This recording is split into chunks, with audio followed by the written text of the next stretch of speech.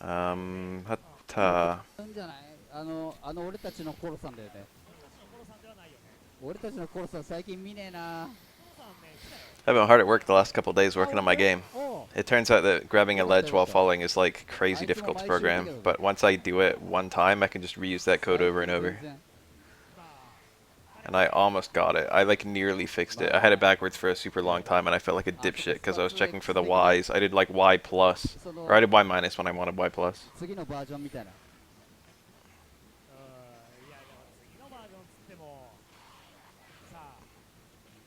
Ooh, どういう修正が throw 入 came る out か the wrong ね。way. Spending ああ、like まあ how そうだね。long?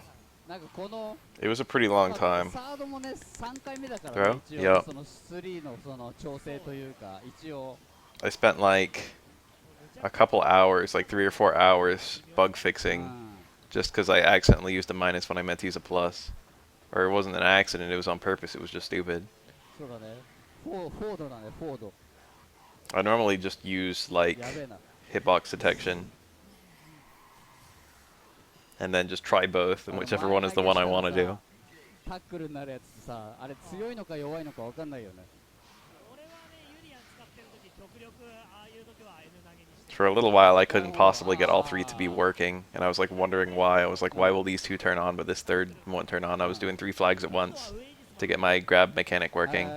The first flag was あ that I was holding down shift. あ、うん。The second flag was that なるほど。あ、じゃあもうそこまで、uh, もう、タックルに化ける読みの、I was currently against a wall, あ、多分、and the third flag is あ on the last frame I あ、wasn't いやい against や、a wall, ちょっとコマさん、basically.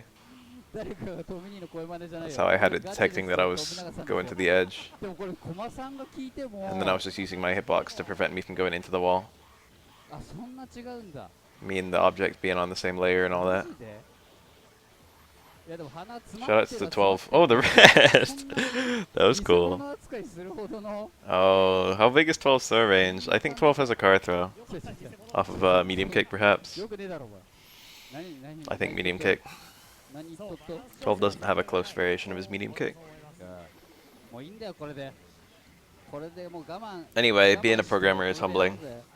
俺も我慢するから。Well, it's not really, because I never had any expectation of being 俺 anything めっ other ちゃ than 我 shit 慢 at してるよ。だっ programming て yet. もうだって歩きのスピード上げるもん So 俺。it's kind of like 調 I'm 整 just 俺し bad, た but ら。I've always been bad. そう。But like at least I'm making a lot of progress. ダッシュはそのまま。うん。I'm so 俺 much better ね、than I was.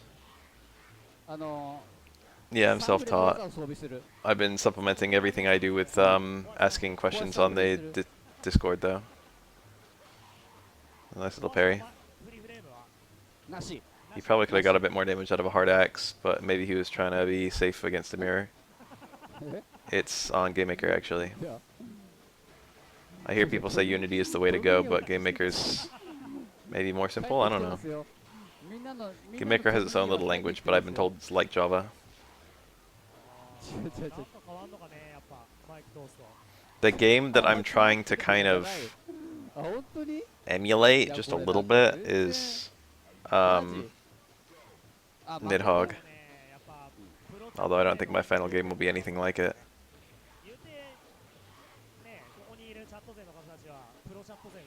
確かに。 Far strong, but it's a throw off of a far normal. Is that even good? もう親の声より聞いてる声だもんね。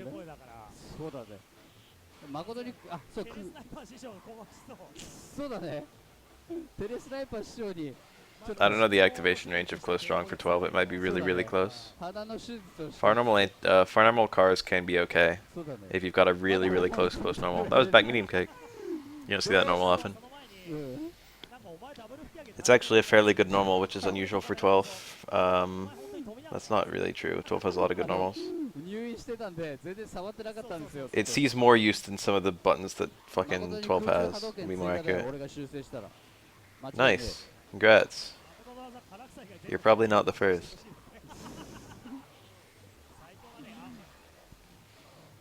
確かに。 What if I was いや、 sitting on 俺 my が toilet や while って streaming? 俺が The 調整す red! るとそうなるよ。 Dude, that's the dream, is having a fucking stream set up in your 唐 bathroom. 草の好きなし。 So you can fucking give yourself spine damage. Oh, That was a well-placed mirror and all of the overheads worked. ね、買収ゲーセンで触るのはね、 Sometimes I watch my own videos それ以 on the 外は toilet. もうガッツですよ。気合でやるっきゃない。いや、 You で put も your こ phone れ in it 嬉しいな。 and you fucking watch dank YouTube videos and stuff. My phone is just waterproof, but I don't bring it in the shower anyway. I'd probably put it in a bag even if I did bring it in the shower. 対馬のお土産。なんだろうこれ。長崎県対馬市の I did that once. I like had a fucking bag and I brought it in the shower and I played music. I used to have a radio in the shower. Shower radios are great. Being able to sing along with the radio while showering. That's daring meter to spend. That's really daring meter to spend. Oh, I'm scared. Oh. 宇部原さんは今日はというかバーサスにもしいたとしてもプレミアですよ。そんな調整したらトミニス正義名乗れ Oh yeah, I bet. いや大丈夫。正義だよ。だってチュンリーはそのままだからね。チュンリーそのままだし、エレナもそのままだから。ラウンド I used to have an alarm clock where it just turned on the radio when it was time to wake up. So all of a sudden the radio was talking at you with shit, playing you music and fucking all that. 20年前のゲームをね、未だに Remember radios?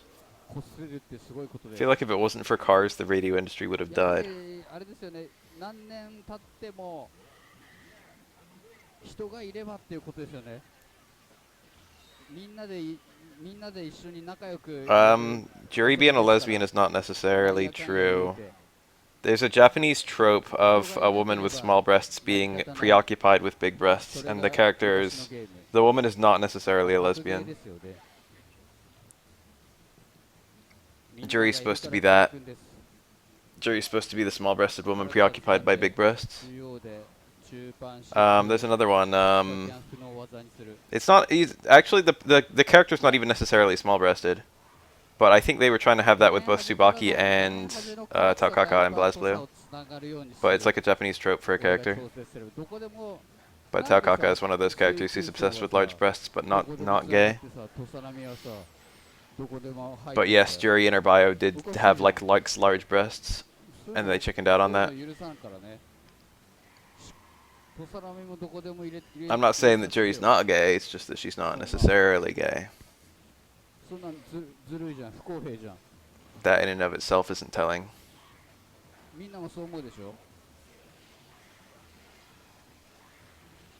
It's like different from an insecurity thing, although it can have insecurity as a component.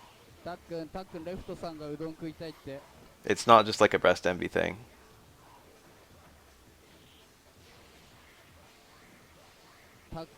Japanese people are super weird.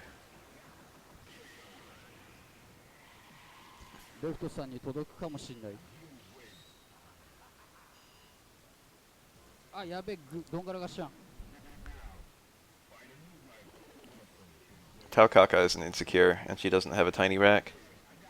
But she still likes a big fat pair of boobies.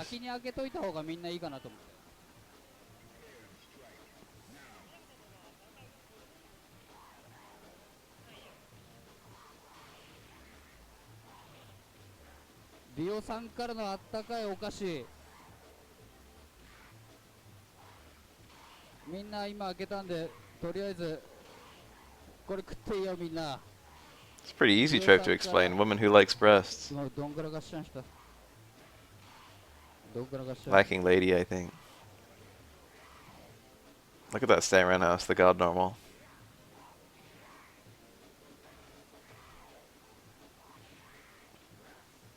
Wow, I didn't know that. Well, I did know that she was flat. It's even better because Sumiya has a fucking fat pair of tits. And Cordelia is supposed to be the one who's good at everything. But she's in love with Crom, and Crom can't have a relationship with her, but easily can with Sumiya. Sumiya is the closest thing to a canon wife, since she's in the opening, and since she's got very few supports to kind of make you do it with Crom. And I think he defaults to her if he has the choice of everyone. So Sumiya's fat titties make her the more appealing choice. Ah. 対戦ジャンキーの国 VS へ Axe. ようこそ。 Air axe. That would have been a very difficult parry. It looked like he went for the parry at first, but he got the block instead. お土産の前にまず本場行って本物を食べに行くべき。 Cordelia is great because she's got the super high. She's got the super タ high. ックンが She's good at everything. タックンが Super, super talented. Oh, that weird connect. But she's still, like, 俺はそれを信じ completely てるよ。 obsessed ベッドさん with, の分も持ってく like, ると信じてるよ。 I don't know. She's still very humble, あ、おいで and ます she's still おいで super ますというこ diligent. と She は acts like なん she's, か like, bad at everything, and she's got to compensate for it, but she's actually good at everything. And it just feels like, yeah, she's got a chip on her shoulder. I don't know if it's really from Sumia, but in my headcanon it カシ is. 君にお土産買ってきたって。カシ君への。 Sumia stole her Crom. I think they get along in their supports. いや、わかんねえ。何お土産は何だったの？ What the hell were they doing in Awakening where there's only 2 pegs? Give me a third one. 3 is the correct number of pegs. マジで言ってんの？そうっすよね、削りマンさん。まさか削りマンさんのギフト。ギフト、タバコもらった。嘘？ラッキー。マジ？ I just retook the capital in Fire Emblem Awakening. I mean, not Awakening, in 3 houses. It was good. 削りマンね。あ、削りマン。 I'm 削 pretty deep in my blue lines, plant through now, I think. 削マリンじゃなかった。 Don't know how much is left. Probably somewhere between 5 and 10 chapters. 名前聞いてないのっつったら、なんか教えてくんなかったっつって。削りマンさんだったんですね。名乗るほどで。 I haven't killed Edelgard yet. I have a sneaking suspicion that the other 2 lords will die in whatever playthrough you do. I don't know, because like Claude might not die in other people's routes, but I bet that Edelgard dies in. I bet Edelgard dies in Blue Lions, and I bet Dimitri dies in Black Eagles. Yes, Lucina is in Awakening. Marth isn't in Awakening because he's been dead for 1,000 years. We were talking about Ike's in Radiant Dawn and Path of Radiance. Marth is in Fire Emblem 1 and Fire Emblem 3. Occasionally known as Shadow Dragon, and what the fuck is the name of 3? Gaiden is 2, I think. What's 3? What's the name of it? Genealogy of the Holy War is 4, I think. Thracia is 5. What's 3?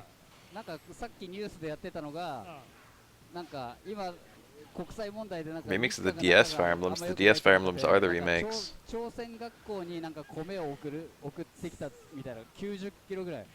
それがなんか伊達直人だったみたいな。なるほどね。The DS games are remakes of Fire Emblem 1 and Fire Emblem 3. And then the 3DS games are 2 unique games and a remake of Fire Emblem 2. Mr. The Emblem is that 3? That sounds right. I don't remember what the subtitle was for Fire Emblem 1, because it had a subtitle too. Oh, fucking going for a parry and then just getting a jab. Thracia 776, no, there's no remake yet, I don't think. There probably will be. It's considered to be one of the most popular Fire Emblem games. Or maybe not the most popular, the most, like, cult Fire Emblem game, I think. お前ダメだよ、そういうことやってたら。お前ほんと。1 and 3 are like direct sequels. 2, I think, happens in the same universe at 1 in a different place at the same time. But I never played any of them. Well, I played 1 in the remake. 4, I couldn't tell you a thing. 5, I couldn't tell you a thing. I think those were both on Super Nintendo.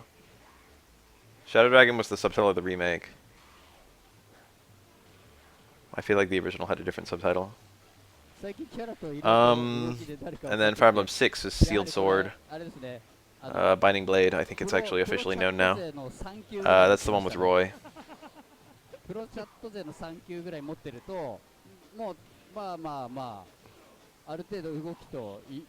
Ooh. And then the first US released one was Fire Emblem 7, which was just called Fire Emblem in the US, but it was called Blazing Blade in Japan. Rekanoken.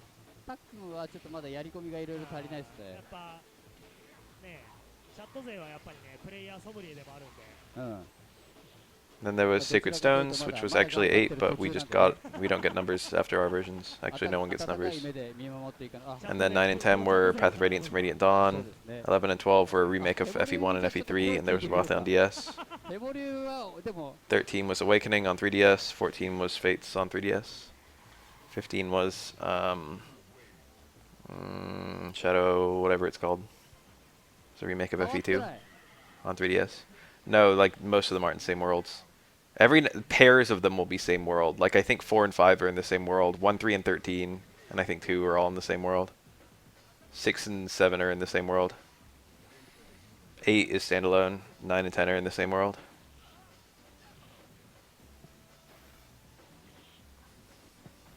I think that's all of them. And then 3 Houses is its own thing too. You can play them in pretty much any order. That's not exactly true, but like generally speaking, it doesn't matter. なんかこもってるというか I think most people didn't ever play Fire Emblem 1, but 3 has like basically all of Fire Emblem 1 inside it or something like that. Nice confirm. なんかね What's the chip out? おじおじ言われて Oh, where's the DP? Most people when they get parried like that, they just DP through it. Okay. あ The そう throw could have been fast enough to punish the low forward actually. Might beat the DP follow up because throw is really fast. でも剣って気まずくなったらとりあえずぶっ放しとけばいい感じない If you want to get a Fire Emblem game, 3 Houses is an excellent one. なんだろうね I had my doubts at first, but it's very fun. そういう剣はいるかもしれませんあはいそういう剣はいるかもしれ Wake な up いですけど hard も DP. 二度とやりたくないですよね That could have been an early DP or a late DP, and it would have had different parry マ timings. ジお And Urian didn't know. 田中さんこんばんはトミニーだと思われてませんがこれは完全にトミニーです I have mixed feelings on the characters in 3 Houses, but mechanically it's super cool.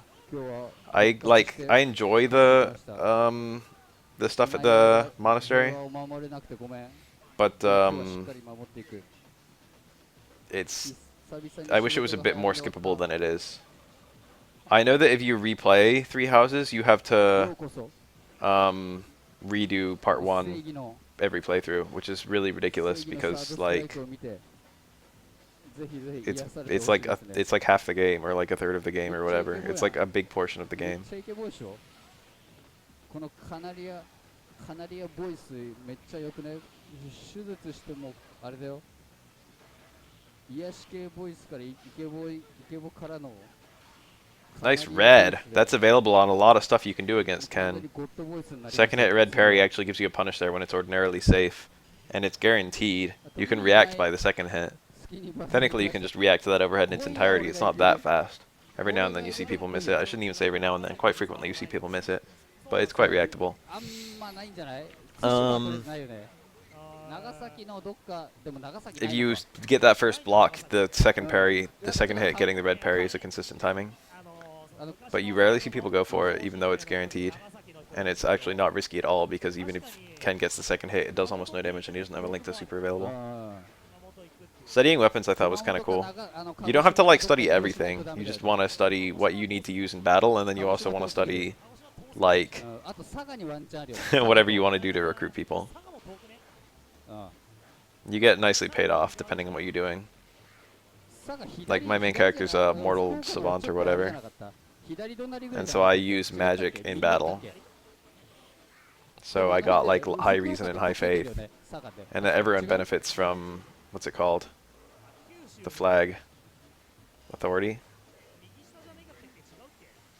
あ忘れたこの前行ったばっかりなんだけどな九州 And then you just want whatever weapon type you use, or maybe whatever couple weapon types you use. It's nice to be able to fucking have a bow.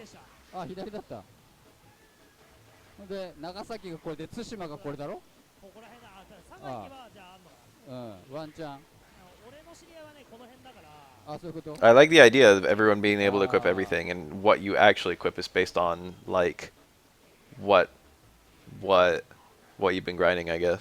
確かに大分でしたわ完全に大分だった場所は俺が思ってたああめっちゃ変わったっぽい It's kind of exciting if Byleth makes it into Smash.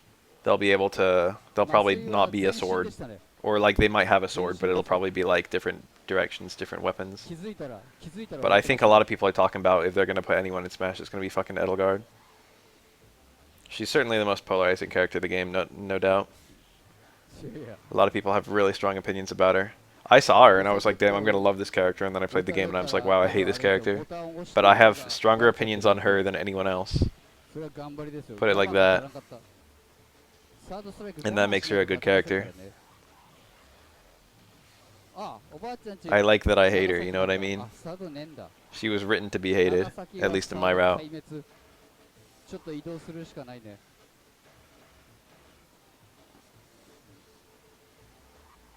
あ、一応なんか同意書書いてある。なんか Ooh, nice 同意書 movement. っていうか麻酔の同意書みたいなの書いてある。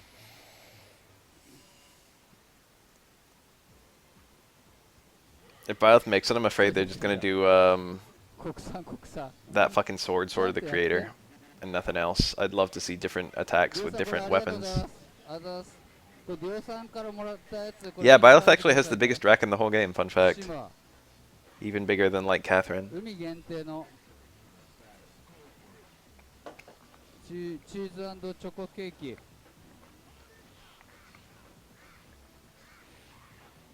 ね。 Oh, using the parry to approach. That's like a necro tactic and a 12 tactic. 山さん最強だからで12。A parry didn't give Ken a punish there, but it did give him an in. Nice confirm. That works on everyone, but it's a bit tighter than the jab confirm. Still doable, I can do it. And if I can do it, then Ken's can do it.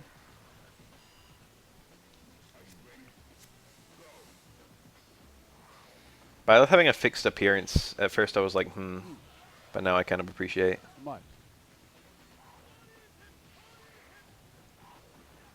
That dash true, but 12 actually blocked. He's been put in that scenario before. 2 low jabs into nothing because 12 literally has no ender there.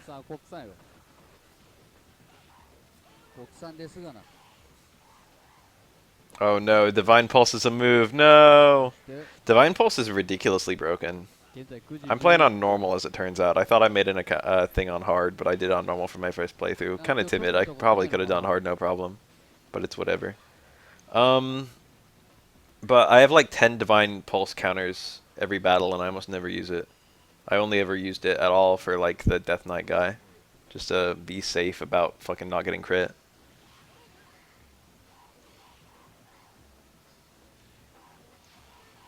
Neat.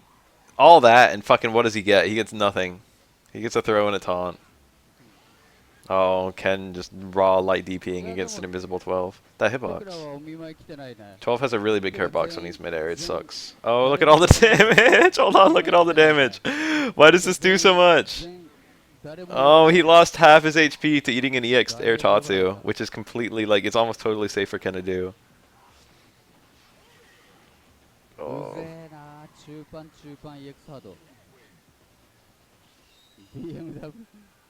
Yeah, I'd like 1 Divine Pulse. I think 1 is of good design. But 10? I don't need 10. I hope it goes down if you're on higher difficulties. I hope Maddening doesn't even give it to you.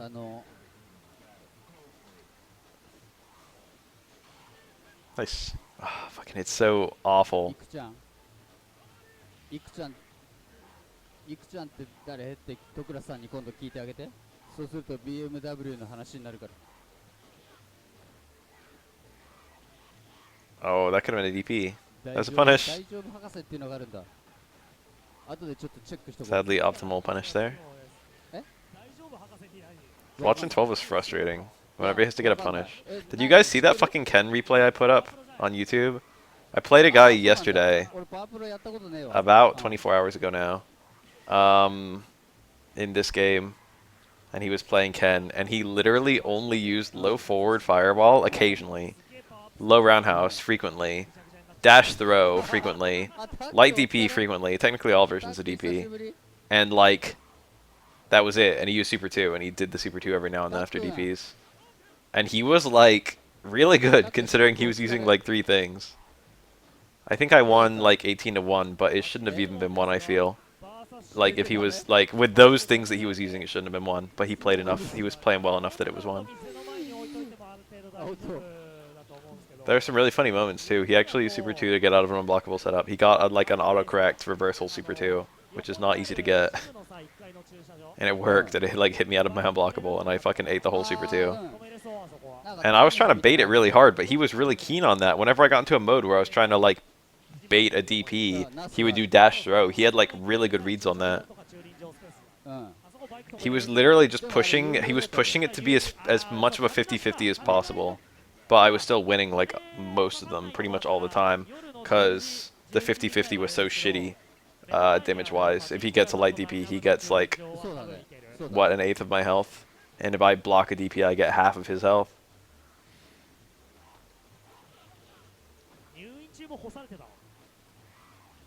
いやさすがにいや俺が干してた全員俺が干してる逆に Huh. Midair connect. That's always safe if it gets a midair connect. Even if they only get hit by the first hit, they can't quick stand in time. Anyway, it's a pretty funny replay. There's no commentary, sorry. I was just playing casually on Fightcade and then I wasn't recording it. And then I recorded the replay because it was a pretty funny replay. The other guy I played was super weird too. I played 2 super weird people in a row. The other guy played like a robot. He was like barely doing anything. He was mostly just waiting and watching. It like felt like I was fighting tool assisted. Every time, the first time I did anything, it would work. But then like the 3rd or 4th time I did anything, it wouldn't work. He was like super, he started off not that strong, but he was super adaptive to the way I was playing. I got 9 wins in a row, and then I think he got 2, and then I got 1, and I was just trying to play to 10, so I left. He was using Denjin Ryu, but he was barely fucking doing Denjin at all. He more often did EX Fireball. It's good if you're a Denjin Ryu to occasionally use EX Fireball, but he did it way more than you should.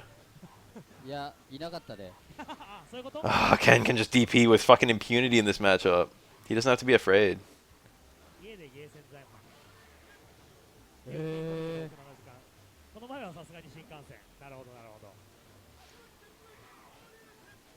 God.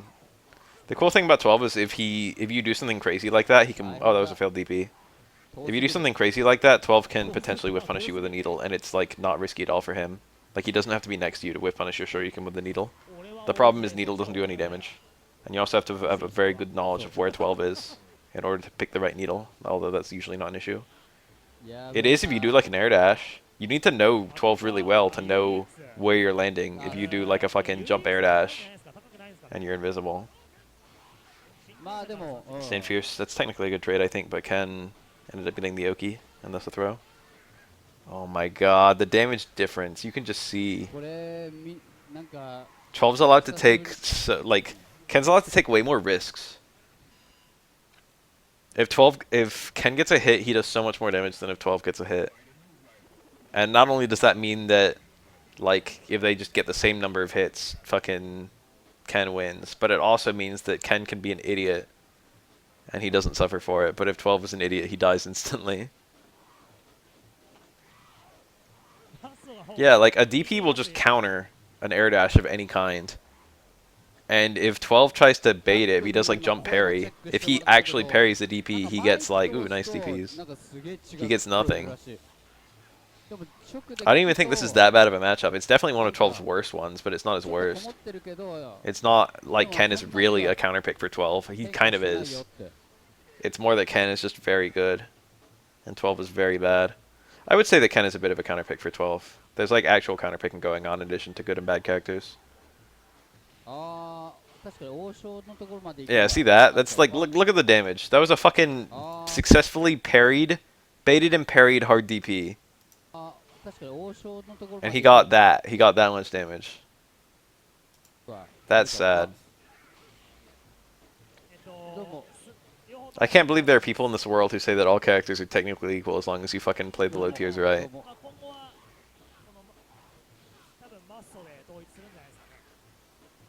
You guys don't know. Well, maybe some of you know. Back before fighting games were popular with Street Fighter 4, etc., that was a much more common idea than it is now. Nowadays, people generally accept that tiers exist. But back then it was like a fucking 50-50. この声が Some people just kind of マイクを agreed that tears existed, and some people adamantly 説が denied 濃 it. 厚になっております。マイクを通すとより山さんはちょっと違うって言ってたから、ものすごいテンションになる。 Just adapt. YSB さん来ました。 A good player can win with any fucking character, therefore all characters are equal. 地声のチェックをしてもらったんですよ。 I don't think it was Street Fighter 4 that really changed people's opinions. It was just like greater awareness and thus more shaming. I don't know if it's shaming necessarily. It might have been Brawl. Brawl might have been the difference maker. 増幅させてるんだ。 なんかそのまだ俯瞰 Brawl might have forced people to open their eyes. It might have been like, you know what? だからガイナ店、 This character. 広島とかのゲーセン。え？アミパラってどこのゲーセン？アミパラって聞いたことあるよ。ある。でも忘れた。広島とかあっちの方じゃね？ Yeah, it was the loudest in Melee. Well, it was the loudest in early Melee. Now, after streams have basically changed that entire perception. Melee is one of those games where if you're the better player, you'll probably win. トーナメントやる。 Like this game. フグさんが参加してる。 So yeah, you can have people fucking picking Pichu and winning. That's definitely a thing in Melee. A good player can win with fucking whoever, 失礼しました。 as long as like they're actually significantly better. 土曜日サードの大会やるらしいよ。え、嘘。アナゴさんと I think he actually no. Is that a thing? Could he have done that? Could he have done DP into Super? I don't actually know. That was a nice DP. I think that was a real アナ Kara. ゴさんと Very cool. ニタンさん追加でお願いします。いや、のぞき Anyway, once streaming became more popular and once like tournaments and tournament results became more public, once people started following like tournament results, 通りが良くなった。 you can just see like results really easily and be like, wow, it turns out that Sheik and Captain Falcon and fucking Marth and Jigglypuff and Ice Climbers and Fox and Falco. Turns out some characters just win tournaments and other characters don't win tournaments. And then when you watch one of those matches, when you watch the fucking Marth versus the DK, and it's like, oh, turns out DK sucks. まあ結構スッキリするでよ。 People just think that tiers don't exist because they hear that DK sucks, and then their fucking local guy smashes their face in with DK, 新しいのが開 and 通 they're し like, た。 oh, DK is good as long as you're a good player, but they don't realize that they're just bad players. Good DK can beat bad players. 隣にあるじゃんね。 How is DK in Melee?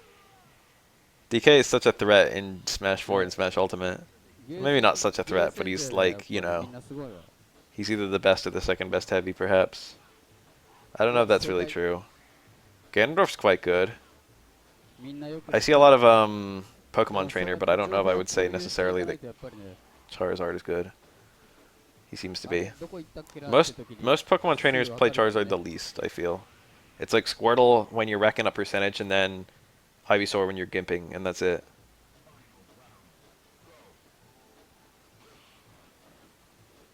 Usually it's just like Charizard for a fucking rage abuse, right? It's usually that. That's usually how to play Pokemon 今 Trainer. 日リーダーどうする I'm at 150%. I haven't died yet. I'm gonna fucking go to Charizard and do Flare Blitzes. トクラがいれば俺とトクラでやろうかなと思ったよ。多分いないよね。多分いない。あ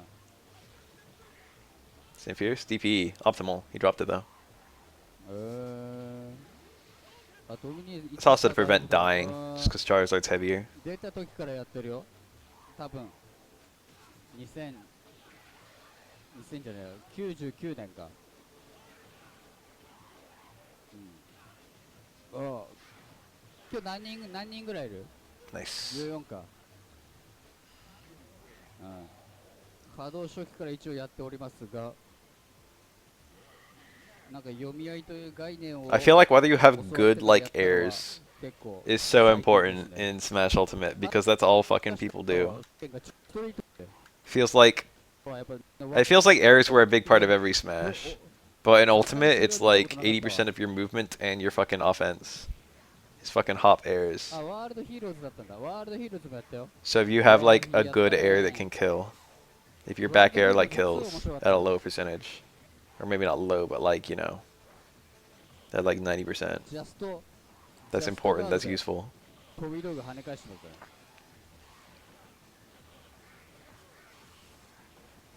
ら。I play Puff and コミュ Smash フォー Ultimate. スやっ Ask た me ことある anything. なんか帝で一回やった。うん。帝でちょっと出たんだよね。誠以外に使えるキャラ。大体使 Cat え with ま an す air よ。 dash. Whoa, I like that. 俺は。ただ一 Let's 応 bring what's her face from Celeste. What's her まあ name? だって Penelope? 20 I feel like that's not 20年やっ it. てま What's す her からね。 name? まあ大体普通に動かせますよ。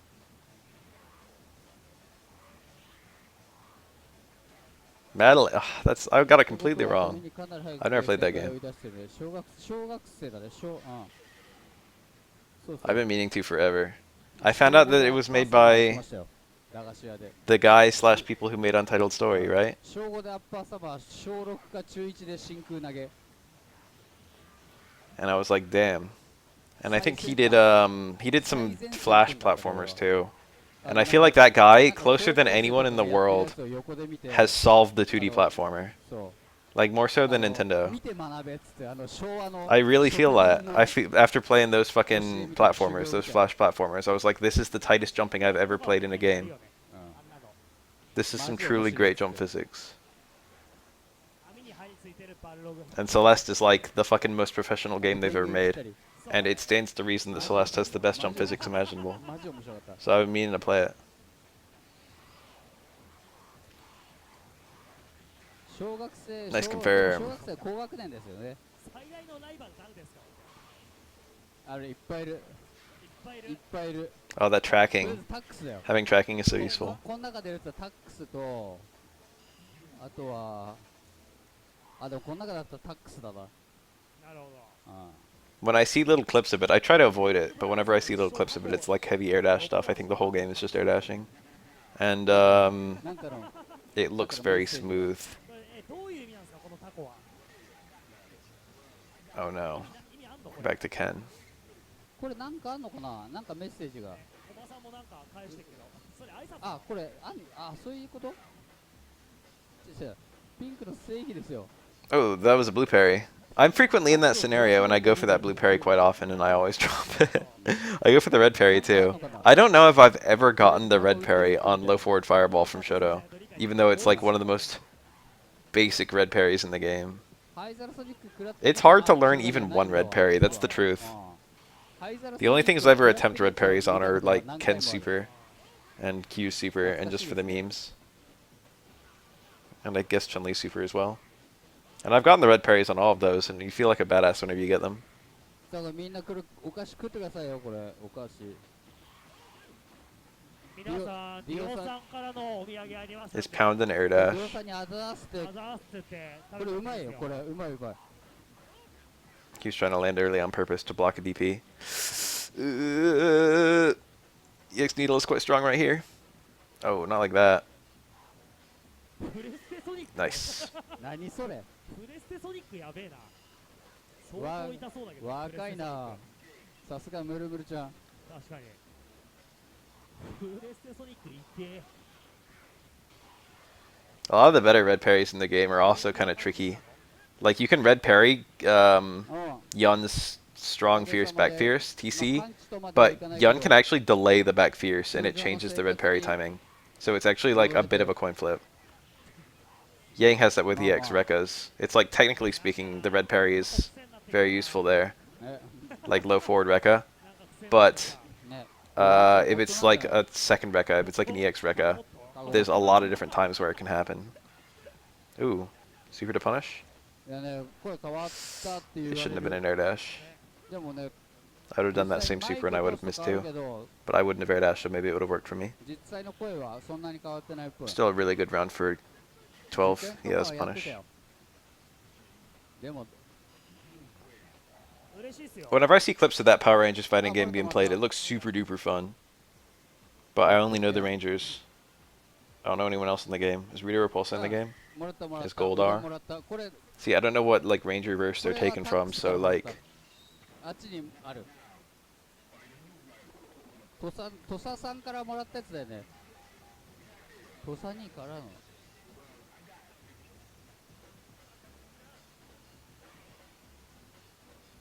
昭和ですね、完全に。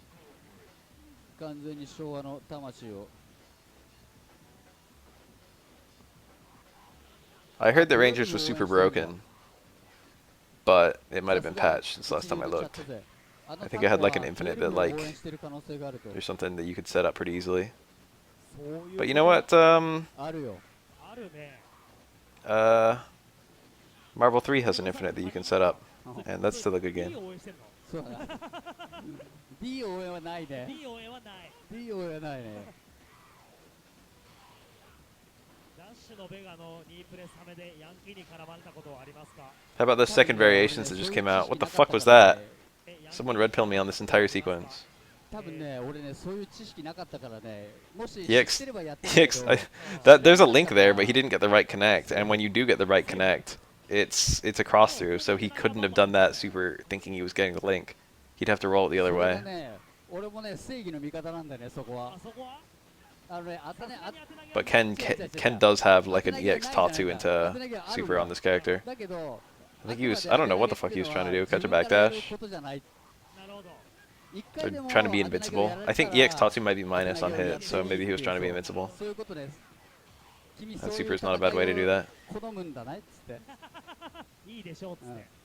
あなたそれをやるっていうことはやら Who really knows what goes on in the mind of a Ken player when it's an invincible attack? 基本は当て投げなしでやるけどどっかで当て投げが一つでも見えたら挽回っつって Alright, minus on hit into invincible might actually be okay then. 投げていいよみたいなのってあった？ 人によっ I て mean, はね okay, it's a bit strong. でもプレミア Look at だよ that. それ Cool. 俺の中で Oh, bad punish. I bet that was back forward into super, or like stand forward into super, and he got low forward and he was like, oh. ビルを東西線とかのイベントで使うのは難しいです。ビル使えねえんだよね。開けて。そうそうね Did you guys hear the story about me and 12? I told it at the last Wednesday Night Fights. Or actually, I think it was 2 Wednesday Night Fights ago. The first time I played Street Fighter 3 was in the year 2000. It had just come out on Dreamcast. And my friend had a Dreamcast AnyBoot disc, and he could just download games for Dreamcast off the internet and burn them to CDs and play them on Dreamcast because the Dreamcast was a shitty console with poor copyright protection. And he got Third Strike, and he fucking put it in the Dreamcast. He set up the 2 controllers, and he showed me. He was like, "Hey, Beth, let's play some fucking Street Fighter 3." And I was like, "I don't want to play Street Fighter 3. I want to play fucking I forget. It was Little Fighter 2. I want to play Little Fighter 2." That was the fighting game we used to always play. It's kind of like a competitive, teeny little beat 'em up. And we played it a little bit, right? I fucking picked 12. I literally like looked at the roster and I was like, these are some interesting characters. I recognize Ryu from Marvel vs. Capcom 1, and also Chun-Li. And then I went to 12. I was like, this guy looks really cool, and I played 12, and I lost, and I like had a really like awkward time moving, and all the time I was losing. And I was like, yo, fuck this game. Let's play some fucking Little Fighter. And the next time I played Street Fighter 3 was in 2006. And then I got super addicted to it. 当て投げとかそういうハメとかをやっていいってある程度来たのが多分 So what I'm getting at here is that the character of 12 caused me to delay me picking up this game by 6 years. 今もそうだけどあんまりだからヘボリューみたいなことは Oh, when I did actually pick up this game, I played Ken. I played Ken for like 4 weeks, and then I was like, hey, look at Alex. And then I played Alex for like 4 weeks, and I was like, hey, look at Hugo. And I played Hugo for like half a year. And then I was like, damn, this Oro guy. And then I was an Oro main. Damn, that's sad. That Super's invincible, I thought. That meme comic is super perfect, that Riri one, because it's like, that strategy is hilariously bad. I thought Oro would be one of those characters, like the kind of character that Gen is, where it's like a super weird technical character who breaks all the rules of the game. But Oro's not actually very much like that at all. Oro's a bit weird. Obviously, Supers are pretty weird. But he's actually a fairly ordinary character apart from his double jump. 今までそういうのはしたことありませんので。ビクトルネード、ダイナマイト、FHD。俺がいつはめたか言ってみだって。 But the first time I ever picked Oro, I picked Super 1 because, you know, it's just like default Super, let's go. And I activated a Super 1, and then I like landed the grab twice, on the same activation, just like mashing and not really knowing what I was doing against my friend who was also mashing and not really knowing what he was doing. And I got 2, and we both like we were flipping out. We were like, "Oh my god, did you see that? Did you see that amazing thing that I just did?" And I literally saved the replay to my PS2 memory card because we were playing on Anniversary Edition. Theoretically, it's still on my PS2 memory card, so I could dig it up. I don't own the game anymore, actually, so I'd have to buy the game. But then I could fucking record it, and then we could fucking see Baf's first ever Oro match, which is recorded. But it's literally just me mashing. It's kind of interesting that like still exists now I think about it.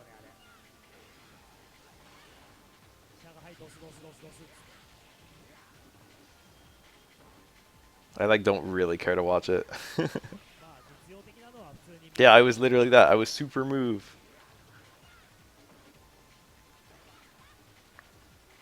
I didn't know how to do any Aura special moves, but I did know how to do the super because it was right there on the fucking screen where you pick the supers.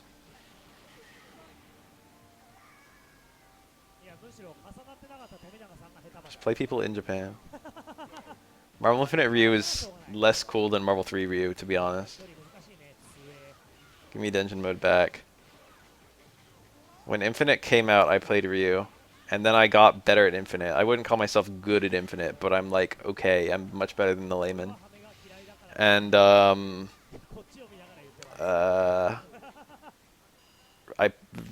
more I learned, the less, like, good Ryu seems. Ryu seems really bad. Having a standing overhead is kind of cool. But that's, like, the only nice thing you can say about Ryu, I feel. He has, like, no mix-up. His combo routes are neat, but he can't start them very easily.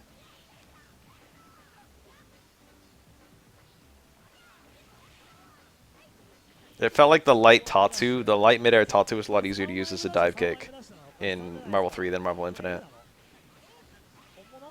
He had more attacks in Marvel 3 as well. He had like the fucking invisible fireball and the mash fireball and all that.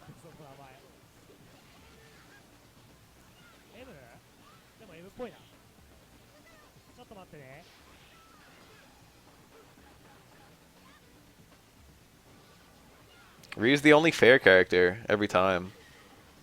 They make Ryu and they make him fair, and then like they make fucking Wolverine and they're like, eh. Let's make it so we can just cross you up.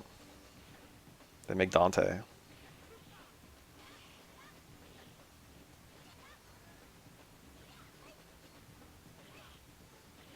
Yeah, Ken Akuma mode would go a long way, but that's not even what I want.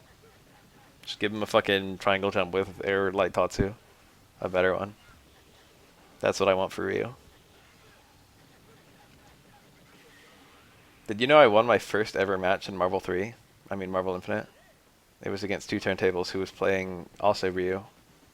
And neither of us... So he knew what he was doing, but he was trying to show off. And I didn't know what I was doing. And we had a very, very back and forth game that narrowly resulted in me winning. Turn basically got me into that game. Like I wouldn't have touched it if not for him. Or I was gonna get it and just play the trials and then never touch it again. Probably. And then Turn was like very insistent on the like, hey, play me. And then when I played him, I got my ass kicked, but I really wanted to like win. And so I kind of studied up the game. And I played Turn like 6 or 7 times over the course of like 2 months. And every time I did a bit better. But I lost all the sets. And then like after like some long studying and some really like a character swap and some more grimy stuff, I played Turn enough first to 10 and I won like 10 straight. And then he literally quit the game right then. He played one more game with me. He played like fucking an 11th. And I think he won that one. And then he that was the last time he ever played Marvel Infinite. It's kind of annoying actually because I kept playing it for a while longer. But it was like fucking he got me, he like kind of made me play it. And he just beat me up. And then the nanosecond I got better than him, he just fucking quit. Fuck Turn.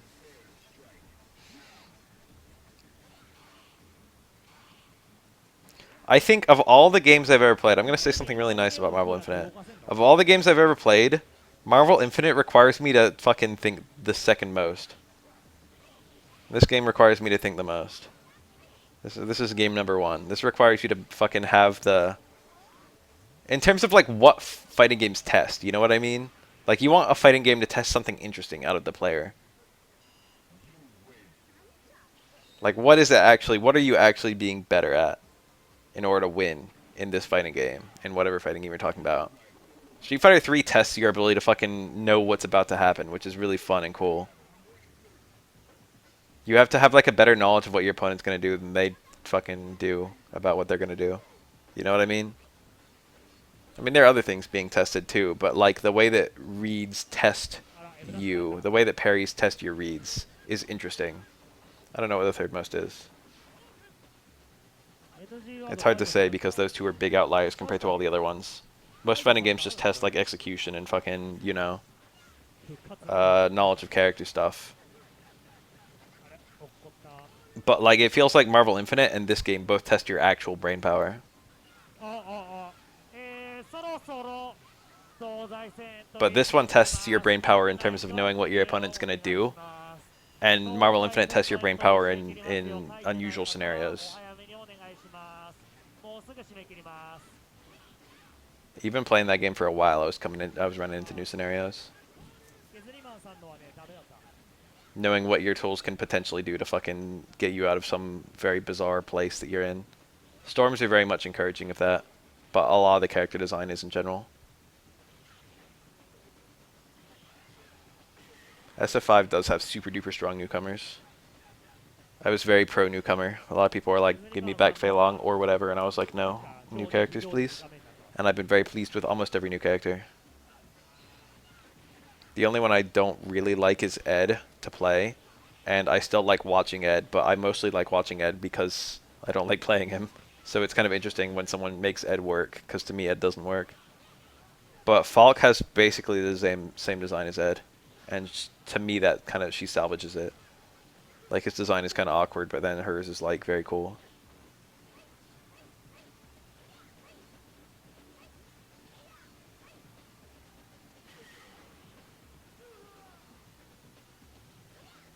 Zeku and G are definitely two of the best designed characters. I also like Abigail and Colleen. I would also put them up there as extremely well designed. And it's cool because they're all pretty different. They're not all rushdown.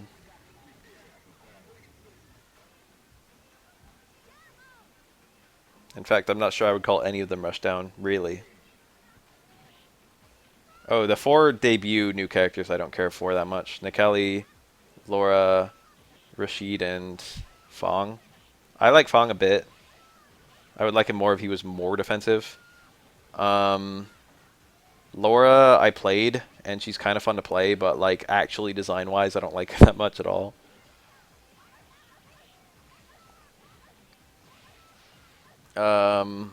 Rashid, I like his character, but fighting him is a fucking pain. Nikali is just very boring. It's the same thing everyone says about him.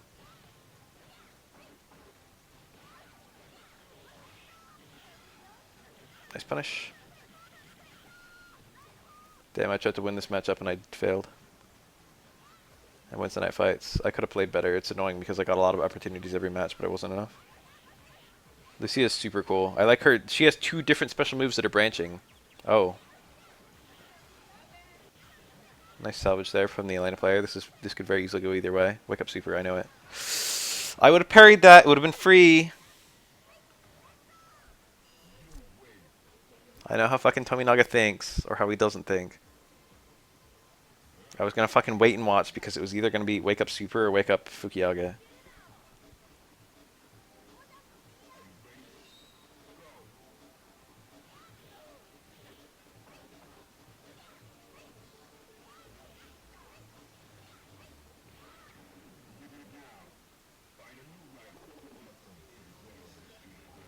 Of the 3 new characters, I think the one I like the idea of the most is Poison, and the one that I like playing the most is Honda.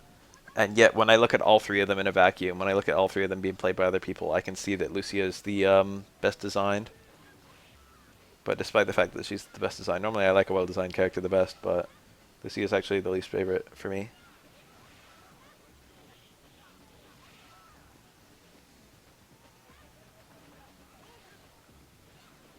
They did a good job keeping what made Honda, I feel, or a decent job. They did a terrible job keeping what made Poison. but I don't think that was super necessary to maintain. Honda was something that was worth preserving because he's quite unique. And Poison was kind of a mishmash without direction, and now she has a lot of direction. So I understand why people might not like it, because it might not have been the direction they wanted, but at least she's like, she's an idea now. Newcomers in SF4 either cancer or shit. I like, Hakana's neat but poorly executed. I like Goken. I like Jury. No strong opinion on Seth. I guess I dislike fighting Seth without liking playing Seth, so overall I dislike Seth. Let me think. Oni's cool. DiCapri is a very cool idea, but kind of cancerous to fight and play. Viper is cool. I like Viper's visual and gameplay design a lot. Rufus is cancer on purpose, but I don't think he's so bad. Forte, I don't think is so bad either.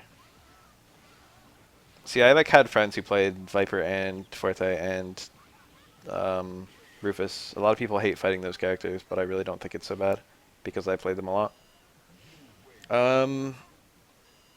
I don't like fighting Abel though.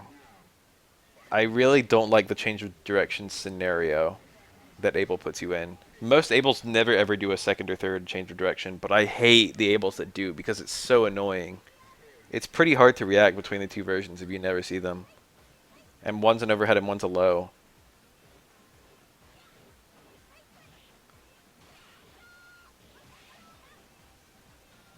Hi, じゃあ締め切りますよ。締め切りますよ。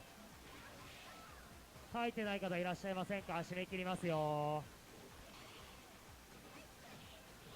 Stand around the house and low short. Ooh, very nice. Mega Abel is okay. I think he's more boring than regular Abel. So, mixed opinions. Regular Abel's already pretty boring. I don't miss change of direction, but step kick being step kick is one of the main features of Abel, I feel. That being said, I don't like fighting step kick either.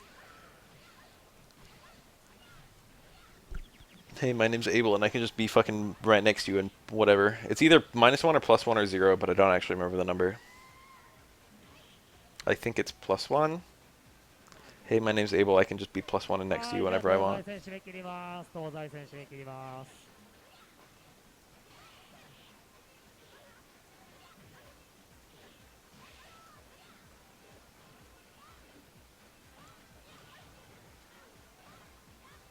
Big damage differential here between these two characters.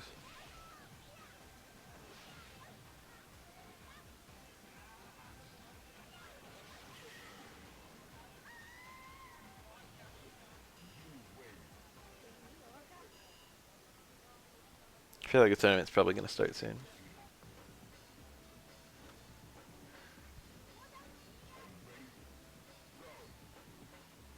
It wasn't just any step kick. If it was just a step kick, that'd be okay. Ken's step kick is like -2.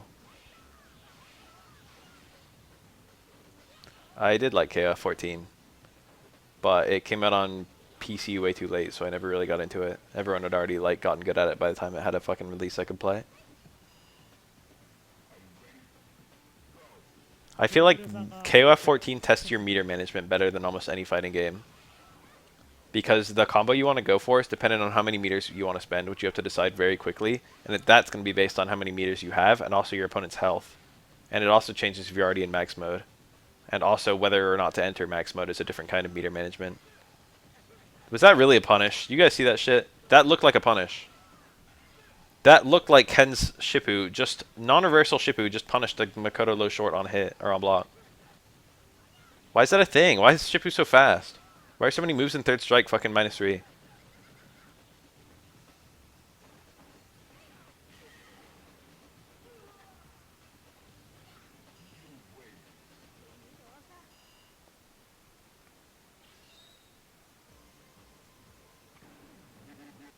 I would agree that Remy is more like Sagat than Guile. Once you get away from the fact that visually his moves are a flash kick and a sonic boom, he's mostly put fireballs in the screen and then anti-air you, which is several different characters, but the way he does it is more Sagat-like.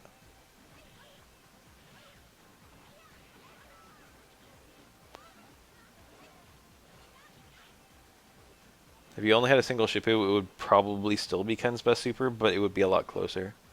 I could definitely see people picking SA1, Ken.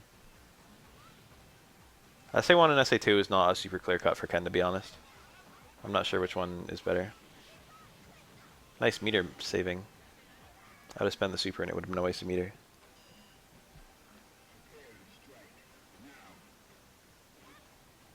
Shippu's already fair, to be honest. Or like, I wouldn't fix Shippu by making it slower. Maybe I would. Maybe like a frame slower. And then make overhead frame more plus. And like low strong and far stronger frame more plus. I'd let him keep all his links. But really the big issue with Shippu is more an issue with like frames. It's more an issue with other characters. Like Urien shouldn't be minus fucking 3 on hit with his overhead or whatever with Stairman House. That's an issue with Urien, it's not an issue with Ken.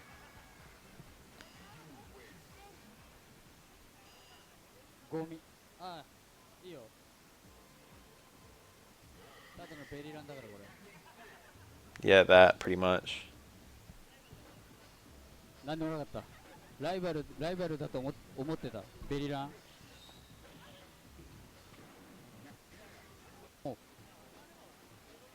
だってもう 10時だからな。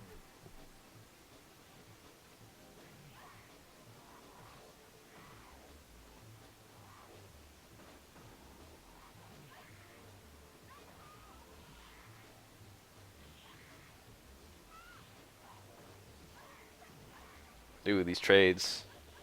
There's a rather prominent, famous 12 tutorial on YouTube, and rather famously in that prominent 12 tutorial, the guy insists that this is 12's worst matchup and it's worse than Chun-Li. And I've always thought about that whenever I see this matchup. I believe that it could be hellish for 12. By Elena's jump roundhouse alone, I can see that it would be really obnoxious for 12. Because that's like a pretty safe giant hitbox 2-hit attack that Elena can just do on reaction to most jumps. He goes farther than most of 12's attacks unless he attacks really early in his jump. Chun-Li having 1 super bar on SA2 would make her a lot more fair. If she landed a super, she no longer had the threat of super and she had to build it again from scratch. That would be super better. That would help Chun-Li's design a lot. It would let her keep her broken mix up without like staying broken. I don't know what the fuck I'd do to Gene. The most obvious thing to do to fix Gene would be to remove access to the command grab while Gene's up. And then Yun can either get towards medium kick on you for overheads, or he can get like regular throws on you, but he can't get a throw he can combo out of. And then even though you can't beat Gene, at the very least you don't like take 30% just because he command grabbed you. These are how I'd fix the top tiers. I would let Makoto keep her double Fukiage combo, but I would make it do about 90% stun to everyone. I wouldn't make it ever do like touch of stun. My touch would be fairly light in this game on the top tiers. I'd probably also just make Fukiage do a bit less damage. I'm okay with a character having a threat of super after using super. I think that's a-okay. But it has to be a super like Dudley SA3. It has to be something that's not that rewarding. Dudley's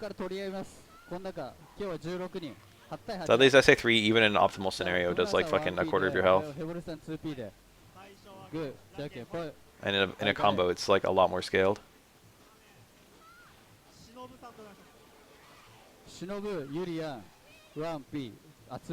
And the combos into SA3 for Dudley are not that strong.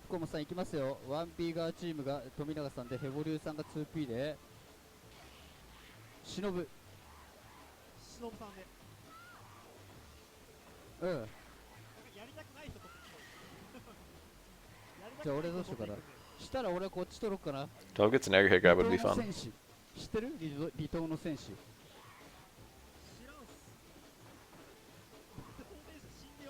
そう。離島の選手だろ。 Damn, I wasn't even trying to listen to the Japanese. I don't think I could have gleaned that either way. 離島の選手が 1P で、どこだ、忍どこだ。あ、いた。Nice combo. I was practicing that at the end of the last Wednesday night fights because I dropped it a bunch of times. I ended up missing the light kick and just getting the uppercut, and it wasn't a combo. But after a cross-up, even a high connect cross-up jump medium kick, he can get stand light kick. Or doesn't have anything that fucking fast. Well, he does, but he gets his jump medium kicks higher up. I was playing Bungus the other day, and he asked me whether healing was real. Nice link. And I was like, or was it Bungus? I don't remember. Someone asked me if healing was real. And I was like, oh yeah. Healing is arguably Elena's best super. Although it depends a bit on the matchup. Some Elena players hate healing and some love healing. It really comes down to the Elena. Almost every Elena player almost exclusively picks Super 3 or almost exclusively picks Super 2, and it just depends on the kind of player they are. If you don't pick Super 2, then you don't have a whole lot to do after a parry, which is kind of awkward. It's like you'll get a parry and then you'll get fucking low strong into uppercut. And that's optimal. More often you'll get like a throw.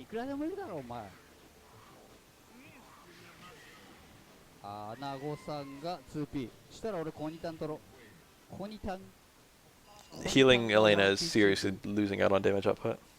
And also like reward for her like parry fishing, and that's a pretty big deal.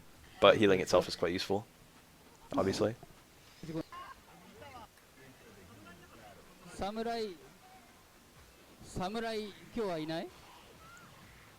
Neat cancel.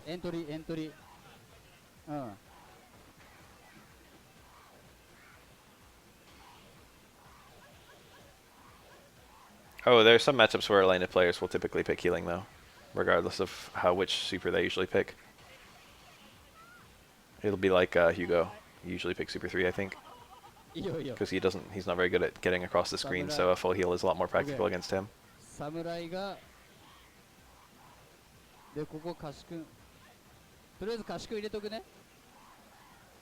Damn, he was dedicated to that down back. You don't see that very often in this game. People don't get as dedicated to blocking and not taking throws because it's harder to punish throws.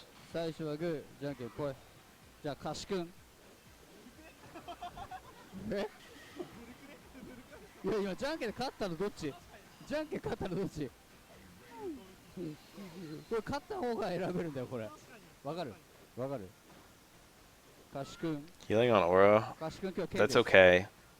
I wouldn't call it great. It's like interchangeable with Super 2, I feel. And they're both nearly interchangeable with Super 1. I'm like equally afraid of all Elena's supers. See, that's like, this is optimal versus with no super to punish. That's like the kind of punish you have to go for.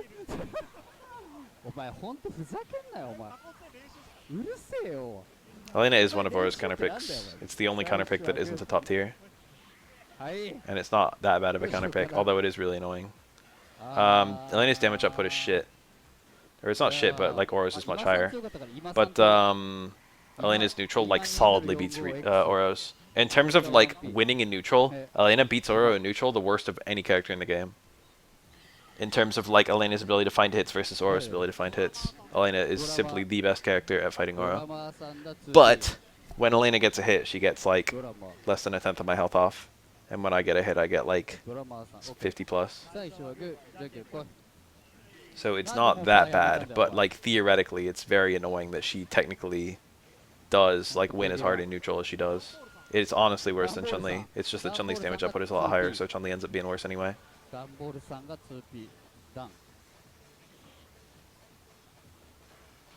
was jump light kick. That's not a normal that fucking you would typically see. I guess it's occasionally probably good for getting a land throw, which isn't even what this guy did. Elena's jump light kick has really weirdly long range. I think it's her most vertical button. But it's not very good though because airline almost are almost useless in this game. You just get so little frame advantage. Oh, if he super canceled that, he would have won. Not that there was a confirm or anything. Another jump light kick. Oh, car throws, car throws. Parry the low strong, whiff to stand strong. Sad. That was a miracle comeback from the Elena player, and he didn't even spend any meter.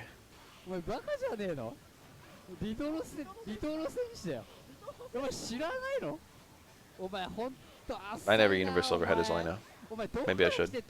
This dizzy. Elena's roundhouses do a lot of stun. That's up quick. That's the optimal parry, yeah. Very safe. Oh, nice parry. He knew it was 2 exactly, too. That can be up to 4 parries depending on how close the opponent is. In that scenario, it's always going to be 2, I think. So it's pretty obvious, but getting it in the moment was super nice. If it's really far out, it'll only do 1 hit.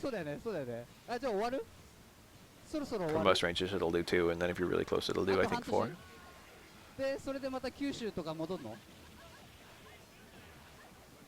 Nice. He did the setup so he would get another meter. And get another unblockable.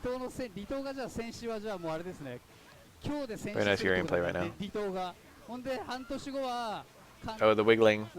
Bully wiggling. Elena's super actually would have punished that tackle. Another miracle comeback? I don't think so. Urian doesn't have to commit to that much. Even just a tackle into EX mirror is very dangerous right now. The red! Wow! Very sexy. If that left strong was a bit sooner, it would have been a punish. This is super dire. Whoa, help. I'm fucking scared right now. That roundhouse just dodged the fucking throw. Oh my lord! This is actually good for Elena now. Or not good, but oh, I jinxed it. It was like a coin toss after that fucking last bit. It could have gone either way. Whew.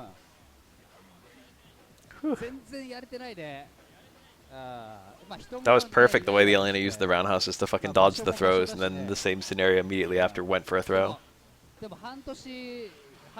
Urian is really good at chipping you out with a tackle, but if you get the parry on the tackle and he doesn't have meter to fucking EX mirror, then he can't do anything to make it safe.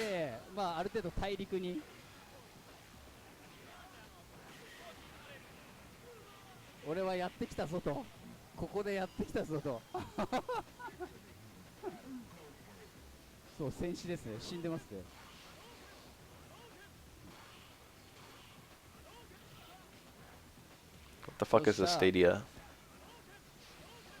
これで順番が決まったら終わりですね。終わりというか、すぐ行きます。すぐ。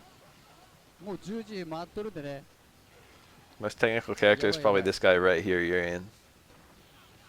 Another contender is perhaps Yun. Another contender is perhaps Oro. Another contender is perhaps Ibuki. These are the characters who are somewhat technical. No one in this game, well, I should say everyone in this game is quite technical. But no one's extremely technical themselves. It's more like the game itself is quite technical. Nice, good medium kick. Probably Urian would be my most immediate answer, and then probably Yun. And then it becomes more difficult. After Urian and Yun, it's kind of hard to call. あ、本当？わかった。じゃあ、わかったわかった。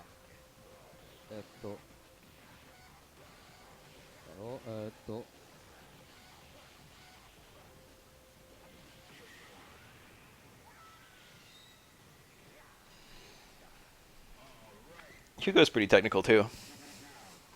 Hugo's technical in ways you wouldn't probably guess.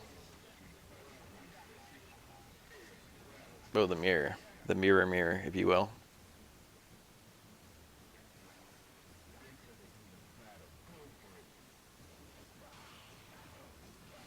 Nice parry, decent punish.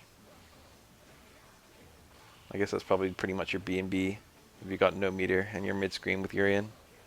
Crouch fierce tackle. The slight delay trying to make the parry window change.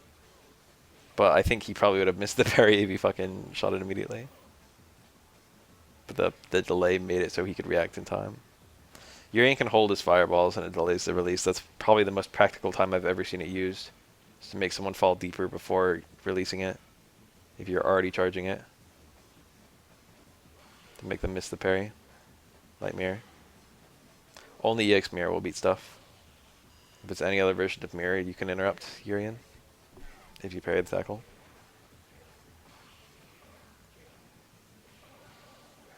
Huh. よっしゃ、決まった。オッケー。OK やります I か think his じゃあこれ最後の試合 okay, で never お願 mind. い I し was ます gonna say his struggle potential might have been a little bit messed up. 1P 側 EX to こっち regular? ですね No, it 1P just が killed. 斎藤さん I was gonna say EX headbutt 斎藤さん regular headbutt because that's the optimal, I think. 2P 側バルニャンさん Well, スタンバイ Urian even at his mid level, I いらっしゃい feel ま is したら quite スタンバ technical. イお願いします 1P 側 Like you 斎 kind of 藤 need to さん do a lot of weird stuff with 1P Urian, 側が斎藤 even at like さ the ん mid level. Not like super weird, but you should know as a Urian player how to do like tackle EX, tackle, tackle, like ender kind of ここに言って combos. ましたよ復活 It's not even like necessarily like 復活の partition stuff or setup 復活 stuff. の T ですね If you're not doing any sort of technical ここ stuff, 2 Crouch 週間 Fierce is hard to 空白でし land たけど anyway, また今週から and Mirror is hard to しっかり use と anyway, and those are such 平和 essential を parts of 守っ his ていきたいと character. 思います This is bad. That was a はい punish. Alright, they got the names of the first players up. さあ山さんお願いかこ They は just い changed it to event mode, I think, right? Or did they? They changed something. ワンチャン Event mode makes it so both players change characters every match. 9月26日のサードストライク東大戦始めていきたいと思います皆さんよろしくお願いします Oh yeah, Ryu getting some bar. どんどんどんバイバイどんどんどん There's something weird about this Ryu. はい斎藤さんそして次がバルニャンさんまあ I feel like this guy might have been playing Sean at バ some ルニャン point. さんお今日は早いなみたいな感じでしたがメンツ的にもなか He な was か like not playing. I think he was a Sean player. 強いですね前半 Finally found a good character. What is this footage? Saitu, yeah, you're right. You don't see that one very often. There's no 2, so that's how you write 2. I thought it was T, or no, I don't know what the fuck I thought it was. I didn't think about it.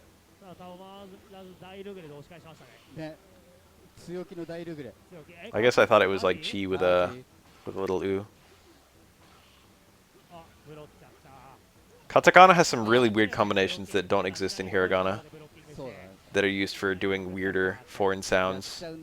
Like Vanao has, Vanao, yeah, well yeah, Vanao's a good example.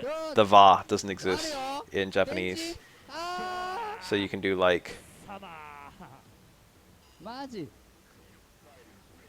stuff with that.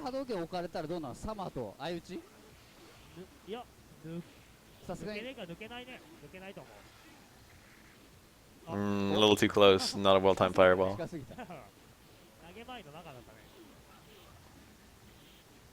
Current Japanese doesn't have a we or a we, but technically speaking, those characters exist in, like, there are characters for those sounds. Very nice.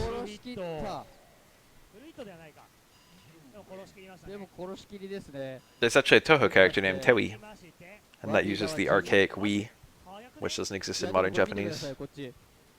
The Vanao's name, the O is a katakana wo, which I think isn't used for anything. It's another archaic character. を出す理由としては、これレミ対ヒューゴーでなんか辛いようなイメージあるけど、頑張ればいけると。そういうメッセージ性。Look at that little we. Oh, that could have been much bigger than the combo he got. Hugo's combos mostly start with the clap, so you can't get like the clap after a jump in. So it's kind of weird when you get a jump combo. It's like, what are you supposed to do after like a jump down fierce, especially as SA1 Hugo.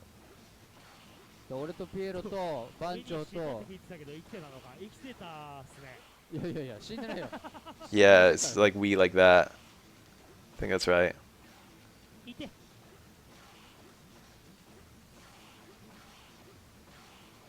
I feel like there's some other really, really weird kanji combos, or not kanji, katakana combos that you almost never see.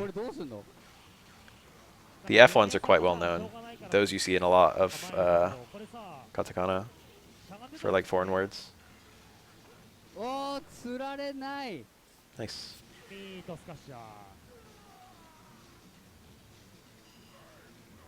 先週徳良さんが死んだ言うてました。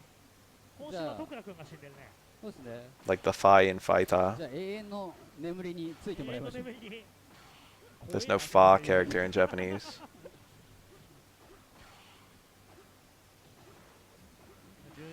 落ち着いてうまいブロってますね。レミーのさ、出し投げさ、長いよね。うん。なんかちょっとびっくりしちゃうんだよ、ユリアみたいな感じ。わかる。 Oh, that's too far, I think. ああ、ギリ足んなかったか。 That was like right on the limits. 狙いは He dashed into that? That was so risky. What if it was any other version?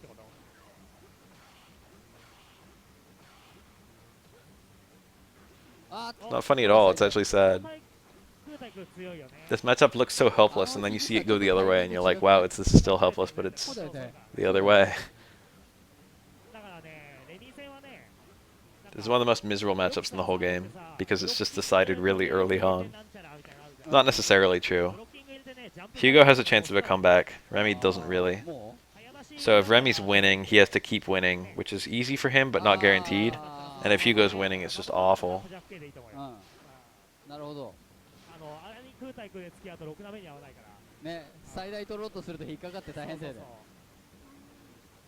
と言ってる間にペチンでバニャンさんの勝利。 Damn, I wonder how many times I've said like approximately the same thing as the fucking Japanese commentators and not known it.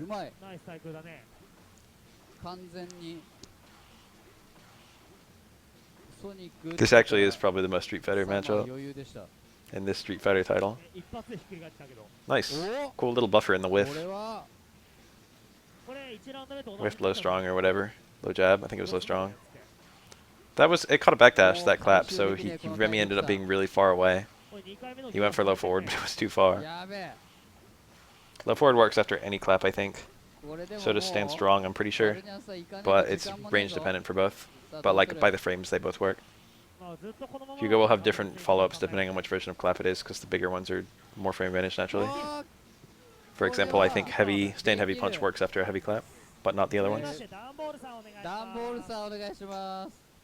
ダンボールさ、あ、入れます。お願いします。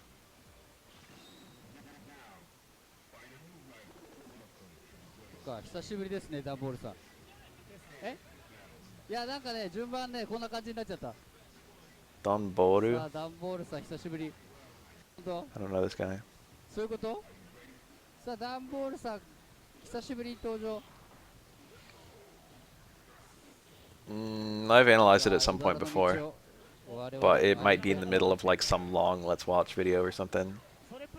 That can juggle, but I think it has to be EX. Lariat. Hugo has like 5 or 6 special moves, but he's only got 2 EX moves. Isn't that kind of funny? Most of his moves can't be EX'd. You just got the clap and the fucking lariat, and that's it. There's no EX shoot down backbreaker, there's no EX ultra throw, there's no EX meat squasher, there's no EX SPD. なんかそのためキャラは、まあ、ユリアンはね、まあためキャラでもいいけど、なんかレミは本当前と横のためしかないからあれだよね。あんまブロッキングの恩恵が。Fortunately, Hugo's supers are pretty good. So it's not like you got nothing to burn meter on. I wouldn't say there's any character in the game who's got no way to spend meter. Remy has decent ways of spending meter, but he doesn't have a very good way of building it. Oh, nice. Every character's got something. Alex is probably the closest character to someone who has no good way of spending meter, but EX Flash Chop is really good.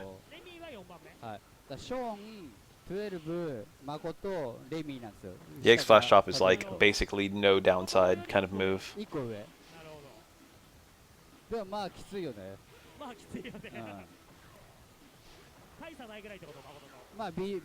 Oh, that's Mikey kill. I think Remy has the same HP as Zoro. Oh, Shin Ryukin, my favorite. It's drama. Look at these long ass super bars at the bottom there.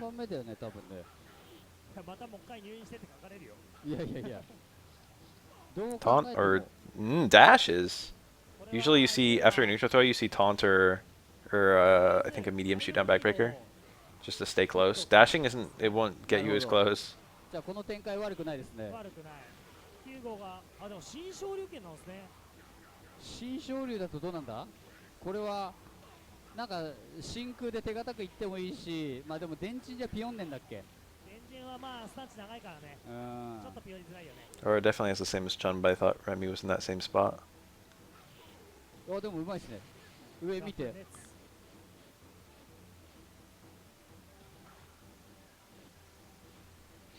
Neat. It's like the 950 equivalent of this game. It's not that low.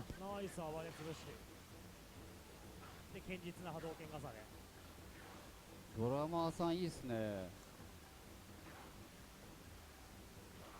Nice, good catch. やばいよ。Oh, 今ね、逆にだけどね。 I would have done EX Tatsu. ちなみに新勝 Maybe I would have died. ワンブロ新勝竜とパームブロラ Don't get grabbed. Yeah, very nice. It's okay to burn the bar. You'll get it back. さすがにでもフルヒットしないと思うよ。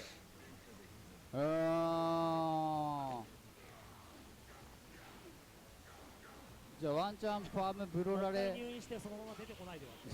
Then you know that if the time runs out and Hugo's landing his SA1, the game will not actually time over to allow the Super 1 to finish getting all its damage. It's specially programmed. I didn't know that till recently. The timer normally stops and gives you a time over immediately as the seconds hit 0, but the seconds will hit 0 and the round still won't end if Hugo's busy landing his SA1. The time can just run out in the middle of that animation and the match won't end until Hugo does all his damage. 竜巻旋風逆で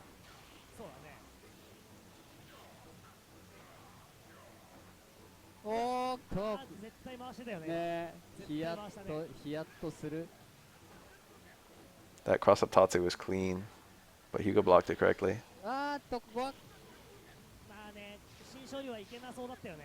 I think it might have to be through a certain point of the animation though. Because I swear I've seen the timer run out during the super, but I've also seen the timer not run out during the super.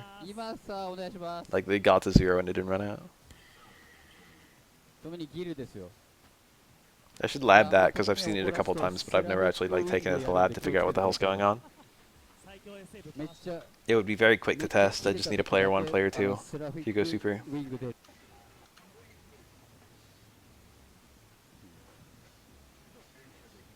さあね、ほらちょうどいい感じになってるでしょ。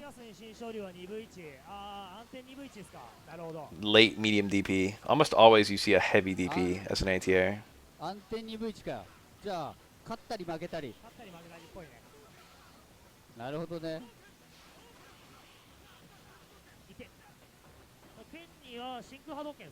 おう。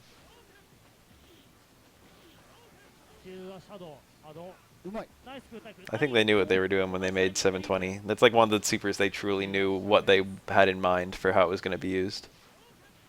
Right at the start of fucking the design of this game. 720s have remained pretty consistent ever since SF2 in their design. Hard to do at will. Fucking very terrifying if it happens to you. Oh, cool. Oh. That's a really neat little combo he just went for. SA1 Ryu is really cool because it gets to do stuff like that. Oh, that was it. Crouch Face was a good button to go for too. Fast and low forward. Ryu's EX combos, especially in the corner, are pretty badass. Especially if he wants to spend multiple EXs. Oh no! What's the mix? It's throw. The hardest mix to get out of. Simultaneously the easiest and hardest mix to get out of.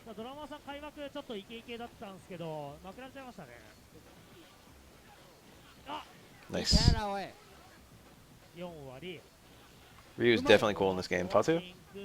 He missed it. It was kind of far. Roundhouse might have been more reliable. これうまくねですか？ドラマーさん強えんだけど。でも端キープ。最後の一発の円柱系はね強いっす。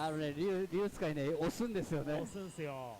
さあ続きましてタックスさんお願いします。タックスさん、タ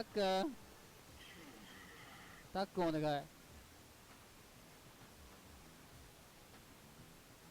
Imagine if they just swapped Ken's EX and light uppercut. So EX uppercut was the one that did like had good range. And fucking one hit only with super fast recovery. And then like medium was the new light, light was the heavy was the new medium.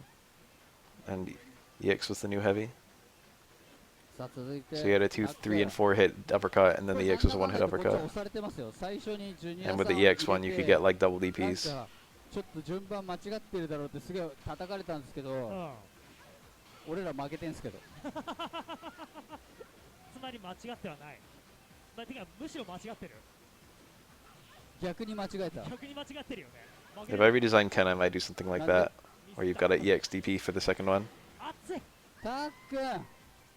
Remove double DP, but add fucking double DP, but the second one's EX. If he had a standing car, that'd be kind of cool. Then he'd be able to do car throws and stuff. Car throws are cool. I'd like normalize car throws a bit. What's going on? Lost footage for a sec. ルミばあちゃんのおうどん。やった瞬間にこれだもん。やっぱね。 I wouldn't make all car throws go the same range, but I'd make everyone have a car throw, I think. Or like a somewhat useful car throw.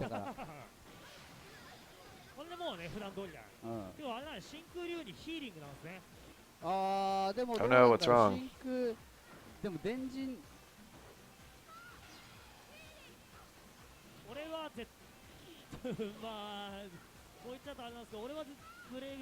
I feel like the thing about car throws that I like and dislike different things about them.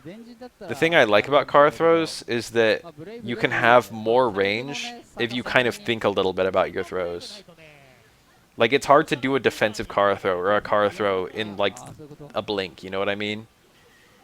In some scenario you didn't expect to find yourself in, it'll usually be a defensive throw. But if you're pushing some kind of offense, it'll usually be like an offensive throw and you can car throw it.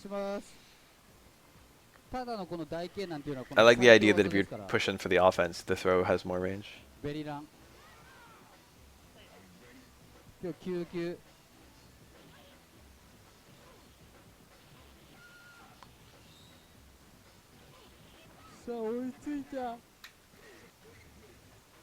It's Q. Takahashi. The damage output is pretty different here. Elena's definitely on the low end of damage, and Q's definitely on the high end. But despite that, every other thing in this matchup is pretty good for Elena. She's like bullies him in neutral. It's not like horrible, but like it's noticeable. She's also very small, so dash punches whiff on her if she's crouching. I think that combo. Squib.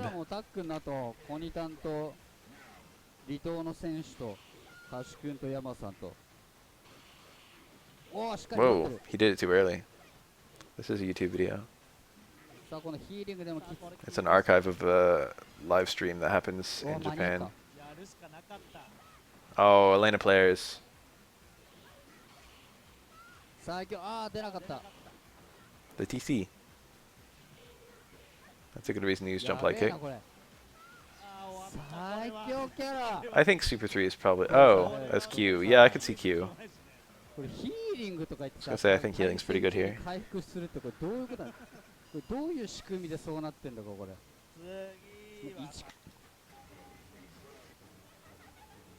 Samurai.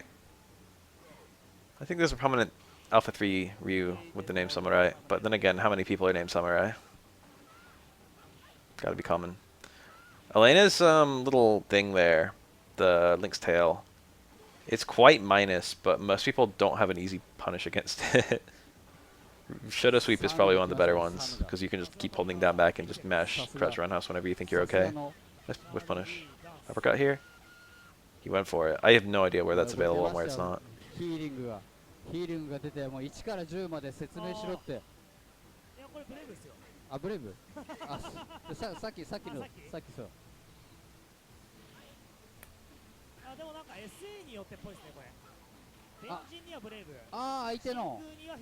it is, very optimal setup. Oh, it was perfect. Fast mashing, I saw that. Your character will do their real animation faster the faster you're mashing. It's Jinrai. I didn't even notice.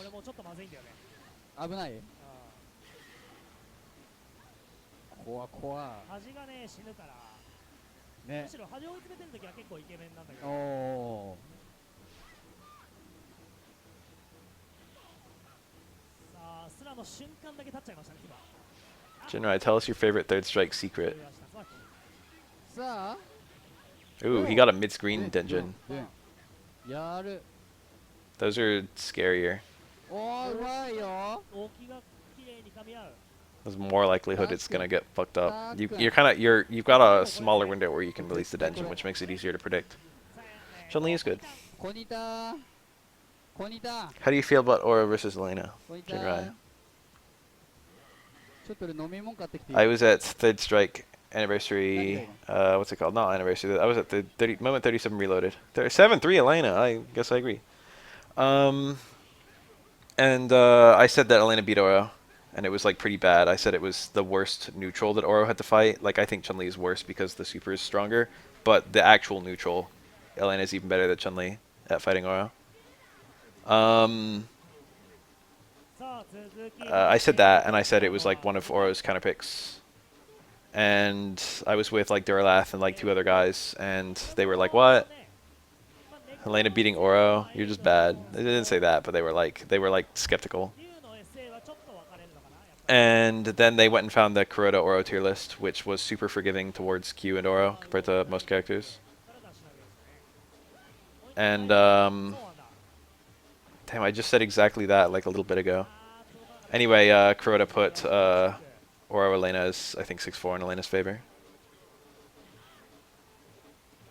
And he like put Oro as being really good against most characters. He put Oro Yun as 5-5, which I'm pretty skeptical on that.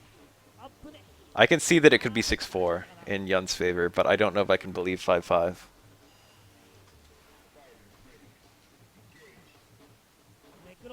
I think he put Ken as 6-4, beating Oro.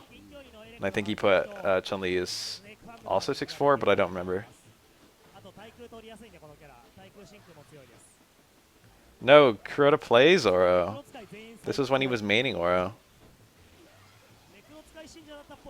そういうこと Darkside Phil plays Street Fighter 2, I'm pretty sure. 確かに And also casually Street Fighter 4, I guess. 今度教えてあげようかネクロ富永さん教えてくれるってうんいいよ俺20年やってますから確かにそうなんだよさすがに Kuroda has a very low opinion of both 大体 Makoto 普 and 通に動かせ Yun, ますよ which is kind of surprising because they're 2 of the best characters.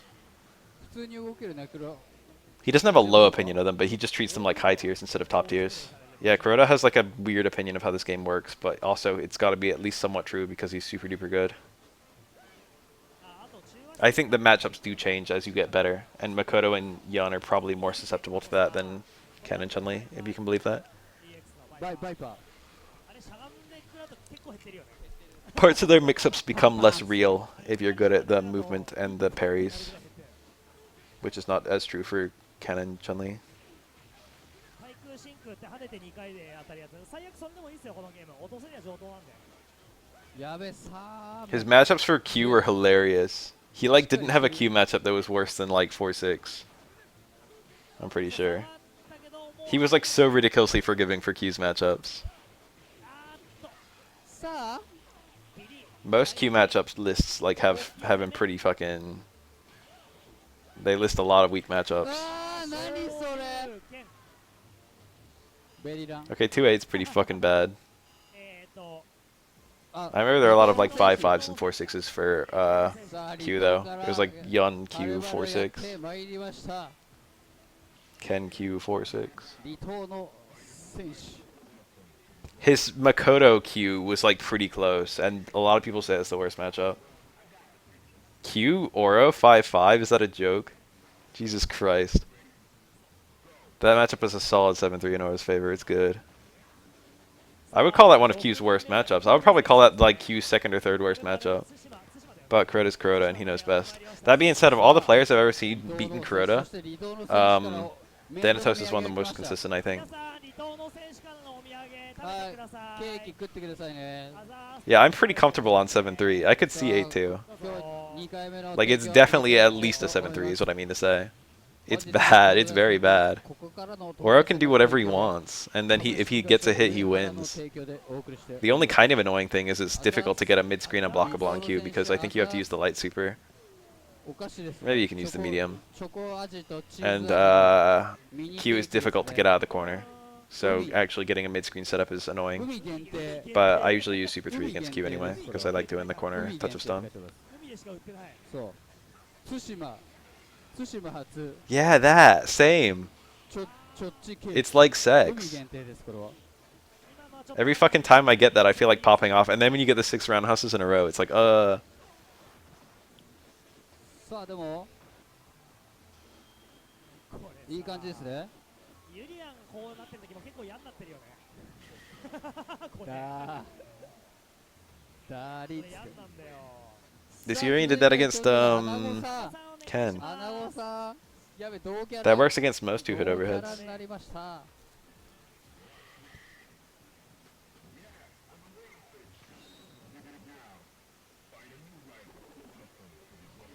It's so easy too. My ender on Shoto's is, or my ender on Chun-Li is walk in as close as possible, 3 roundhouses, and they're all deep roundhouses, and then walk in, forward, walk in, or just towards strong. 3 roundhouses, 2 forwards, and towards strong. And that shit is precise to get 3 roundhouses. It's a lot easier to get 2 roundhouses and then 3 forwards and then a towards strong. But the fucking 6 roundhouses on Q is like free. It does so much damage and it's free. And Qs give you hella opportunities for it because Q players are idiots who taunt. I can't tell you the number of times a Q player has like taunted in neutral or after like a bad setup, after like an air-to-air fierce, and I just dash in twice and close strong him. It's a punish.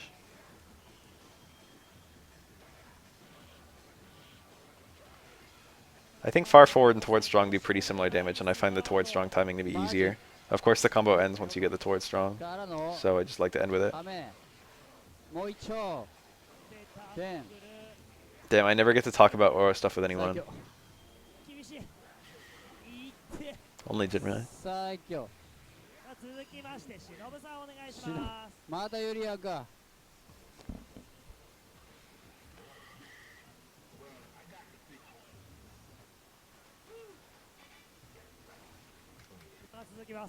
Shinobu. もうね、強キャラしかいないね、東西戦。強キャラしかいない。うん。なんかこうさ、もっとマイルドなキャラ入れていけばいいじゃん。いろんなキャラやって遊べますよ。I did the Jinrai, I did the touch of Dizzy on Ibuki recently, and I was like, what the fuck is this?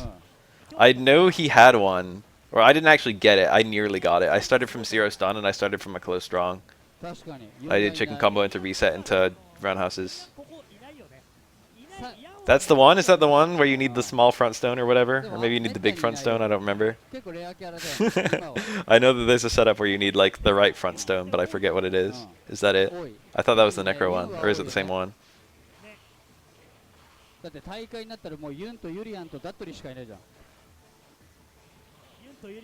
Anyway, I got really close roundhouse was the route I did. And I was just trying to juggle, but I ended up getting only the roundhouse and like 1 stone each time.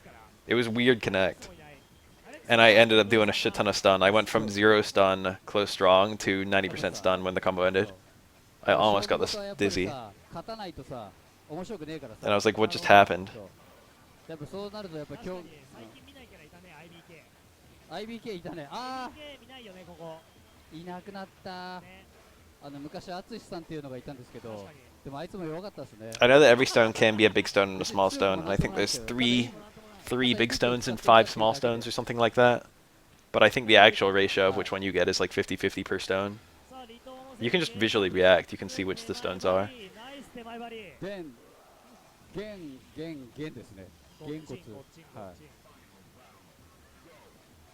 Considering that Oro SA2 worked in a fairly reasonable way in Second Impact, I don't think they intended the unblockable stuff. Pretty clear they didn't. Oro Super 2 is really different if you don't have unblockables. It's a very weird thing if you're just using it for the corner pressure. Oh, I love when you get like 5 normals in a row in Tengu Stone and it just fucking, they all combo. こっから帰ってこないよ。上エイジスで Oh, double と mirror. りあえずガンガード。あ、忍さんの判断は賢いと思います。 Kihara was in here earlier, not today, but like さあこっか pretty ら recently, and he was labbing that. He was labbing sequences you can do to keep the combo going.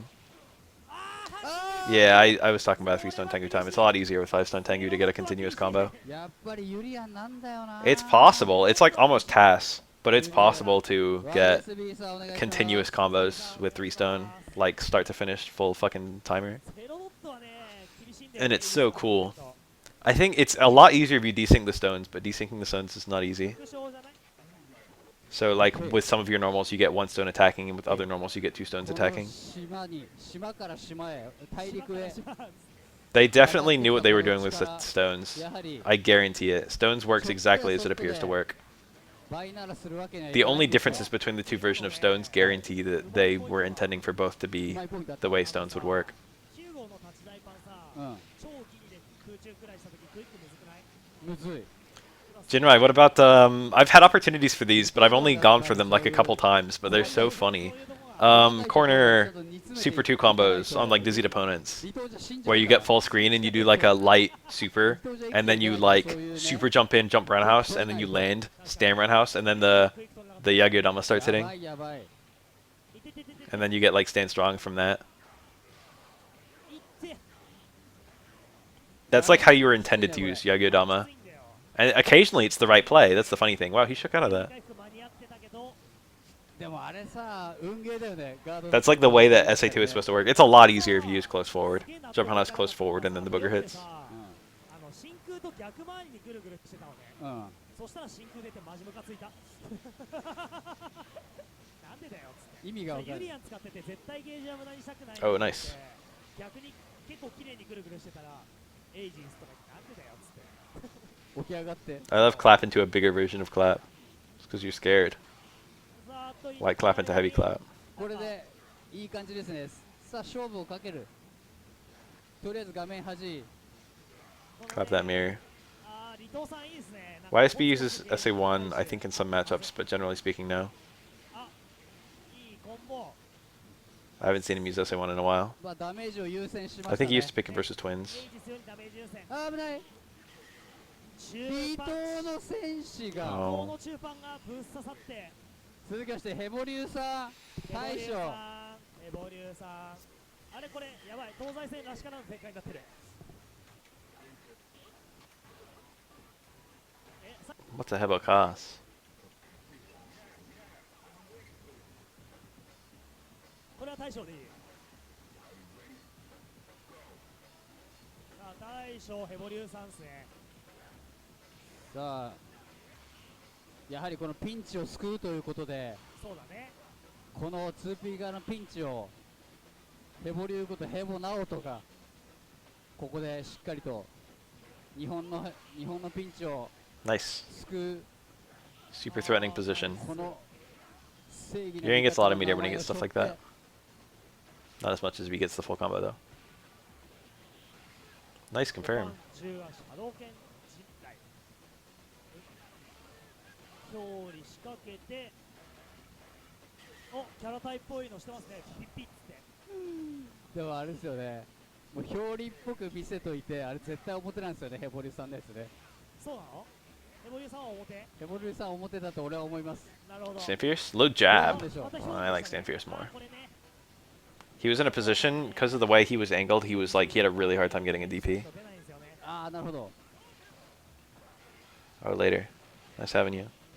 ああ運が悪いああビリビリしてるあギリたまらないそうだよねヘボリューさんうまく逃げましたねあ Oh, that was, no, it's still it. No, it's not it. らない中足 But that was going to be cancelled to like a EX Fireball. Even if Urian parried that, he had no crush fear, so it was not too bad. ちょっと待って That long range low forward. And then Ken could have gone to EX Fireball or Shippu, or both. EX Fireball Shippu. よしジンタン森下ジンタン入れるかさあここの大将がヘボリューさんなんですが EX Fireball to Shippu is a very annoying parry. 別に本名ではありませんヘボリュー Is さん this の名前 that は Kashi? Is this the 刀 Ken がついて Kashi? 嫁さんからはジンタンって呼ばれてます。 I feel like it ジ is. ンタンねえジンタン。さあここからの東西線の提供は He's quite a good Ken. 森下ジンタンの提供でお送り EX して mirror. おりま That す。 combo is not super rewarding, and it's also hard to do. 職人ありがとう。さあジンタンが It's important if you've got 2 mirrors and you're pretty close to the corner. That's like the main time you see that や combo. っちゃった。これね The thing is, light mirror is fast enough to combo from a tackle, but it'll be in the wrong place unless the opponent's cornered. So normally, I think you see medium mirror. 強えぞ。 I don't know if it's medium or heavy. That like goes to where the opponent's left after a block tackle, or hit tackle, but it's not a combo. Wherever you match up's pretty even. It's probably 5-5, but it might be. I don't know. It's hard to say. It's probably 5-5. お投げて If it was slanted, I would have a trouble guessing which side it's slanted on. さあゆっくり画面端に追い込んでいきたい。とりあえず1枚 Ryu is a slightly easier Ken. 1枚 That reflect EX mirrors reflect Aura's fireball too, the light one. マジか。 I feel that Ken's pain. Fun fact: Aura's EX fireball is actually 2 different fireballs that occupy a nearly identical space. うわー大きい。 So when an EX fireball bumps into a mirror, the first hit that bumps into the mirror gets reflected and then immediately dispels the second hit. So Aura's EX fireball can't be reflected. あいい。間違えた？間違えた。 I've lost a match to bouncing a fireball off a mirror and hitting myself in the face, and then that killing me. If you play long enough, stuff like that can just happen. It seems so obvious, but you know. わあマジ。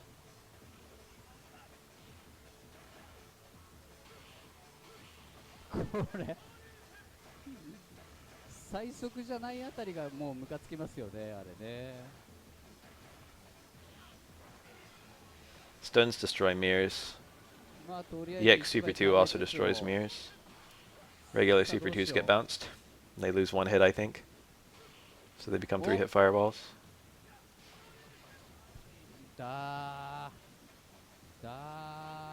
The way that fireball subtraction works in this game is super weird. I don't actually know that. Oh, there it is. That was exactly it. Oh, but that was perfect. That was a perfect super. Ken was going to trade in a super unfavorable way there. But he didn't care about the trade being unfavorable because he just needed a little bit of damage. That's normally a terrible Shifu to do because you get hit by the mirror. But it was like perfect there. Damn, where'd all his health go? Timeout, let's watch that one again. Look at that. He got like 2 opening. He got like a fucking throw and an air to air and then a corner combo. And 12 is like fucking 60% dead.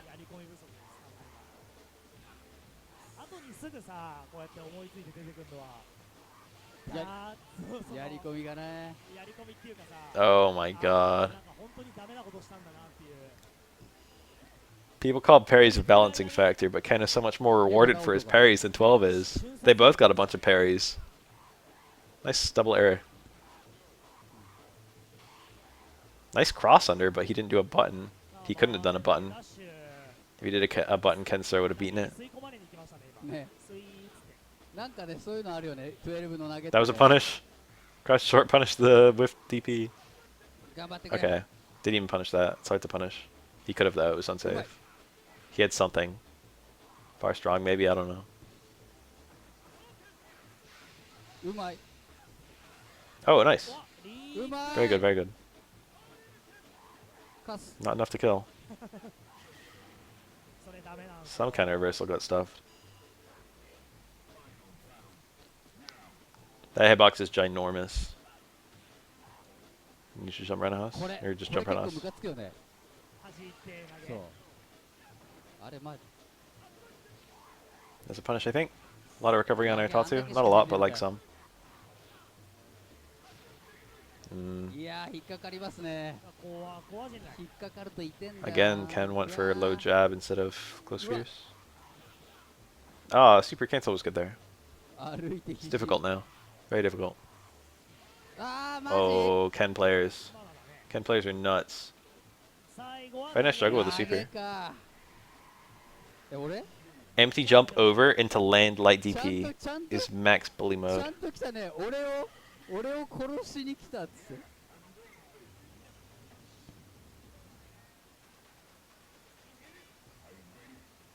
Tominaga? They're typing it. They wrote it in hiragana. Normally it's katakana. ごめんね。何になっちゃった。富永さんです。うまい。大将は。本日の最終戦ですね。うまいことできてる。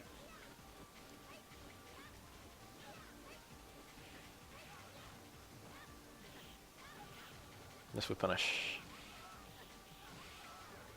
押し込まれてる。 I bet Ken could have shipped that crutch fierce. ナイス中盤だったけど陣内がつかない。 Nice, super good parry and punish.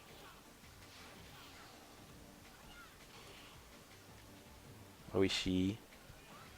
It's like tasty, right? さあ、ちょい遅らせバックスではバックスで座れませんけども。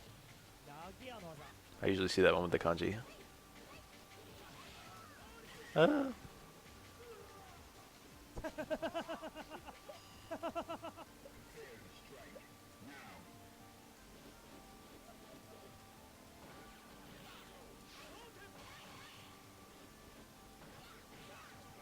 まいね。昇竜拳が出なかった。 It's like sweet, isn't it? Or is it sweet?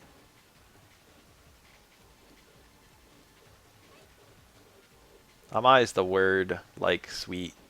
じわじりじりしてる。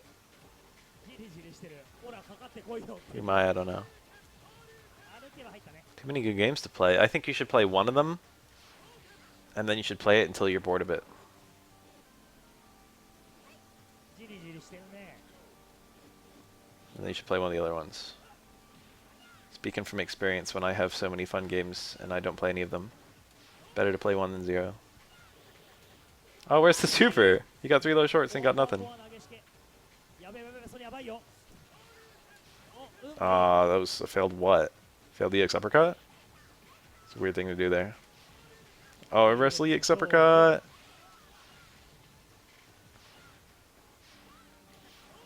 Why'd that not combo? Did he get a late cancel? Or was it too far out? He didn't look that far. That low forward into EX fireball didn't combo? That was weird. そうなんだよ。早いんだよ、それ。 That low strong would have comboed to super. Oh, very nice. Clutch decision making. Probably a light uppercut would have killed, but he second guessed his range, so he just used super. That was a really safe and really smart play, I feel. Winning was very important there. That looked like he got the Kara, but it was too far out. 昇竜拳打つの諦めてしまった。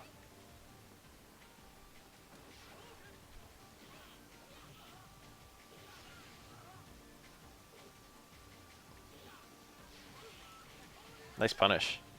Interesting punish. He did close strong into medium uppercut.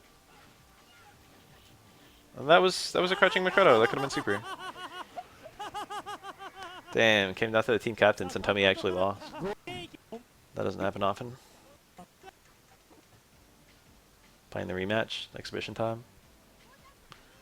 I played Spider-Man and like Spider-Man. I played like Spider-Man on PS1 and like Spider-Man 2 on PS2, and those were like considered to be like defining games of PlayStation. It was like just swinging. It was like GTA, but you're Spider-Man. Swinging around through the fucking city is just so fun. The sandbox elements were amazing. Is the new Spider-Man like that? Is it like the successor? Have ever you played Ryu? And Ken. But classically, he's a Ryu player.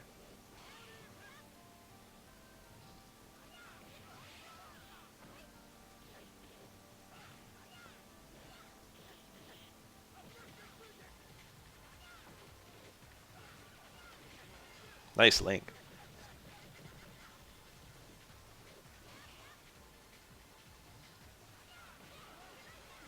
Oh no, it's happening. Tommy never drops it. Explain.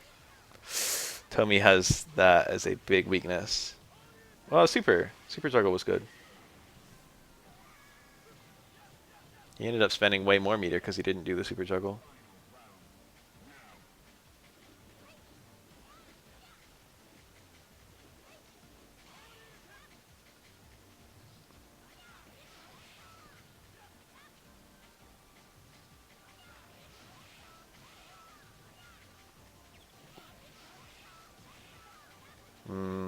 Oh, okay. This kill.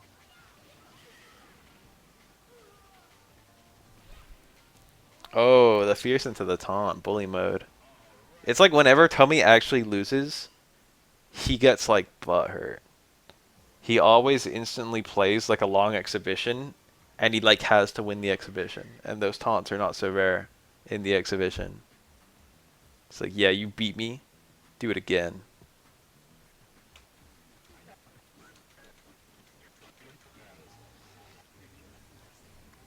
What rank was that? I saw a big number, a big letter.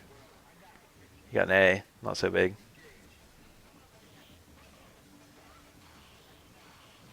Bath reviews of random third strike matches. Curious.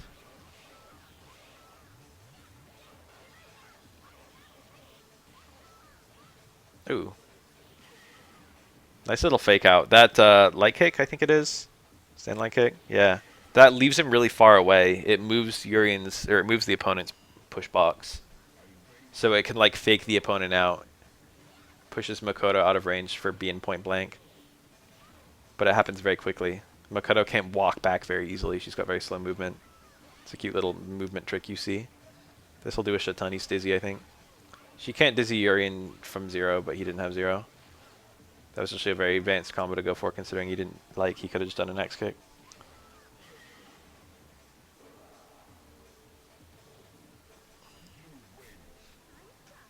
Urian's long stun bar, right? This is Yama.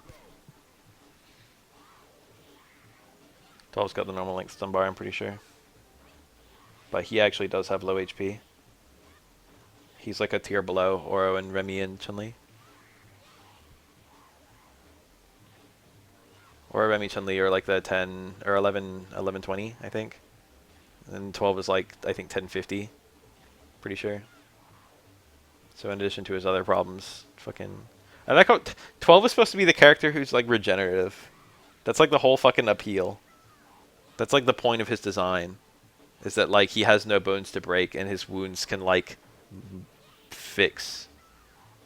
Like in real time. That's the lore of 12 if you didn't know. He's like the evolution of the fucking perfect body. Shadaloo and then later Sin and then later this organization are all trying to put together the like an immortal being basically. And 12 is apparently currently the closest thing. And then 12 has like low HP and no ability to heal.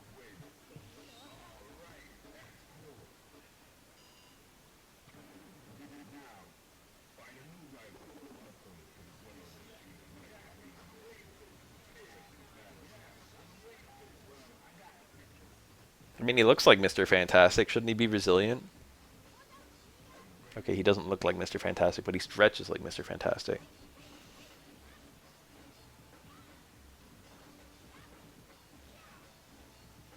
I always hate whenever I eat anti-air Makoto towards Fierce because it looks like it shouldn't work, but it actually works decently well. The thing is, Makoto can't do it on reaction to you. It only happens incidentally. Why'd I skip this? This is a real Ken. Go back.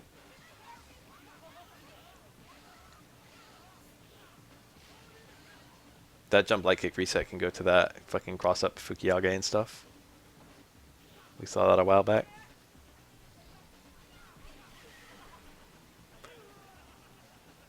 Twelve's general physical design is pretty cool in my opinion. Visually, he's one of my favorite characters in this game. Ooh, the jump out. That's not guaranteed, I don't think. I don't know how fast Fukiyage is, but it's not so slow. It's a bit slower than regular grab, but not like ridiculously slower. It's probably like 7 frames. Or like 6 or something, I don't know.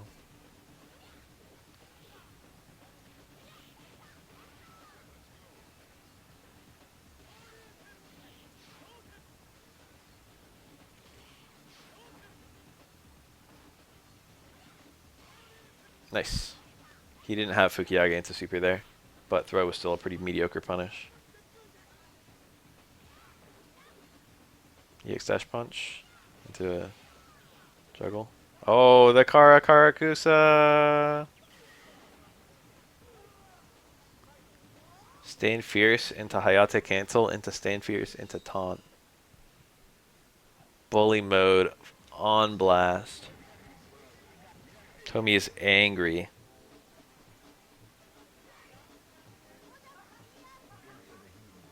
Tommy is fucking pissed.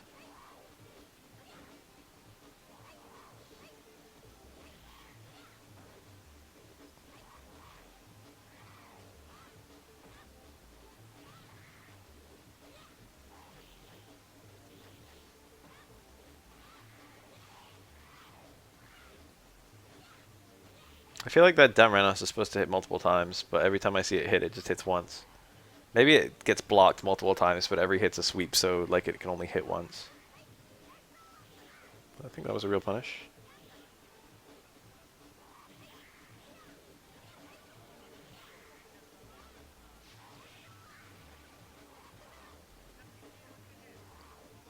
Difficult.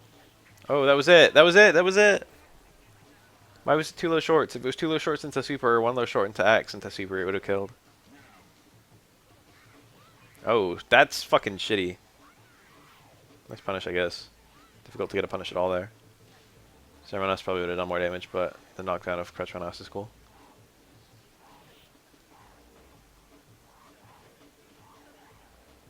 Every one of these blocked normals gives 12 frame advantage and like pushes you back into the corner. And they're all pretty annoying to anti-air. Nice jump out. God, that's so fast. What the fuck? Yes, air axe. Nice to see a 12 player beating Tominaga. Tama's real good. Is that his name? Yama. Yama's real good. Tama was an entirely different player. I think he played Ryu or perhaps Yang, I don't remember. Tama means like ball or orb. It can have a few different meanings, I think, but it's the more common one. Yama's usually mountain.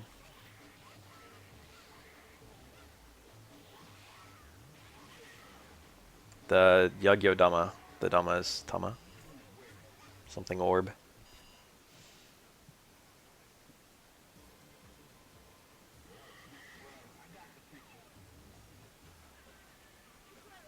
In the in Pokemon, the item Nugget, the name of the Nugget is Kin no Tama, which is like Golden Orb.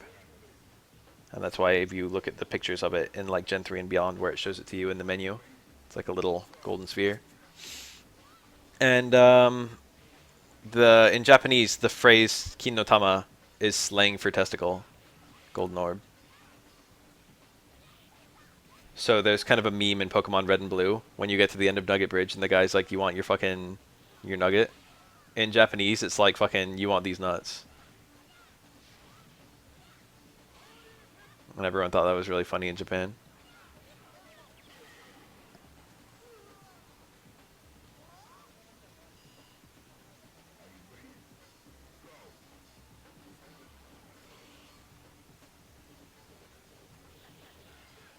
The slang they use in Japanese is super weird. What about the elevator in Earthbound with the lady who's like tells you to stop looking at her Oshiri? Get him? Got him. That was raw super start, so it wasn't that much.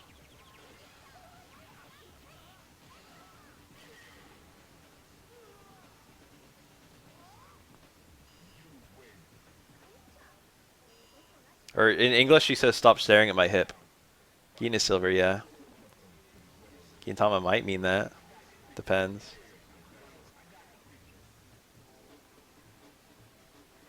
She says, "Stop staring at my hip," but like hip can the word they use for hip in Japanese can be like hip or butt.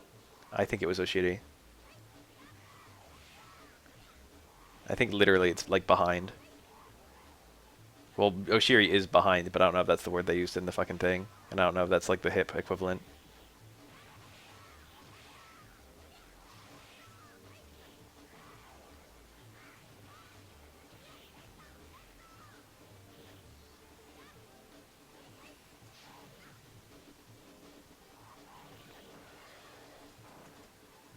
Remember that scene in Final Fantasy VII where Tifa calls you a retard? That won't be in the remake, and I'm sad. In the very beginning of the game, if you choose to climb Shinra Building,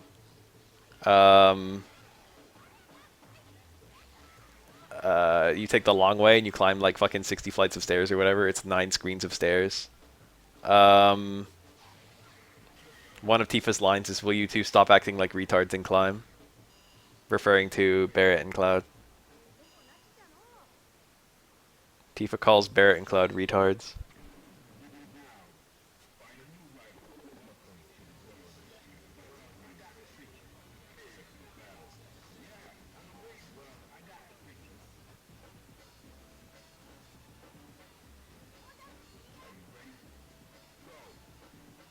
The translation of the taunt. The translation of FF7 is very famously "seat of pants," and actually the other translations as well. From like Final Fantasy 4, I don't know about 1, but from like Final Fantasy 4 to Final Fantasy like 9 or maybe 8, there was like one guy, I forget his name. I don't know if I ever knew his name, who like did a lot of the translation work, and he did some very unusual translations. And he's rather famous. He's mostly famous for the line "Spoony Bard" from FF4. He gave Final Fantasy a lot of the charm in the West. It probably would have succeeded anyway, but he had a very unique way of phrasing a lot of stuff. But he also apparently made a lot of stuff up.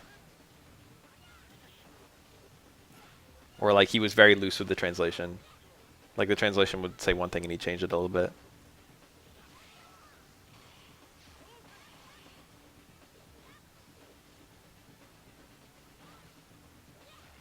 Wow, with Punish.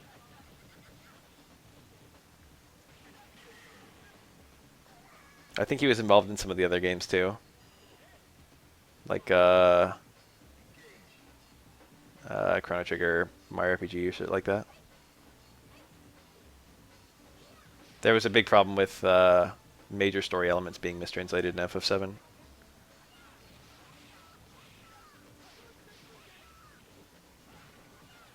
Including a really major revelation of the game's plot is just entirely absent in the Japanese version because it was fucking nonsense.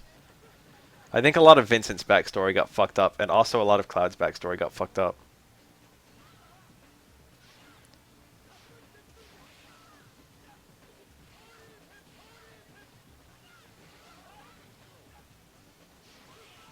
Nice. Good parry, good punish.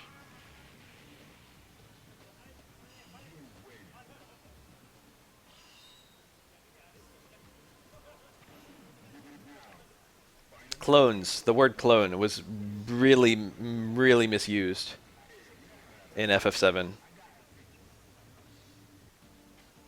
Anytime that there's talk of like genetic manipulation, the word clone is used. And it makes no sense. And the reason it makes no sense is because it was just added for the English version due to mistranslations. Cloud's not a clone of shit. It's frequently treated as a spoiler of FF7 that like Cloud's is a clone of Sephiroth, but that's like not true at all.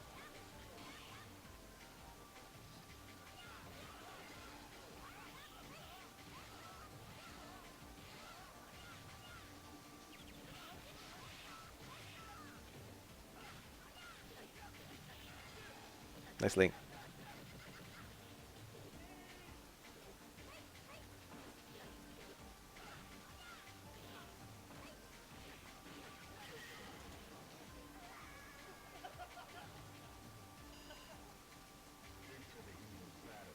Yeah, the people who were experimented on had like nothing to do with Sephiroth. I think they were all Genova tests, or just like not even necessarily Genova, just Hojo tests. Nice parry. Ken was getting real cheeky with those stand forwards.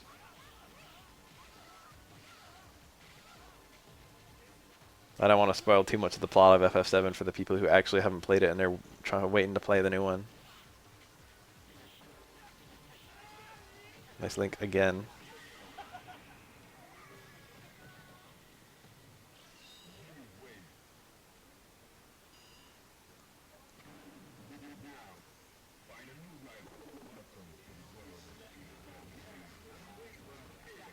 sit down in that chair and drink your goddamn tea.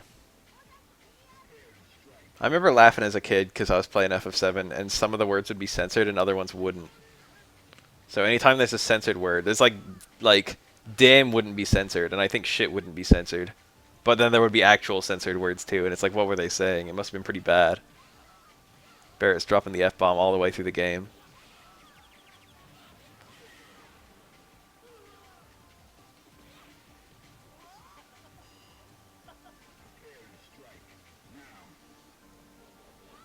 It'd be fun to do a playthrough of an accurate translation of the game.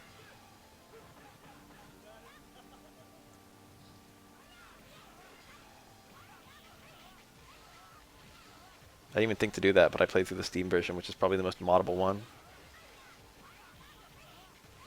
FF5's translations! Salsa! Princess Salsa! That's my favorite. There's a fucking princess in FF5 with the name Salsa. Her name in Japanese is Sarisa. They translated that. The actual way that you probably would translate that is Salsa. If you were trying to make it sound more Western. But it's just like, oops, salsa's a word. Maybe a Princess Salsa would make a lot of sense if you were playing like a game where other characters are named after food.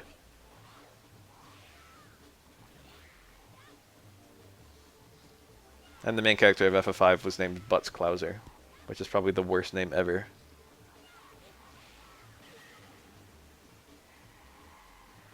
Modern translations make him Bart's Krauser, which is a lot more accurate. I guess they're equally accurate since they're different translations of the same name. But, you know, one of them sounds like a name and the other one sounds like something really stupid. Do you want to play through an RPG where your main character's name is Butts Clouser?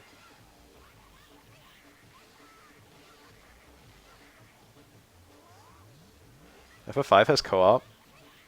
That's a thing. Is it like some players control some characters in battle and the other player controls other characters? I feel like FF9 had that, right? Isn't that a thing? You could have, like, you could split your team in half. So, like, player 1 would control 2 characters and player 2 would control 2 characters. I read a fan fiction of Pikachu and Ash getting pregnant.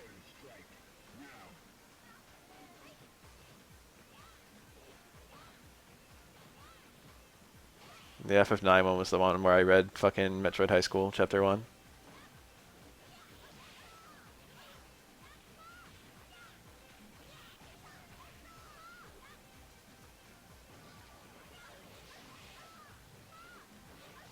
Nah, see the stand like kick to whiff to get further out.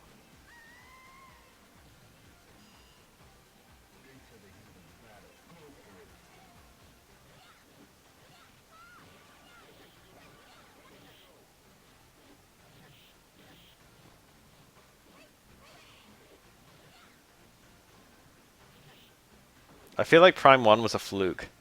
And then Prime 2 and 3 are what Prime 1 should have been. I don't even think lowly of Prime 2 and 3. I think they're okay. But I just feel like Prime 1 shouldn't have been a masterpiece. It was just random fucking chance. I wish I was as good as this Elena.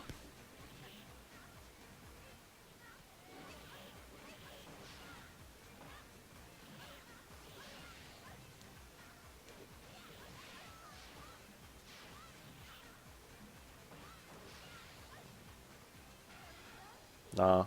If that was SA1, it would be an okay thing to do. Oh. See the different colored hit sparks? Player 2 gets green hit sparks and player 1 gets red. Or maybe not red. I feel like the atmosphere was best in 1. I feel like you weren't as isolated in 2 and 3 in Hunters.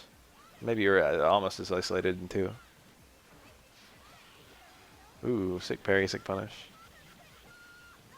I think certain things got more polished the deeper you went. I didn't really like some of the items. I didn't like the screw attack. I think that was in 2 and 3, right?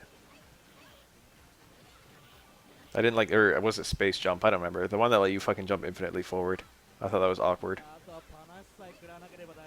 And I didn't like the wiggle controls. I don't like waggling in games. So when they remade Metroid Prime Trilogy for the Wii, I didn't like any of the games all of a sudden. Nice. That was like nice lame play. Imagine being in an arena, being in match with Tominaga and going 50 seconds while only taking a little bit of damage. How do you do it?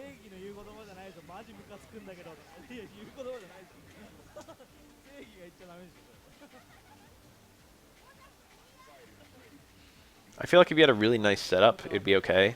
But I hate pointing at the screen and like trying to fucking make it work. I hate holding my arms up while I'm playing anyway. I didn't like Resident Evil 4's waggling controls either. They have these counter pokes with back roundhouse. Is that good of a normal? Max meter build. Stay strong? Yep. Max meter build.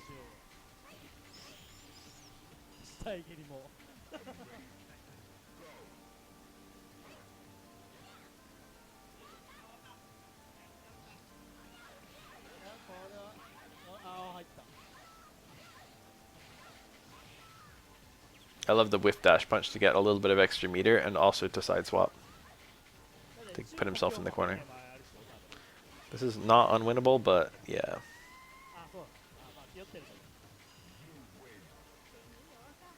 Mouse and keyboard?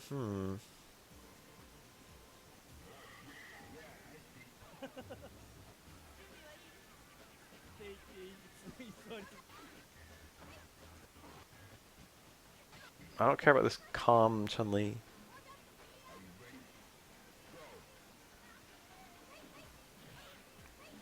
Perfect Dark. I've played Perfect Dark before, but I didn't get very far in it. I'm not even sure if I beat one level. I know it's just spiritually GoldenEye again, but in the future maybe? I did play the other James Bond games on N64 and also GameCube. But I didn't fuck with Perfect Dark. Ah! Ape Escape, that's one I actually want to do.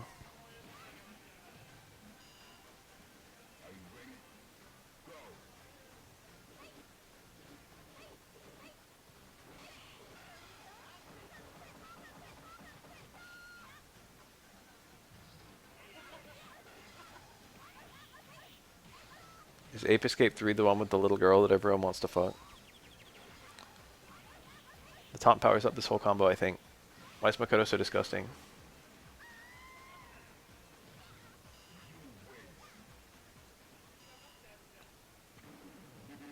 I never see actual posting on Ape Escape 3, I only see shit posting.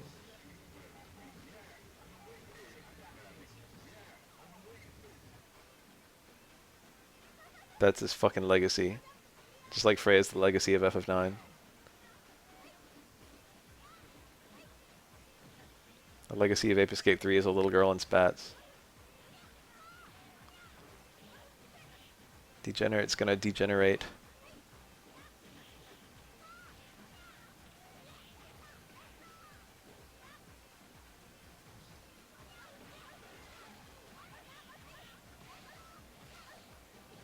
Elena bounces off that in a super weird way.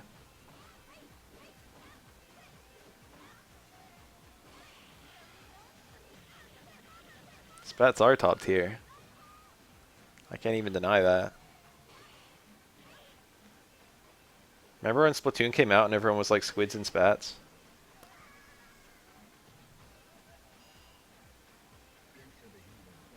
Wow, that's funny because Metal Gear Solid 3 has a minigame where you play Metal Gear against monkeys.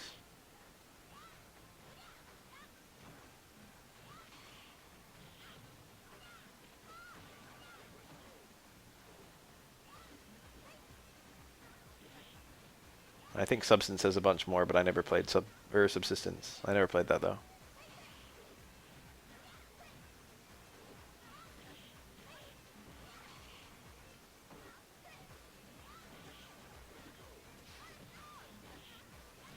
It's funny when there's some super popular series in Japan and we never got like one game. Or we got like some of the games, but it's not obvious that it's a super popular series. Like I think Everybody's Golf, Mina no Gorufu, is like really popular in Japan. And we got like Everybody's Golf game. But They're just like shovelware in the US. I've never streamed a Metal Gear game, I don't think. The Choro Q games. Choro Q is like the Hot Wheels of Japan. And it's like a super long running series. And some of the games, most of the games haven't been localized, but the ones have been localized are just like feel like shovelware.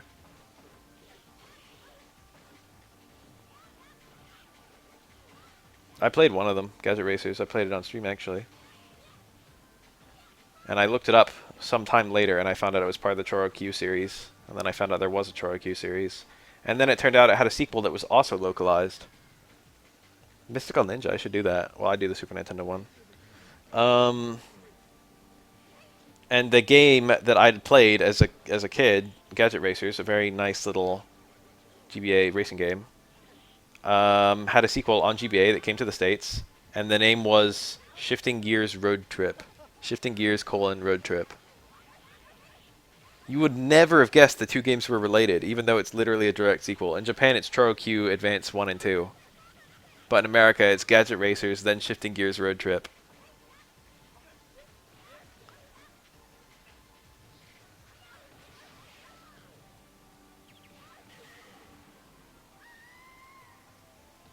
Magical Quest is probably the weirdest one. I think I've talked about that on stream before. I did a big rig stream. That already happened. You can find it. I've beaten big rigs on stream. You know the Crazy Castle starring fucking Mickey Mouse and later Bugs Bunny? Bugs Bunny's Crazy Castle. Mickey Mouse Crazy Castle, or was it the other way around? I don't remember. I think it was Mickey Mouse in Japan only, actually. It was Bugs Bunny here, and then it was Woody Woodpecker. But in Japan, it was like entirely different characters. They had way more licensing in Japan, and they like failed to get the copyright or whatever. Failed to get the trademarks, or I don't know what. It was like harder when they tried to localize it. So they got like a ridiculous number of bizarre crossovers for the Crazy Castle series. And when they brought them to America, it was just Bugs Bunny like 4 times in a row, and then Woody Woodpecker. But if you actually look at the list of Japanese titles, it's nuts. It's like, holy fuck, this was a series in Japan.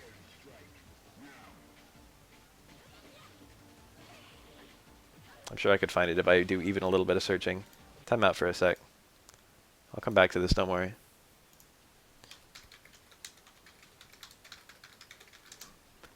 Crazy Castle series, Wikipedia. In America, we got Bugs Bunny Crazy Castle, then Bugs Bunny Crazy Castle 2, then Kid Clown in Nightmare World. I don't know who the fuck Kid Clown is. Then The Real Ghostbusters on Game Boy. Then Mickey Mouse Magic Wands. Then Bugs Bunny Crazy Castle 3. Then Bugs Bunny Crazy Castle 4. And then Woody Woodpecker and Crazy Castle 5. And then Crazy Castle. That's the series in the US. And then in Japan, it's Roger Rabbit, Mickey Mouse 2, Mickey Mouse 3, Mickey Mouse 4, Mickey Mouse 5, Bugs Bunny 3, Bugs Bunny 4, Woody Woodpecker 5, and then Crazy Castle. Okay, so for Japan, it was just Mickey Mouse. It was Roger Rabbit, then Mickey Mouse, then Bugs Bunny, and then Woody Woodpecker. And for us, it was Bugs Bunny, then Bugs Bunny 2, then Kid Clown, then Ghostbusters, then Mickey Mouse, then Bugs Bunny, Woody Woodpecker. What the fuck happened? Alright, where were we? Regularly scheduled programming. Alina versus Makoto. I should be actually really studying this matchup since there's a good chance I'll play it in the next Wednesday night fights.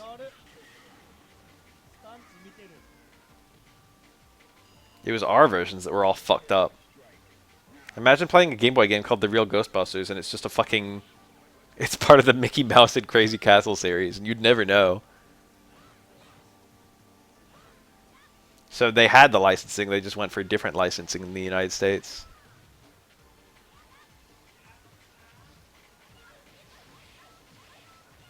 Your licensed game can just be an entirely different licensed game if you just swap the main character's sprite. This isn't a Mickey Mouse game anymore, this is a Ghostbusters game, see? It's fucking Peter Venkman.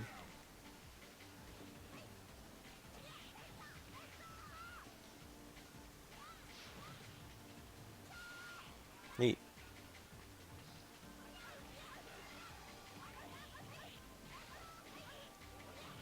What's that reset?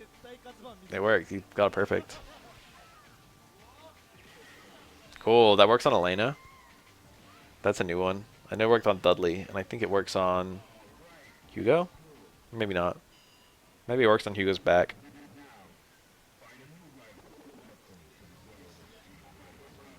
Didn't know it worked on Elena.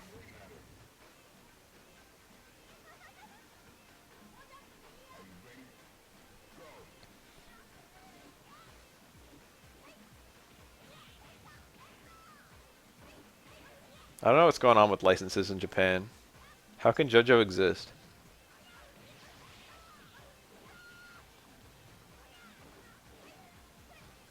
When they have all these fucking names to these fucking trademarked songs.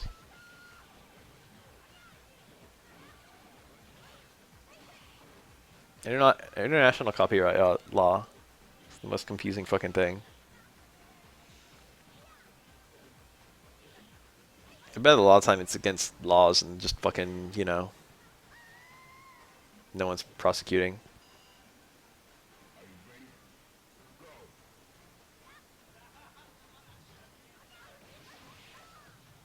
Remember JoJo Part 6? Remember that part where Mickey Mouse and Spider-Man were brought to life?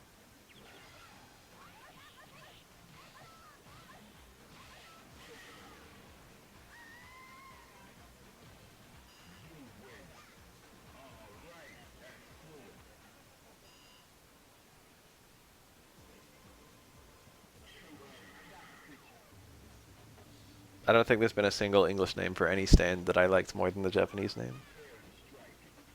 Superman is decent. It's like to the point. Six Pistols.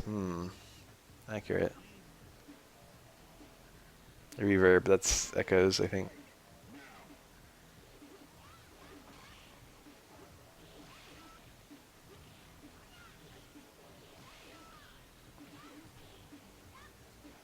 Echoes! Act 3! 3 freeze!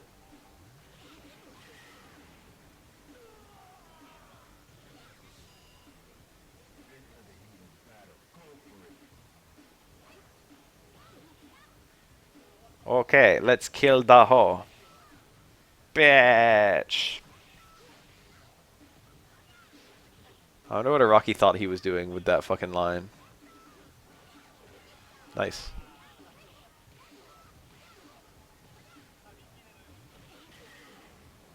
Getting Makoto'd is not a great feeling. It's not so bad, it happens fast.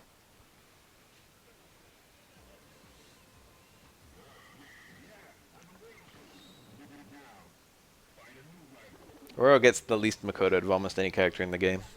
Because he can't get touch or stunned off of grab. Unless he's already hurt. Filthy axe at a reasonable price. D4C, no one knows what it stands for.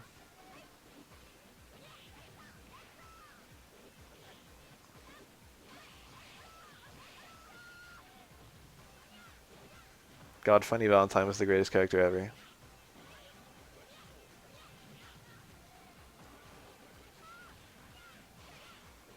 Damn, that Fukiage actually hit mid-air landing, even though she was basically landed.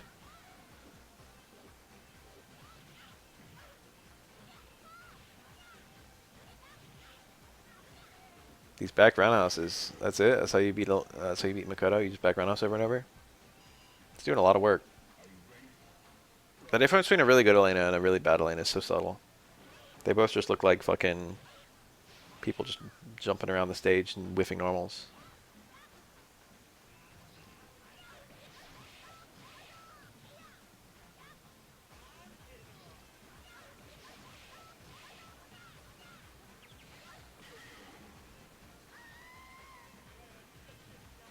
Let me click the meme. Oh, it's just one of these where it's like everyone. I think I've seen this exact one. Different names.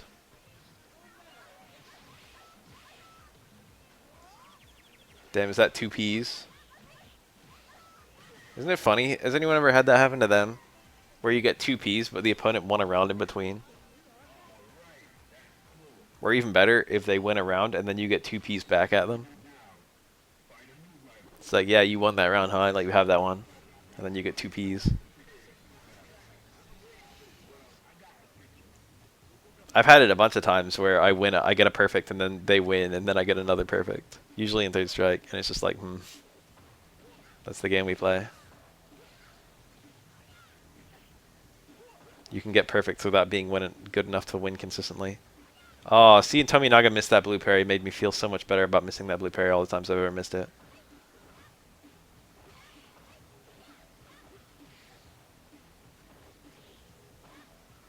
Yeah, you can see the difference in the bar length here pretty easily. Remy's isn't the max length, but it's pretty close to it. It's kind of good because it gives lots of reacts. Oh, excuse me. But it's also kind of shitty. Because you need a lot of meter to be able to actually super.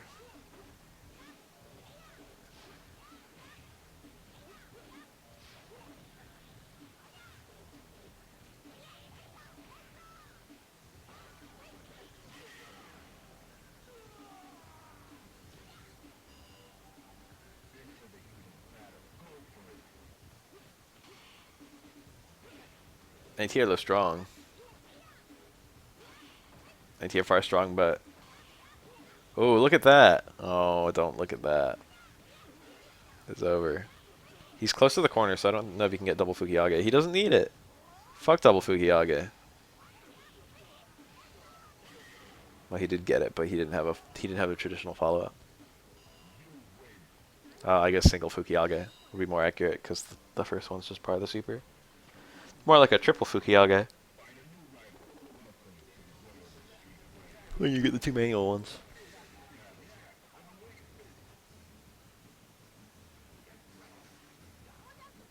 Yurian. I'm getting pretty tired. How late? It's still like 30 minutes of video.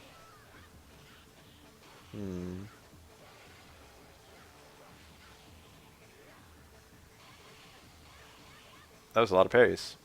I like how he started getting hit and he was still fishing for the parries. I usually go to block mode after I like start eating hits. Stand fierce dash cancel on the fucking headbutt he hit. Shut up, Tommy. You didn't need max meter build. You had full.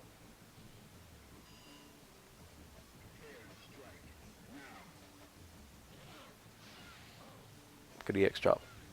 Ooh. That's weird to see a cancel to regular chop.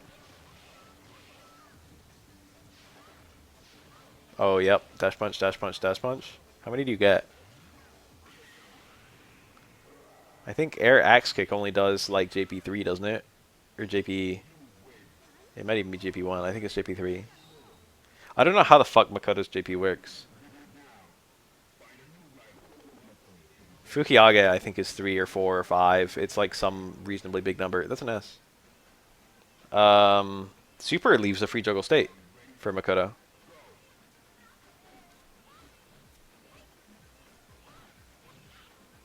That's why you can do super into like 5 jabs.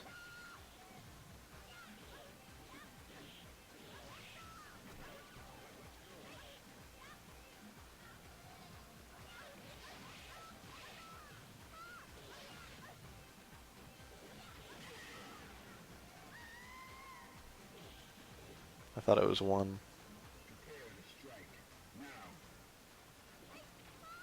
I can like look these things up now. If I wanted to. Before Goatsy. Charging up Joe. I've never ever fucking seen this, but I've seen the image it's based on. That's good.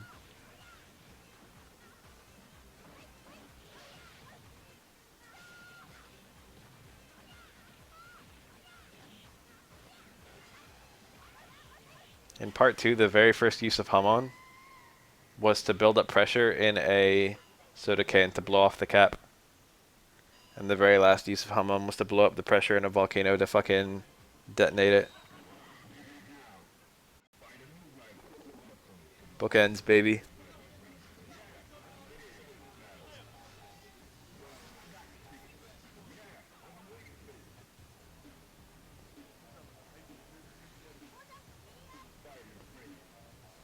My game will have bookends.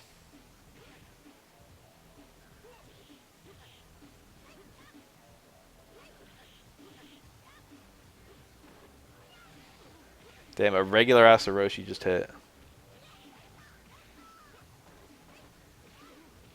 Damn, early jump fears. Hit on the front, I think. Weird. That's really minus on hit. Remy didn't punish it. It was hard to punish. What's the worst thing Remy could have done? If he had a bar, he could have made Makoto land on like low short super. But he didn't have a bar. He had no charge. I don't think Crush Fierce would have been fast enough to punish.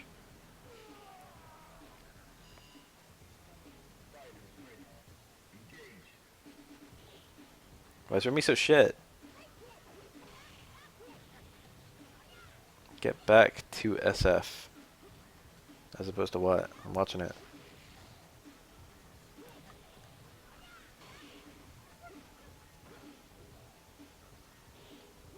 Probably not.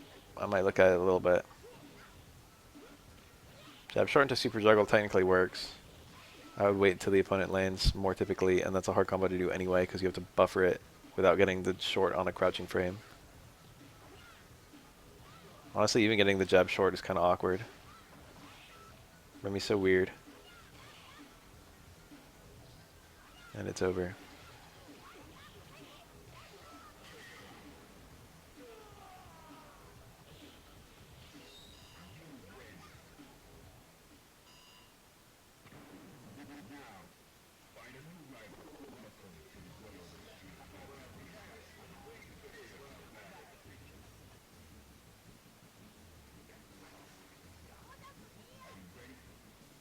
Will Zappelli is such a weird character.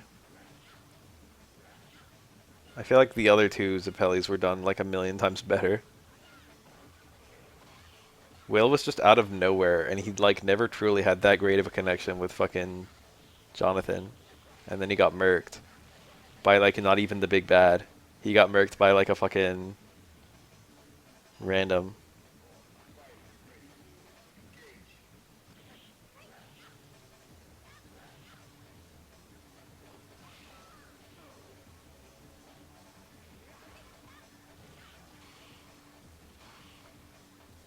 Remember Tom Petty? He's a character I always forget exists. Part 1 is so weird. All the things about Jonathan and Dio are perfect in Part 1. And then everything else is awful. Everything up to the mansion burning down, including the mansion burning down, is perfect. And the final fight in the boat section are both pretty good too. And then the stuff between that with the zombies and the Hamon learning and the fucking... all that is like weird and kind of bad.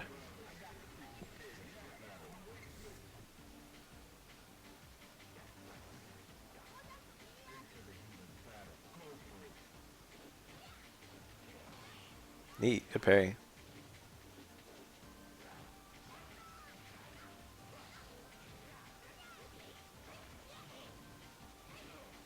Remember how there were a bunch of Hamon users that were actually super old, but they didn't age? Like Lisa and Tom Petty. Remember how between Part 2 and Part 3, fucking Joseph gets super old? What the hell, man?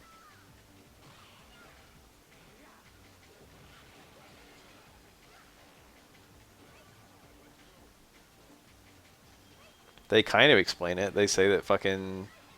Oh, don't tell me you hit something. No! Joseph hadn't used any Hamon between the end of Part 2 and the beginning of Part 3. Like, at all.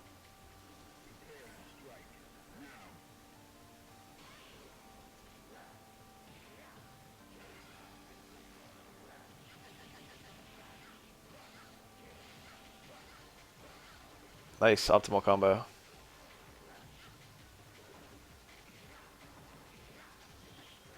Oh my god. Surely Urian can't still lose, right? Why is it so hard to hit Makoto when she's coming in at you? There you go. You think this would be really free. Don't get hit mid-screen! No, he got hit mid-screen! He was trying to fucking do anything, probably, to get out of the range of a fucking Karakusa. But he got hit crouching by just raw stand fears. The fuck was the play there? He was dead to a grab, and he was dead to fucking shit that would beat a grab. Or that would beat whatever getting out of the way for a grab. Fuck. Hard to articulate.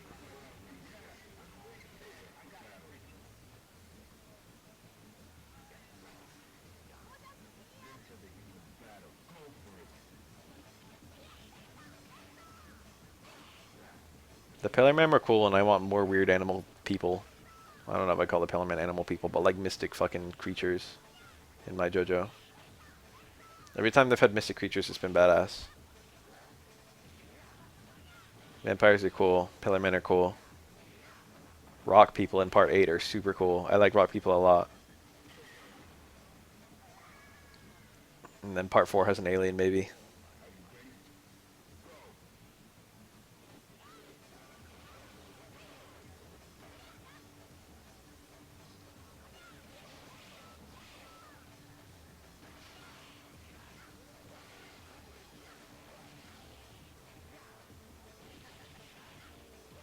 Remember Caesar's introduction when he's fucking hitting on a girl?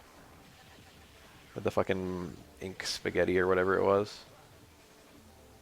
Almost every year in play does Crutch Fierce there. I mean, it's named Fierce. Instead of the second tackle. Second tackle is a lot harder without adding much damage. Cool. This is probably kill. Oh my god, never mind. How did Tommy fucking weather that storm? Why was that storm so shitty and so easy to weather?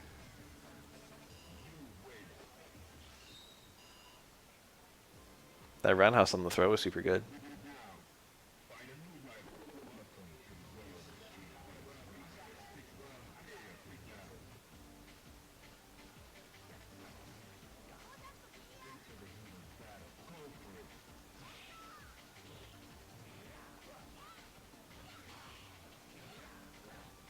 Hamam was so stupid. I feel like I never cared as much about part 1 and 2 as all the other parts just because Hamam was so stupid.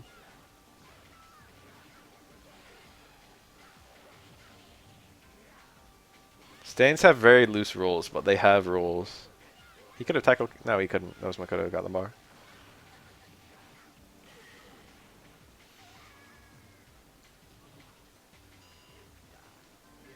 Hamon is like whatever you currently need to do, you can do that. It literally like never has rules. The fucking only rule it kind of has is you need to be able to breathe.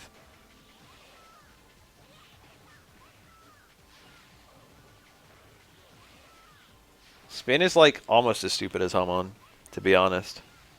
The thing is, spin worked in conjunction with stands.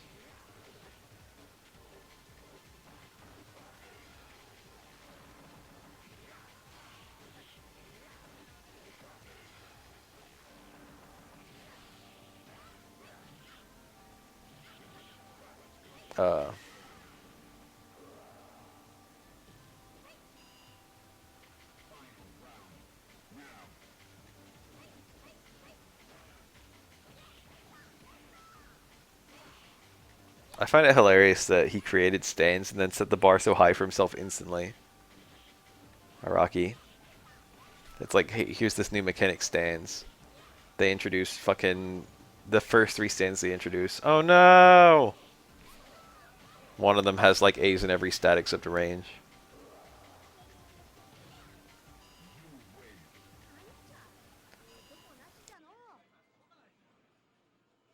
If you're an anime-only guy, you probably mostly see the ghosts, but later parts have a lot more object stands.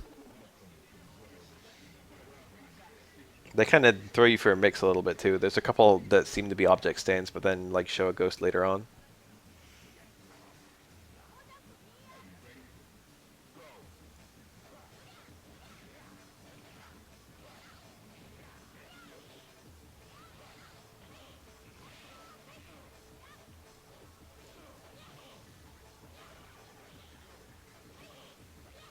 Shoutouts to that character in Part 7 who didn't show a stand for 99% of the part. And yet could still see every single stand in the fucking whole part.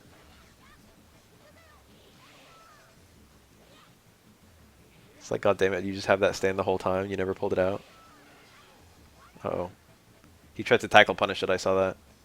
The charge and wonky there.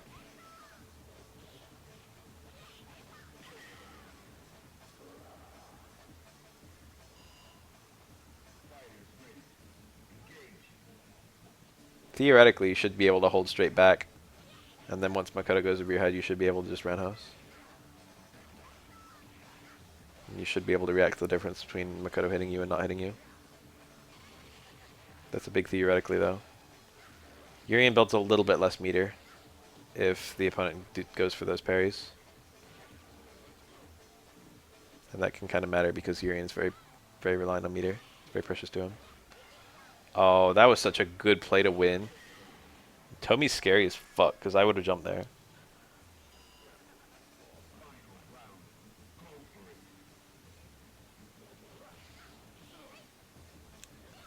What is this link? Is it the one from the end of part 2? Damn. If he kept his hum on training. Imagine you're one of like the only people in the world with the power to kill vampires. And also Pillar Man. Nice push. The shimmy. Red! Red parry! Tomi!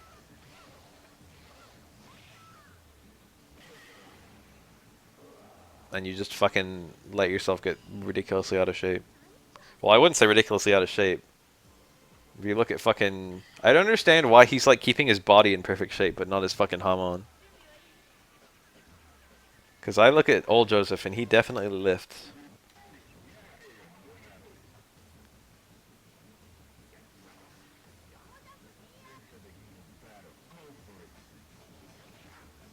That would have been such good fan service that I can't believe Araki didn't do it, since fucking all of JoJo is just fan service.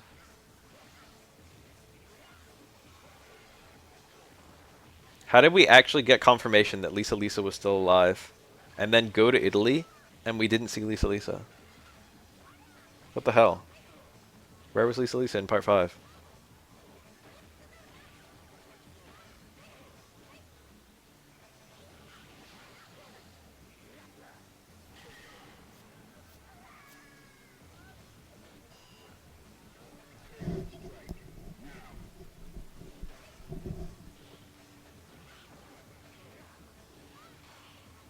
I can't believe Giorno didn't show up in the tail end of part 6. That would have been hype as fuck. I'm so mad that didn't happen.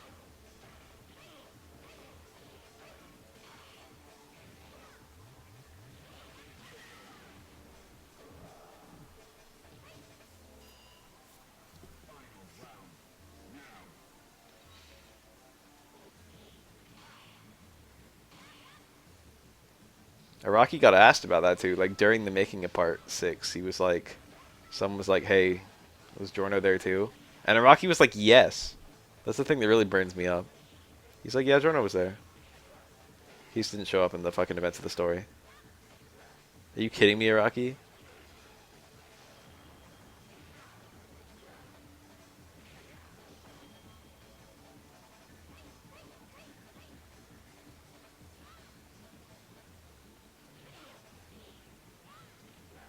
I get it's someone else's story now, but I just would have liked Giorno to cameo.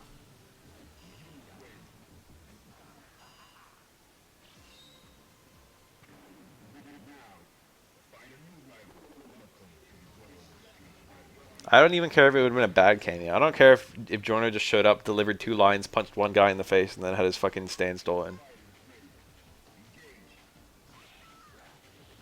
It just would have been great for him to show up.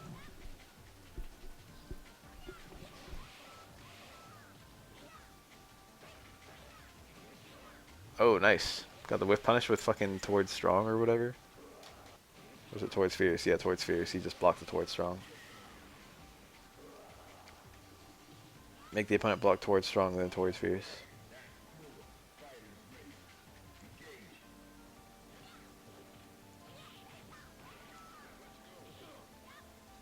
It goes deeper than that. Jotaro found out about the arrow in part 4 in 1999. But Jotaro and Polnareff were out hunting arrows in Europe in like the mid-90s.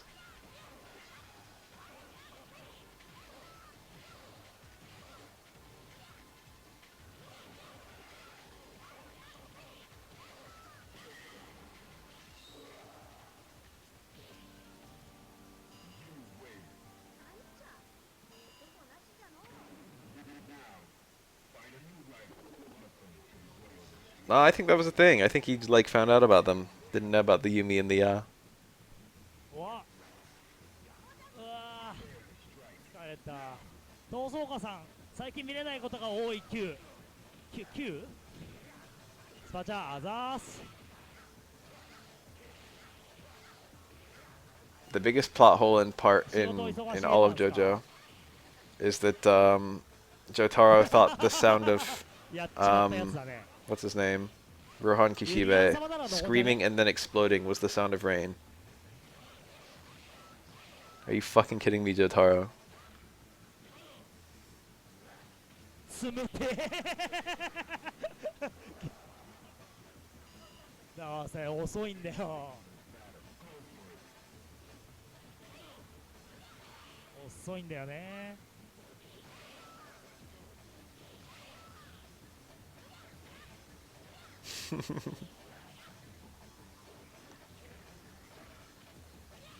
Rohan would have died and part 4 would have still ended. Okay, it wouldn't have ended. I like that we don't have a good time frame on how many times Groundhog Day happened in part 4.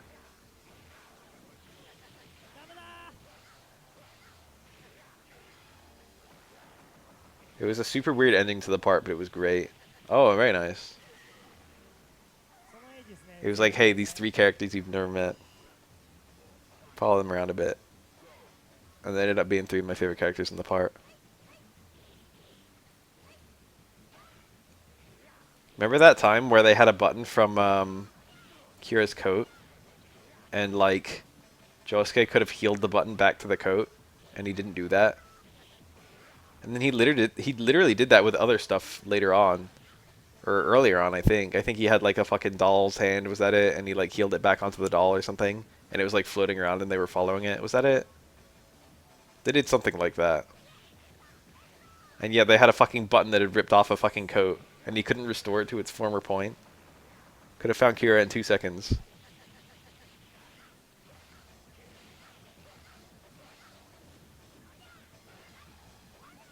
Damn, it didn't even hit. That was a super jump from Urian. Oh, maybe.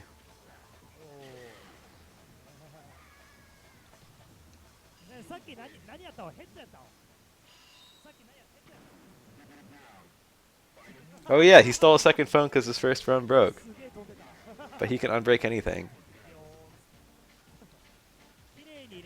I never thought about that. I don't care because it's the funniest scene in the fucking whole part. But at the same time, like, he ruined 2 people's days.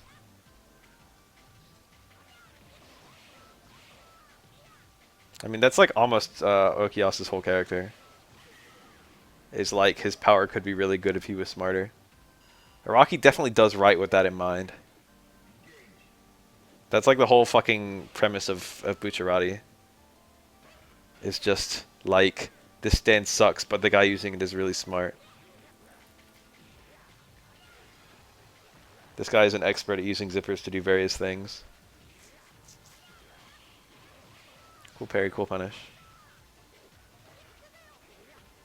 It's OP because he's a genius. Because he uses it perfectly every chance he gets.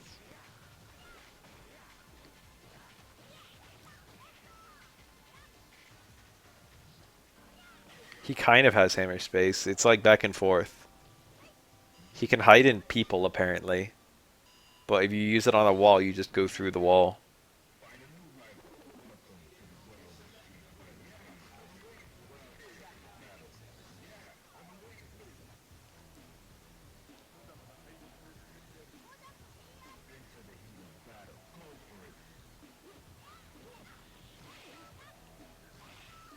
That's true.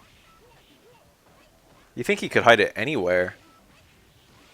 I figure with the urinal, he just hit it in the wall behind the urinal. Or like inside the fucking porcelain of the urinal or whatever. Or a combination of the two. Because if he could just truly hide it in hammer space, he could put it wherever the fuck he wanted. He wouldn't need to go to a urinal to get it.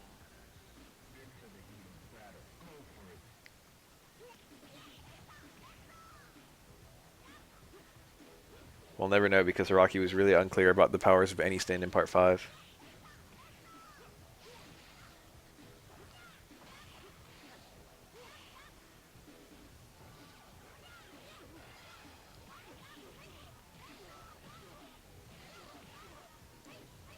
Cool juggle. I have many questions.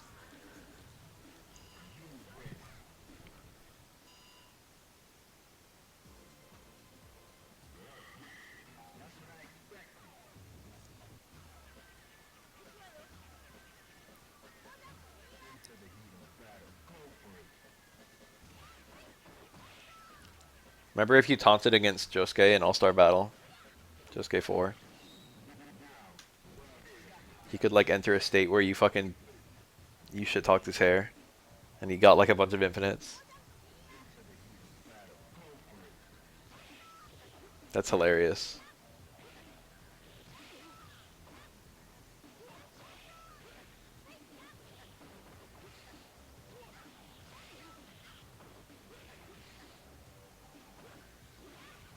I thought it was like a post-taunt thing. Post like opponent's taunt.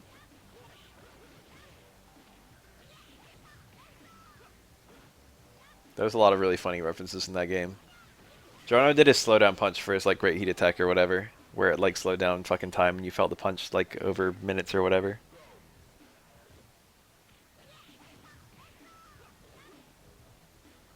And if you did it on Polnareff, he does the fucking tongue point that he does when Whole Horse is behind him.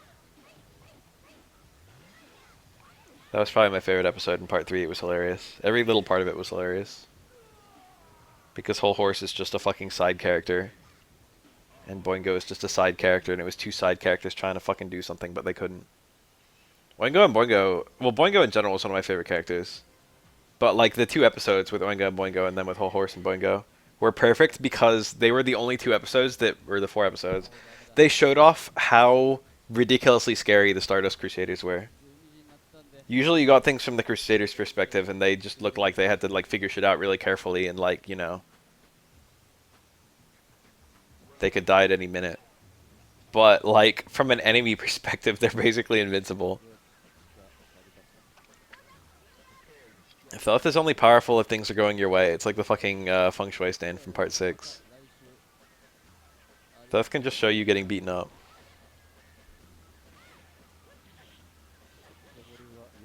It's weird that Fate is a canon thing in universe. They have that with Thoth. They have it with, what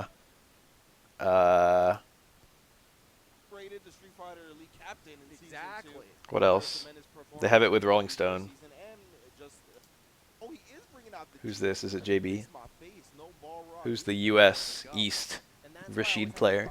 Who's really good? You may feel that G has a better matchup than Boxer, and I completely agree. I think that G is going to feel a lot more comfortable in this position, but we have seen Rashid Dual Kevin. before, so let's see what Brian F is able to pull off. And Brian F, what the fuck? Yeah, I was going to say, they're both going to want to stand in that range where it's Whirlwind versus Fireball, right? If Brian F can get a level, yes, on this G, he's going to have some superior projectile to play with. Yeah. Oh, yes, the crouch fierce already. Trade, no jump in for you. Establishing early dominance of the skies. Yeah, that Fireball is quite a commitment, though, right? So that's I'm pretty tired. I'd rather be watching this while lying down in my bed. I can't promise how long I'm going to keep up. I love him just playing that slow, steady game, not throwing too many fireballs, using that stand medium kick. Play with the fundamentals. You don't have to do anything crazy, all right? This man puts his finger up. He can feel the wind. Yeah, and then look, the two-hitting fireball again because he has that level 2 president. Ooh. There it is, crouch fierce. Not going to let you start any pressure. That was a cool whiff punish. Hi, Rika. Yeah, I don't know if Dual Kevin might have been reading a fireball right there, but it worked. Damn, good reply, I guess. It's invincible to the tornado. And you see, oh, we have Brian back on that level 1 president, so he doesn't have to upgrade a fireball. To the corner, you got to deal with. Imagine having a move that's invincible to fireballs and also only -2 on block. You know what I have to do to go through fireballs to Sakura? I've got to do an EXDP. Take the first round. And that was great stuff from Brian F. Dual Kevin actually able to put work on to Brian F. But again, Captain Robbery himself is the president. One hit into V-trigger and you're dead. Yeah, that stand medium kick is a tremendous button, right? It's not special cancel or anything like that, so the only time you ever get something is when you have the V-trigger cancel available. Yeah. It's got such great range too, so you're able to get good. I saw one time the... Oh, I think that can punish. No, I think towards Fierce is only -5. I needed towards Strong as a punish, which I think is lower than that. I don't know how fast Rashid's towards strong is. Probably like 8 frames or something. I don't know. Maybe faster. Any amount of space that you can get out of the corner from Rashid is worth it. I saw like the breakdown of characters in I got called cute in Overwatch, and apparently people just play like the same 6 characters at top level. It seems like a really hard game to balance. This is a scary place to be. It seems like you could only balance it with lots and lots of hotfixes over a very long time. V-Trigger still on deck. This is how it begins. Oh, that's a waste of B-meter too. Back into the corner, you got one guess, my man. Oh, the command grab was far enough. What a read from Brian F. That's enough, I think. Crazy. At first, you do not It was enough.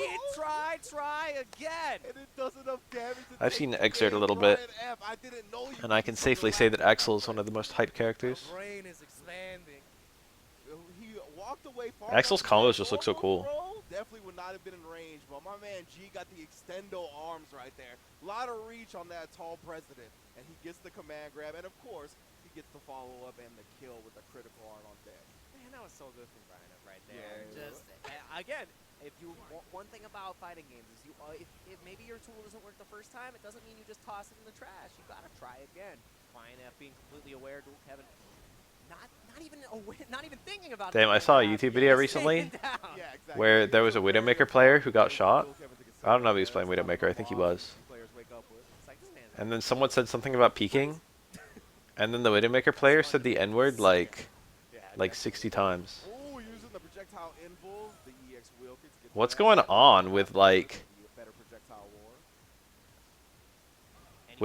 first-person shooters and also like RTS and what do you call those games? The ones that aren't RTS but they're kind of like it, like League. What's going on where people just say like whatever the fuck they want to say? I think in fighting games you've got no one to blame but yourself, so you just kind of hold that. MOBAs, yeah. But with like games where you're on a team, you're more likely to blame your teammates, and usually when you see those kind of really wild fucking things like that, it's like someone blaming their teammates. There's someone mad about something that's not in their control. I feel like fighting games can kind of be games for large children. I'm just weirded out that that doesn't happen in fighting games, but it does happen in everything else.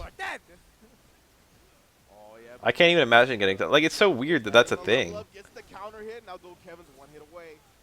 Oh my gosh, nice tech on the throw. That would have been lights out for Kevin, but there it is. The stun. Is he going to be able to? Doesn't have any meter, yeah. Oh, wait. I love G level 1 combos, or level 2, or whatever you want to call it. Some presidentiality.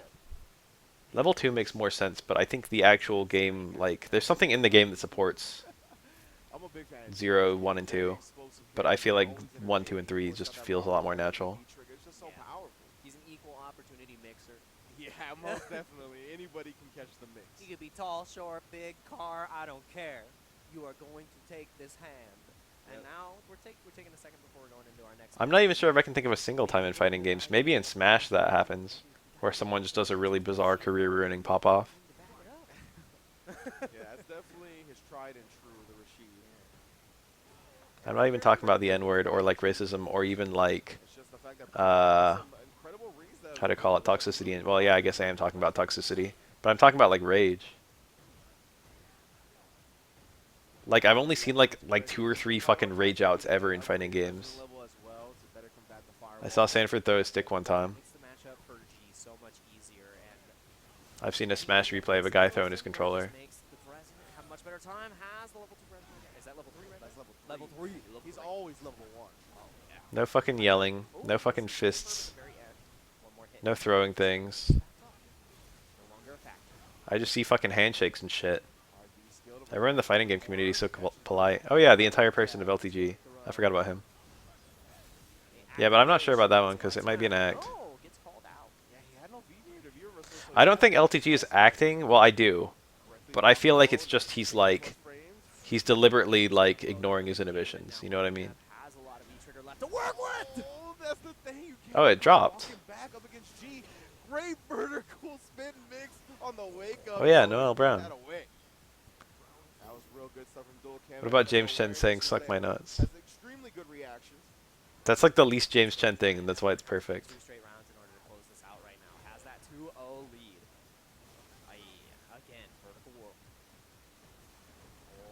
plus frames on him again. Yes, jab punish. This Mind Time doesn't go for the level up there. Yeah, you'd rather take the Oki, right? You get the level. Imagine you're like a fucking licensed pro, Oh my goodness, There that it is. and you license say the on N-word it. 60 times on stream. I am ready. I can't even comprehend. Red, great block. Cool, Kevin. Put on the back foot here. Okay, great fierce double. And when I say licensed, I mean sponsored. Double fierce Saturdays. You get 2 for 1 special. Wow, they're both swinging.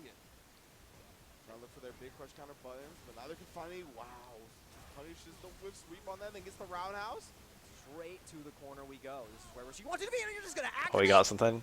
Brian F. That was Every so good. Rashid Look ever at him immediately with hits a the button plus after I frames. block low strong. Medium punch. He knew he was going to try something. Why would He's you not? outreaching Wrestle here. sweeper? It's the only reason. Oh, he's got leaves a him on a pixel.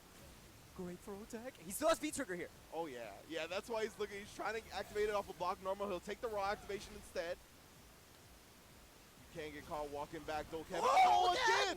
That beat the trigger. Holy Does not shit. work. Brian F. That's a punish. That's a punish. That's a He punish. punishes the roundhouse with the jab. -4. We saw it happen twice now. He's ready for the V-Trigger. You can't press that button raw. You cannot. I guess still Kevin thought the first time it had to be preemptive, but Yeah. no, he can do it on reaction as we just saw. This man is ready. He does not have to anticipate. I thought about shitposting to the Discord with that video, but I thought it might be seen in bad taste. Like posting that video and being like, when someone asks you the worst word you can think of. When 64 people ask you the worst word that you can think of. Still Kevin still in control of the match. Trying to put a W on the board, but just like that. Give me the level up. Oh, the good jump. Oh, but the net. Oh, the recovery on the command grab. So rough. Yeah, big yes from Brian.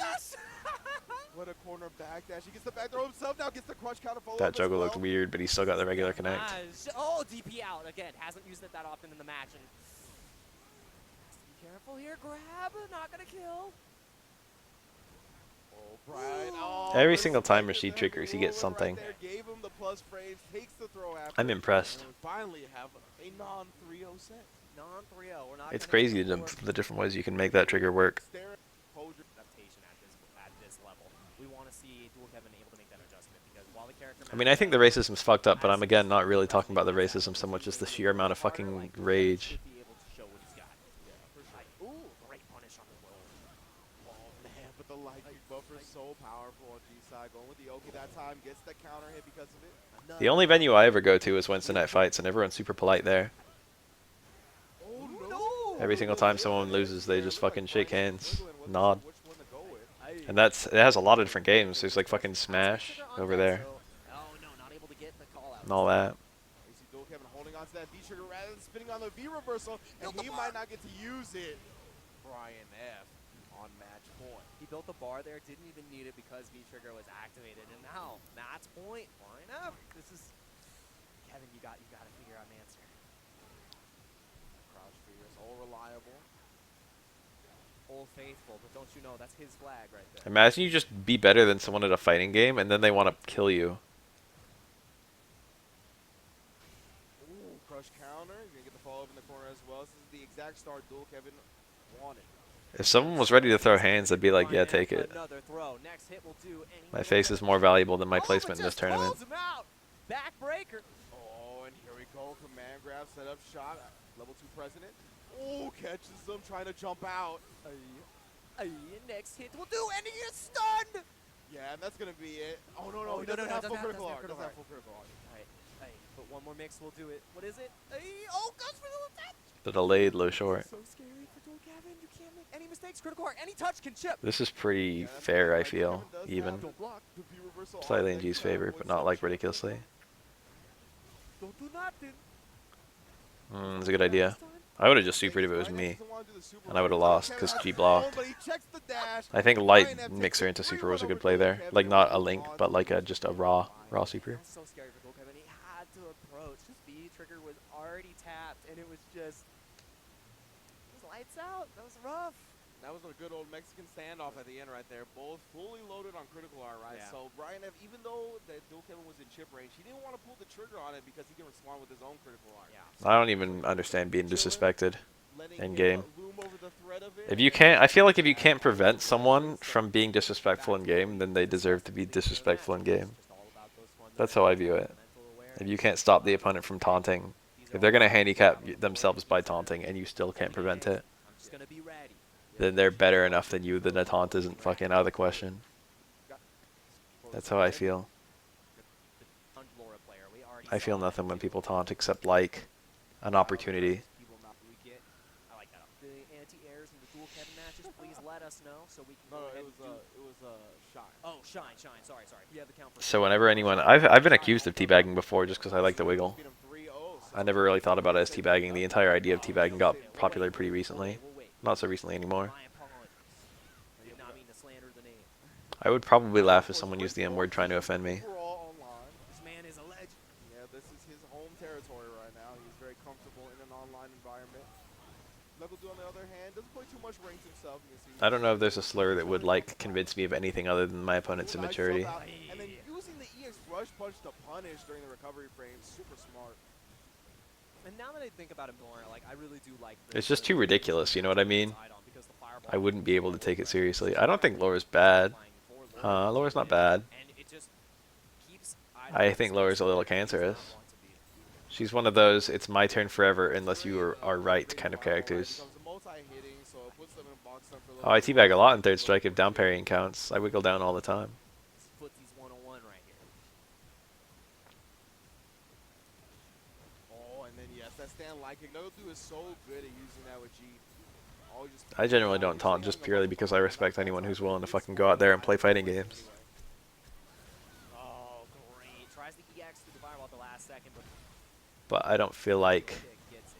All right. I don't know if I believe in any moral reasons not to taunt. Oh, incredible defense from Knuckle right there. He's going to be able to finish off the first round. And that's where I was real scared for G, right? Yeah. Once Item got the first knockdown, Knuckle he has Is that true? but you still gotta buy that space. Idom is so fucking good. Solid blocking before you can really get a safe I wish I could see more activation. Nash too. I like Nash a lot. All right, getting the pressure again. Idom. It's like unreal how good Idom is, to be honest. Try to win punish- Idom is like the thing. I like theorized a kind of Laura could exist when I first played Laura in Vanilla. I was like, this is going to be a really momentum heavy character who can do some really crazy shit. If you do these resets, if you do these post dizzy combos, and if you are kind of ballsy with your fireball both close and long range, like there's quite a lot of tech here. I envisioned those three things, and Idom does those three things and also a bunch of other stuff that I didn't envision. But like, Idom is the first player I saw doing the post dizzy combos that were like optimized, and he knows a lot of them. And then like he's one of the first players I ever saw who was doing like the fireball charging.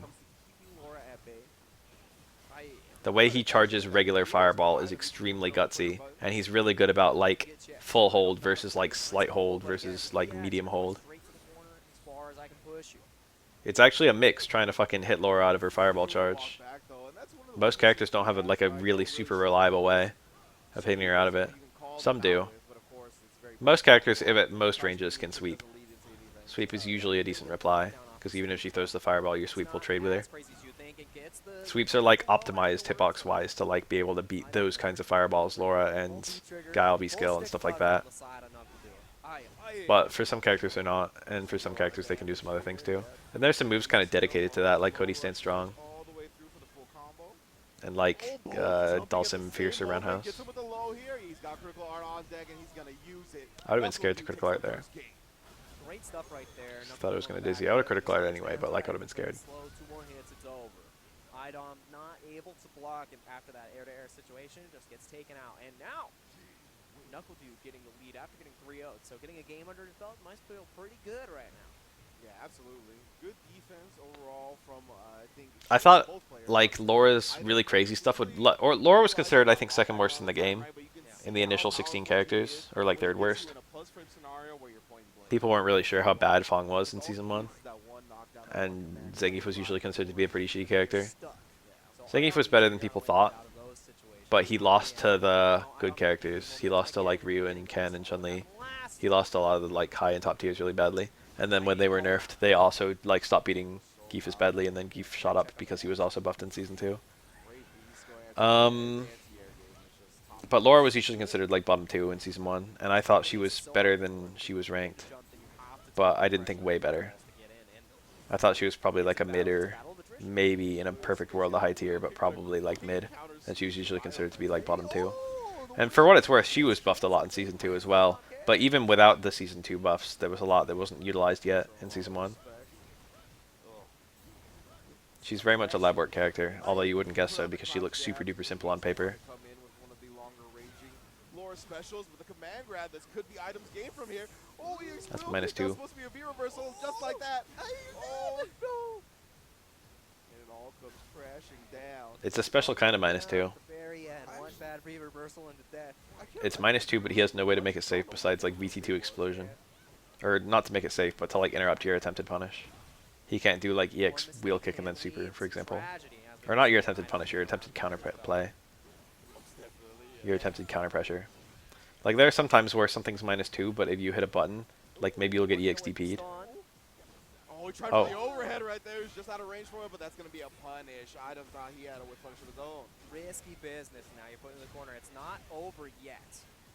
I'm not an expert, so I don't know for sure, but Laura's VT2 seems like one of the worst triggers in the game. It's just not very rewarding if you actually get it. And there are not that many obvious scenarios where it's actually like the play. I feel like I saw it in a matchup pretty recently and it like was doing work and I was like, oh, this is a thing. Not that recently, it was like over a year ago. Red House? Love that combo. Already in the corner again, gets the counter hit that's gonna lead to the stun. And he has full critical art right here. This should kill, I think. Not gonna be a good time to be Idom. I think he could have killed with the low. Oh, did he even have the low? I forget if that works in the corner. I feel like it does. He had something in the super and I'm pretty sure it was going to kill. Cool. Laura's fireball is really nutty. You can do a lot of unusual stuff with it. I can't believe that worked. That was really obviously a cross up to me. That was such good awareness from Idom right there. Knock him into the fireball, and he started wiggling real bad. He's like, "Get me out! I don't want to deal with this. Don't come and grab me." He's like, "Okay, I won't." I think I would have blocked that right. You just killed, you just played yourself. Not that I would have won, but I think I would have blocked that right. Whoa. Get grabbed either, man. I get it. You got one of those. Like, we can play fair. I feel like a lot of these Gs are not that great. Both of these There, I said it. Nice whip punish. Laura's very whip punish friendly, actually, despite the fact that she doesn't have that much range on her attacks. She's got a lot of good hitboxes. Make for some very ideal counter pokes. And she's got a nice follow-up for any time she gets a counter poke. I think G is quite good, but I feel like a lot of people who are hopping on the G bandwagon are actually not that good of Gs compared to some of the Gs I've seen.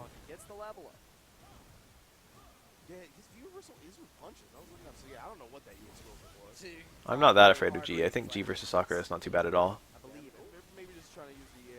If anything, it might be good for Sakura. Look at that, ballsy. A lot easier to do that in VT1.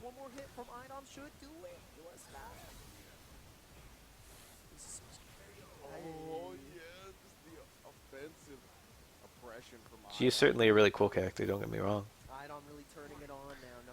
Who had the answers before, but he lost the cheat sheet. You gotta keep your notes on deck.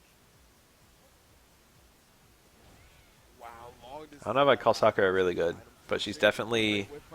Her counter picks are not obvious, I feel. And she's definitely underrated a lot. She has matchups, so she has a lot more matchups where she wins than where she loses, I feel. I feel like she's got a decent number of 6-4s. Maybe not a decent number, but like some. Somewhere between 5 and 10 6-4 matchups. And she's only got like 2 or 3 counter picks. And they're not even counter picks, they're just like 4-6s. I don't know if that means Sakura is a top half character. That's hard to say. She's definitely slept on. Tricky Ryu I kind of agree with. Ryu but better would also be a phrase I might use. Oh, he's going to be able to punish that as well. I'm trying to wake up with that armor. This is where G wants to be, and just starts mashing out. He knows that if he gets the hit, it's going to count, but the barrier. So good. Another hit? Yeah, he couldn't come with the elbow, though. V-reversal is very valuable against Laura, I feel. Cool, jump strong. Or jump jab, I don't know. Seal the third game and take a 2-1 lead up against the jump back, too. And that is great spatial conditioning. That's a super good... I theorized really early on that that would be a pretty important thing in this game, and it was for a while, and then they buffed anti-airs, so now it's not as important as it used to be. I was like, there are certain ranges where you're going to have to do air normals to anti-air. in the big guns. And now a walk under, or even no walk under into your anti-air normal will often catch someone going over your head. Depends on your character and what your tools are, but you know. In this situation, because of course the fireball game from Gal put up a defensive wall. I feel like this is one of Flora's not so great ones. Surprised Knuckle Dude didn't start with this. I feel like it's probably a better character for him anyway. Vega's probably still bottom tier. Tiers are super like close in SF5, but Vega's probably one of the most obvious, if not the most obvious, weak character. If he can just get out, if it's not there, and I get hurt, that sucks. Vega's an awkward combination of people are pretty good at fighting him and also like Now already pushed to the corner. This is the he's not very good. wanna avoid as Knuckle Dude. Not threatening Like with there are the characters flash, where try to go with the viewer people versus are mix up with the low there are characters that might not be that good, like Cody might not be that good, but most people don't have any awareness of how to fight them.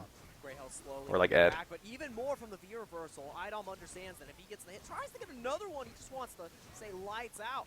Oh, tried to dash up upside down kick. Did get interrupted from Idom. Those characters see almost no play, and the people who do play them play really well.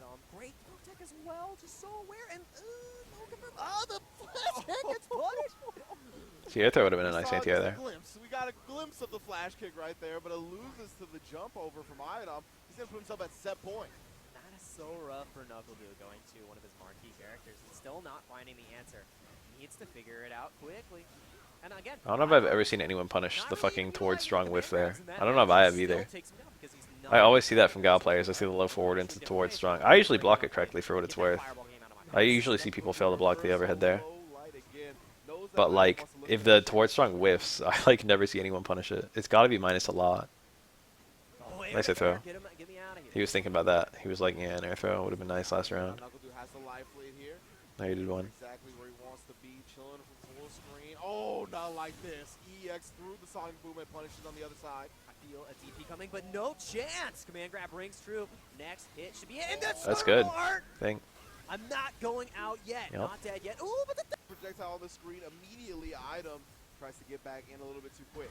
reminds me of that meme with the giant rabbit. I'm not sure where the fuck I'd place Sim tier-wise. Sonic Boom, my little one. Your face. It's weird that Sim players are like this own distinct thing. Saban was here, I think, in this tournament. Tries to go for the anti-air, but not fast. There it is. I think he still plays Sim and Sim alone. There's the anti-air. Oh, but jumps right out again. Does not want to take anything in the recovery. Leads to a small punish from Duke. Yeah, I'll take it. What with a sweet blink. Oh. Scary challenge from Idom. We said this man has. Oh, that was so late, but it still worked. He's not afraid. Goes for another command grab. Knows that he could be dead, but no. That command grab and that EX dash punch did so much damage. Nice. This is fantastic. I really like this set, and what I wanted to see from Du is exactly what we're getting right here. The adaptation, and now Idom. Towards Fierce is a tricky thing to use as Guile. It's one of the most whiff punishable normals he has, probably the most.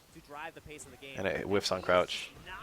But it's not like it's a bad normal, it's just that it's very overtly weak, but kind of subtly powerful. Obviously it's really strong if you counter hit with it, but that usually won't happen. So it's more of like a call out to walk forward. It won't crush counter or walk forward, but it's like, it's really good at preventing it. Or like, not preventing it, but motivating people to not walk forward, if you know what I mean. Like if you get one of those, it's like, someone's instantly going to be looking for that down back, trying to whiff punish it. Idom is one of the biggest thieves in this whole game. You know what I mean? I feel like I see so many matches with Idom where he gets down to like 20% and then he wins. Yeah, what I want to see from Idom now is a little bit more patience, because if Knuckle Dude he's done it twice now in that one round, he's still going to be looking for it. So I want to see Idom just wait. No, he's not though. You see, look. He's like, I don't care. He went for the manual timing light elbow. I saw that. Doesn't have any EX meter, right? So now is the time to do it. Finally has one. Now I want to see him wait. Oh no, doesn't even care. The meaty into stand jab. Guile doesn't have a 3-frame normal.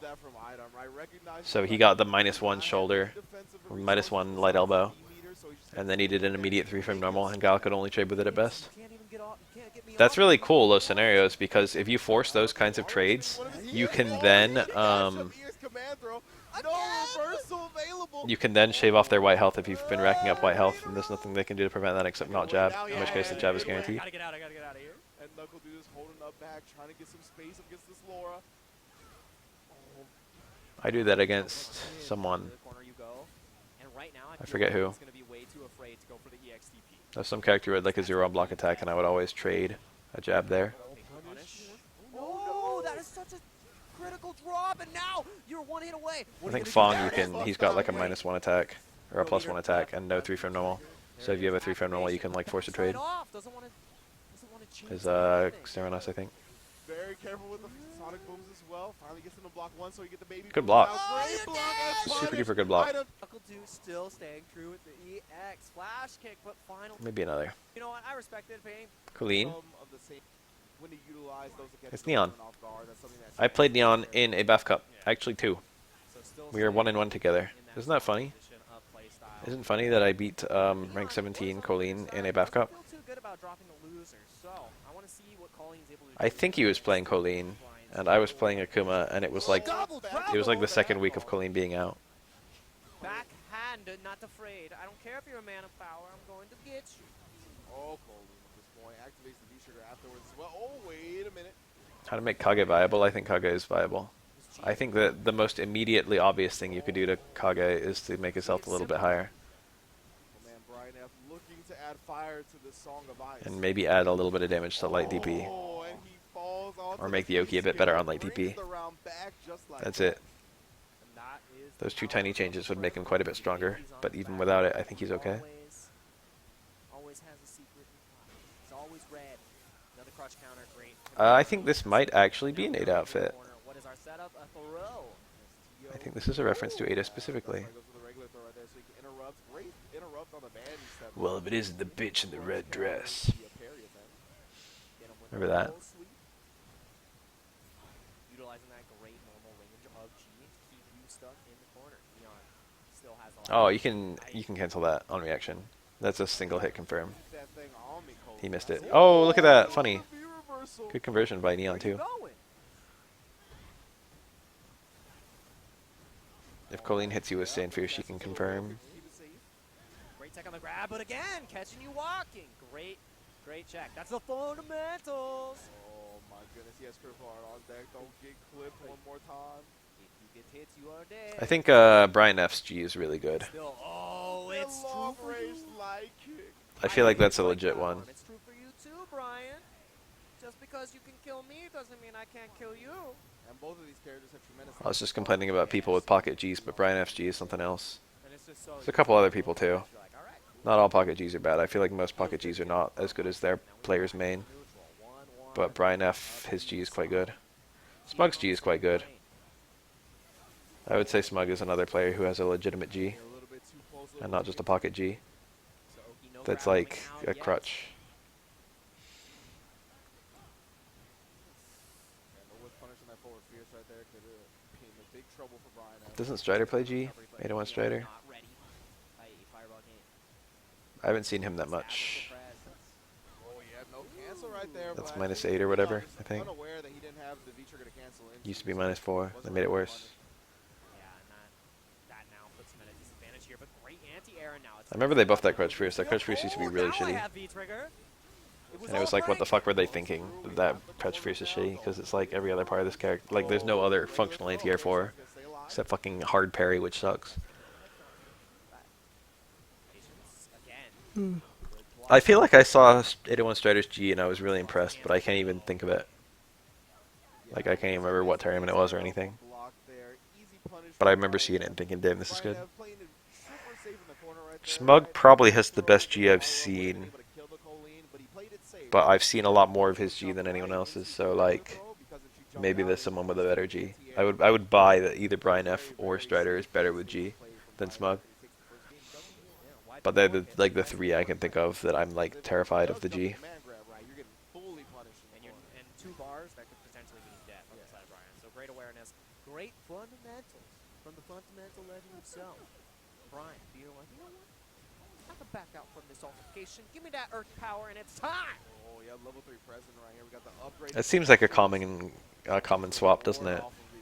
These are my skies. It's This is the your dash corner, punch. and this Appeals is to your Balrog ice. players. They like having a dash punch. One more guess available for Neon here. That's correct on the throw. Ooh, tries to go I feel like a jab command grab reset would have been really good there. Oh, Show me those letters.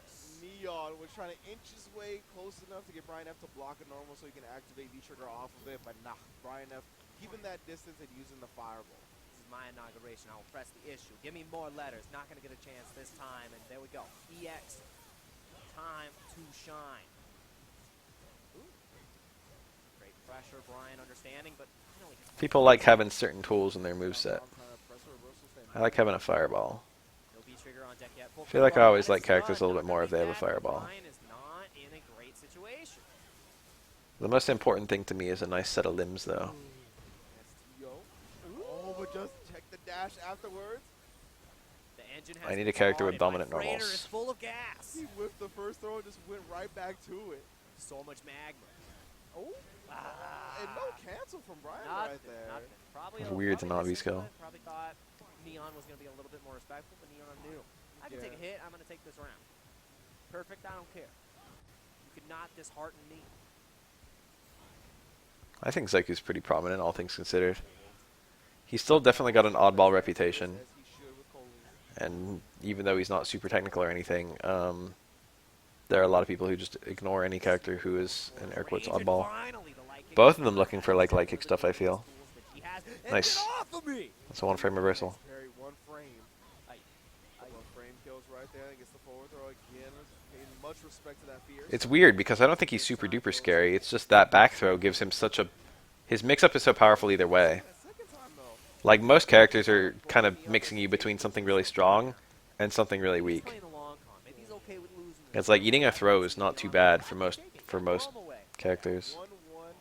Neon catching him with And if you get thrown, you don't get put back in the blender. Once you're out of pixel situation, So it's like a throw is like, you know, take the throw. But taking the throw against Zeku, young Zeku, is not really an option. one up. And that's one It just adds up really quickly. of each of them. And now this is the moment. Do you see the G still stay in action? It feels like it's an extra 20 or 40 damage at first, or it looks like it at first. It's just like, oh, it's an extra 40 damage if he throws you. How many times do I eat a throw? Like fucking 3 times per round at most. We still see the capability of the president. Almost dead. But that's already like an extra 100 damage. Oh, crush counter. I confirm with a rush punch afterwards. Has the level up. Fireball game is now on. And then combine the fact that like Zeku players will be extra looking for it. And then combine the fact that Zeku's damage is pretty good if he catches you with like a frame trap, so... Neon again, not seeing no V trigger means I get a punish for not able. Oh, beautiful counter poke game right It's funny that you identify Cody as a character with a good low, Roundhouse range to because I wouldn't. Gets away from the grab and now anti-air is Cody's best stopped. low is like A fucking little bit EX more Ruffian. range than Neon thought, and now Brian just walking him out. Yeah, they can stay at this range. I feel like low short is one of the best normals in Street Fighter 4 for Cody. Trigger two. Like Street Fighter 4, in terms of all Street Fighter 4 normals, Cody's low short is one of the best ones. But I feel like it's not a good low. It's just a good button. You can't use it to confirm anything. Any follow-up? Finally an active You've just got to cancel it right away. catches Neon slip And and all the stuff you can cancel it to is like unsafe. one more. Not all, but like a lot. Oh, counter hit from Brian F right there. Using that crouch medium kick. I mentioned, right, it doesn't lead to anything, but when you only need one attack to get the kill, Yeah, it's a might as great well button to use go to. It's good stuff, and now we have a round lead on the side of Brian F. Great punish on the EX, had nothing left in the tank. There's no one with a good low in this whole game. Lucia's low forward is probably the best low. Good answer this time from Neon, though. Not gonna let Brian F. It's pretty nutty. Sakura's low forward's not bad. Akuma's is really good. Hey, crush counter. Those The are some bully notable is ones. back. The tension is over. Oh, but great backdash on the command grab, and this should be a big punish, but no. It doesn't take the side switch either. You got more than one thing at Dairy Queen. Every time I've ever gone to Dairy Queen, I got exactly one thing. Right there, too, from Brian F. Korean Crouch Medium Kick. That should have been on my list. That's more immediately obvious than the ones I mentioned. Korean Medium Kick would be a tier above Lucia Oh, again, another call and on the Akuma, flag. That's which would 2 probably for both be a 2. tier above Brian, Sakura. the fundamental But those are guy. still 4 of the best ones. Preemptive crouch. Sakura's is quite good. Maybe I'm underrating it. I feel like he's gonna grab. There it is. Regular throw again, Brian F. We see it once he gets the opponent in the corner and they're a throw away from death. He will go with that regular version, play it safe. This time it connects and kills off the Cole lane. That's going to be a 2-0 lead. Cool thing about Lucia's is that you can convert from it even from like max range, from what I can tell. Like no matter how far away you are, you can do run into up kick, and it'll combo from low forward. Unless you're hitting like the opponent's extended hurt box. Sometimes simple is the I'm rooting for Neon V, but I don't have good hopes. Even now, Birdie Sweep is quite good. That's disrespectful. Fireball game now, back from Brian F. Oh, no It's just punish. good at specific ranges. Not too terrible for Brian, especially with the life lead that he Used to has. be more And a little generally bit, good. it's gonna make it a lot easier for him. Nice activation here off the sweep. Only -4. Too far away for G to punish, I'm pretty sure. That was close enough, I think. Yeah, he's getting the punish for it. Long distance jab. Sakura doesn't have to be too afraid of those because stand short goes so far. It's pretty easy to scope out when a stand short will punish. I love having like one of the biggest 4-frame normals in the game. That's super useful. That's just ridiculous. That like any range of fucking a -4 attack, I can just stand short Not it. able to count, not able to punish the Oh, slide this is time. super. Now, I would not have spent that bar. momentum into the corner. This is where we need to be. No V trigger on deck. Not gonna have a chance. Grab to start it off. Let's go. Oh my god. Knew Brian F was gonna go with the butt against the counter. Oh my god. Throws him before the block set of the hail. Oh, Oh. what a great crouch leg kick for Brian That F. was an important moment, I feel. That stun was like the difference between losing and winning. The low rush punch, and again, when that V trigger is activated, he can just cancel it into another special. So, pretty safe option for Brian F to go to. Definitely one he likes to use as well. I'm walking here. It doesn't matter. I don't care. Jab out of here. 2 bars left on deck. So The cool thing about Kreen's low forward is that it converts into like her pretty much max damage enders. Like Akuma can also reaction cancel his low forward, but it's like into medium Tatsu, and if you do light Tatsu, there's a chance the opponent's crouching and you won't be able to react. He has the double jump there. Great anti-air this time. So you've got to go into like an 80 damage special move. You can go to like super if you want, The dash work or if you're really close, you can go for like fireball trigger. jab. There's the cancel that we talked about. Keep that rush punch safe. Yeah, finally actually You don't even need to confirm that though. Maybe you thought conditioning Neon to press a button. But that doesn't work from like max range. No reward. Green's cool because she can go for her like 0 bar or 1 bar or 2 bar follow-ups from that low forward at max range. Use that last bit of Sakura gets like an uppercut. She can still do it, but she gets an uppercut and it's hard.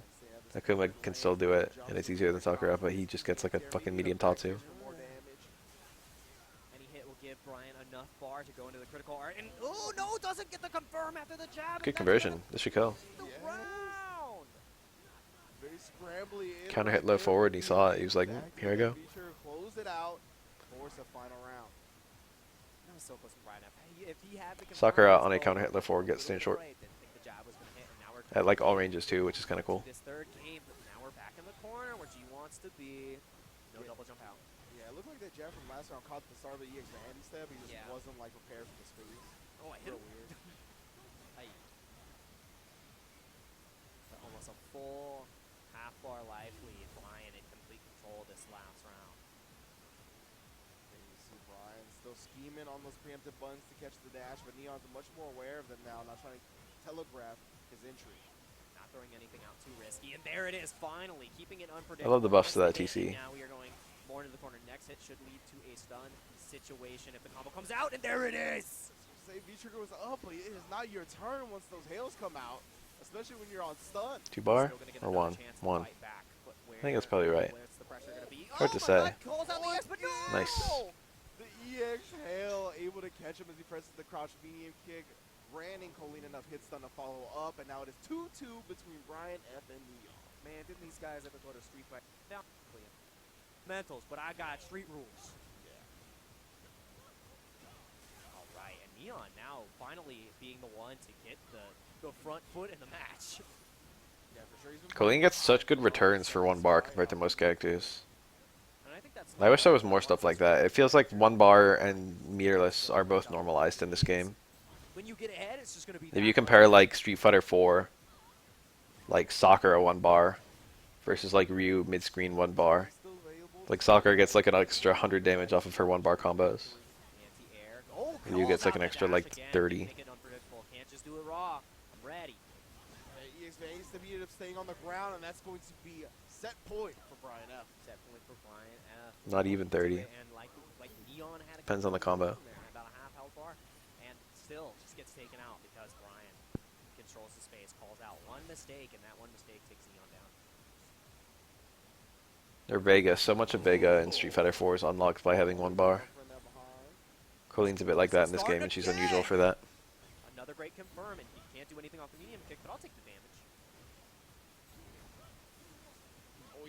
Nice. Oh, he dropped the combo. I wonder if jab Saw the TC would have jab worked throw, there. trying to check the ground. Jab strong fierce, that Finally, is. Neon making the Stand adjustment. fierce? Should be good. He did stand strong. Maybe stand fierce wasn't good. No, didn't push him back far enough to have to threat the hell. I don't like Neon's odds. Incredibly aware. Hey, it's my He's got a lot of meter, though. gonna have the bar next Ooh, to good it. question. That's a good view reverse, I feel. Fireball game now. That Come in, should have been it. But yeah, it doesn't combo properly. Tries to Nice little get the shimmy. chip. Ooh. Fierce crush counter. This is 1 bar two or spent. I die think that was for right. Neon right now. 2 bars How are spent. you gonna keep Okay, that's Brian still on his fine. toes? There's the ice. Aw, Crouch Neon. medium kick again. Brian F going to these round in buttons.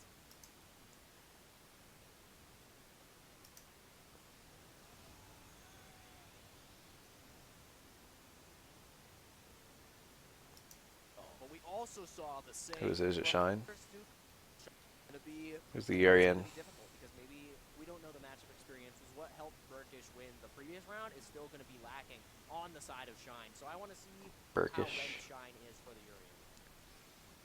Yeah, I believe Shine is real good. Shine should have a good amount of experience up against Urian. I believe OG Master. Remember Shine's Yang?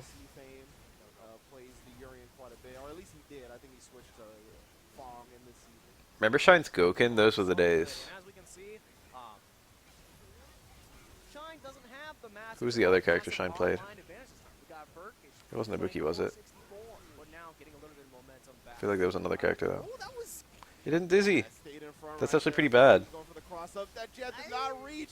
If that jab would have reached, he would have got the stun. But no, Burkish takes the round instead. Pixel Stand short and would've won. Dream. Burkish just snatching that one away. Gets a quick lead in the beginning and then eventually just takes Shine down in that first round. But Ibuki, always capable of comebacks, has 4 kunais on deck. Let's see where the pressure is. Nice jab. Kid off me. They're going to challenge that 7-frame EX tackle. Then we got the B skill. Give him some space. But a response with the EX knee. We are fighting out here. Yeah, that was Back-to-back V skill now. He's going to take the corner. Oh, Whoa, yes. I'm mousing over it and I didn't even realize. Back into it. Just to put you back into it. Good lord. Wakes up with a regular headbutt that is safe on block. left, right, where am I? Doesn't matter. Now Burkish put on the back, but has to approach the Ibuki and check your toes. Reverse. So that actually punished the crouch medium kick. Ooh, double dash in the corner. Still alive. Why did Shine stop playing Goken? I feel like he still played him for certain matchups, grapplers. Oh, raw Yang gets tackle fucked with up by the Geef, critical. Are and you Goken beats serious, Geef. This man is nuts. But no kunais on deck, just so you see. Ah, That doesn't work. That doesn't ain't that a work. bitch. The joke. About to duel Kevin immediately punished, and Burkish taking that first game. That was good. Yeah. That was good street fight. Oh, he's got the coral kick on deck as well. A move you do not see very often from Urian. One of his longest ranging normals, though. Hey, great spine switch. Headbutt wake up. Normal headbutt wake up too. Catching him, trying to reach. Shine very effectively using the V Uh. trigger. Has V trigger on deck already. Get out of the sky! My goodness, and then just the knees as soon as he brings out the. I don't like knee drop in this game. There, I said it. All over the place right now. I know exactly what to do when I see knee drop on third strike, but in this game, it's a different beast. He does not care. I gotta lab it, because I feel like it's not actually that good at all. He is kunai catching him, but Burkish, yep, he has the mirror. Oh, you're stuck. Oh, and then he Nice. got to reach, and Burkish putting another round on the board. Man, he's really forcing this pace that he is very comfortable in, and his opponents are very much not. And Shine wants to slow it down, but Burkish Oh, not giving the fully opportunity. charged Ah! Spears, and then he blocks the reversal EXDP. Oh, great tag from Shine right there. Still maintaining his composure. Burkish not looking for the shimmy. And Shine finally getting a second to breathe, resetting it. But again, Why'd you just the EX miss? tackle does not I watched some third strike, and then I watched some Street Fighter 5. There you go. Not gonna let him get those plus frames for free. No meter on the side of Burkish, so he can't EX out just yet. And actually takes a hit. About to build that bar, but has to wait. Ooh, jump strong. You don't see that from Urian too often. Punch knocks him down afterwards. Oh, that's it, right? Dead, Yeah. Yes, converts the light combo into the head. It's what people. Play on another level right now. Just rocking the Western costume. He's playing like one. Exactly. The speed is unreal. The mix makes you feel real bad. Ooh, nice kunai. Okay. Anti-air. You cannot jump. crouch fears. Caught the tail end of it. Nice anti-air right back from Shine, though. Able to side switch off of it as well. Can't quite catch with the knees that time. That allows Burkish to escape the corner. Goes to the far range. Knee drop this time. With Did this man just say escape? Oh, EX headbutt. Ooh, You that get was opponent. sick. Oh, the there he short goes. is deliberate there. It's supposed to go the wrong way. I don't know if the commentators know that. Ibuki will be minus frames if she does that short, but it's like her only way to cross up. Even if you're holding right, she won't actually cross up. But doing this stand short causes her to actually move under the opponent. But the downside is she's like minus fucking like 5 or 6 or something when she does it. But there's no actual minus frames because there's no block stun. It's just that she recovers after the opponent recovers. So like if they do something instantly, she'll get hit. But if they hit a button, I mean if they don't hit a button, if they're afraid of the meaty, she can sneak behind them and get a surprise cross up. It's a funny little gimmick. Ooh, he tried to press the button on the other side, though. Prevent Shy from dashing through him, but the roundhouse whips the crouching character. So gets a nice counter hit into the corner, but just mashes out. Does not care. Oh, walk out, walk back in for the throw. Let's recognize Burkish is playing very safe here. Wakes up with a Ooh, this same scenario. Torch strong hit him out of the air again. It's exactly the same way as it happened. Not dissipated just yet. Burkish puts himself on set point. This is an online tournament. NA East Online Ranking Top 8 CPT 2019. Streamed live on September 28, 2019. 13,599 views. Yeah. This is my screen. He saw the first one work out, really just trying to frustrate I was Shine. meaning to watch this and I'm catching up. That's Seven House. Roundhouse anti-air. Tried to sneak Very by nice him, anti-cross no up on sir. that. V reversals off of the EX. Gets a nice confirm right there. Only 3 hits, and you are just evaporating. Oh, that was counter hit stand strong. He had a link there. Crouch fierce, I think. Punch, and then one more power bomb to finish it off. Burkish 3-0. Shine. Puts himself in grand finals winners side. Hey, remember, Ibuki's a top tier character. Trust me. Like, you can't be that character. You're a kid. Even if it's This is Ainon versus fucking Brian F. Gets a level up, gets Oh, that sounds good. I think I'm gonna watch this in bed though instead of here because I'm tired as hell. I think this is it for me. I gotta be up at a not crazy hour tomorrow because I gotta go to the post office.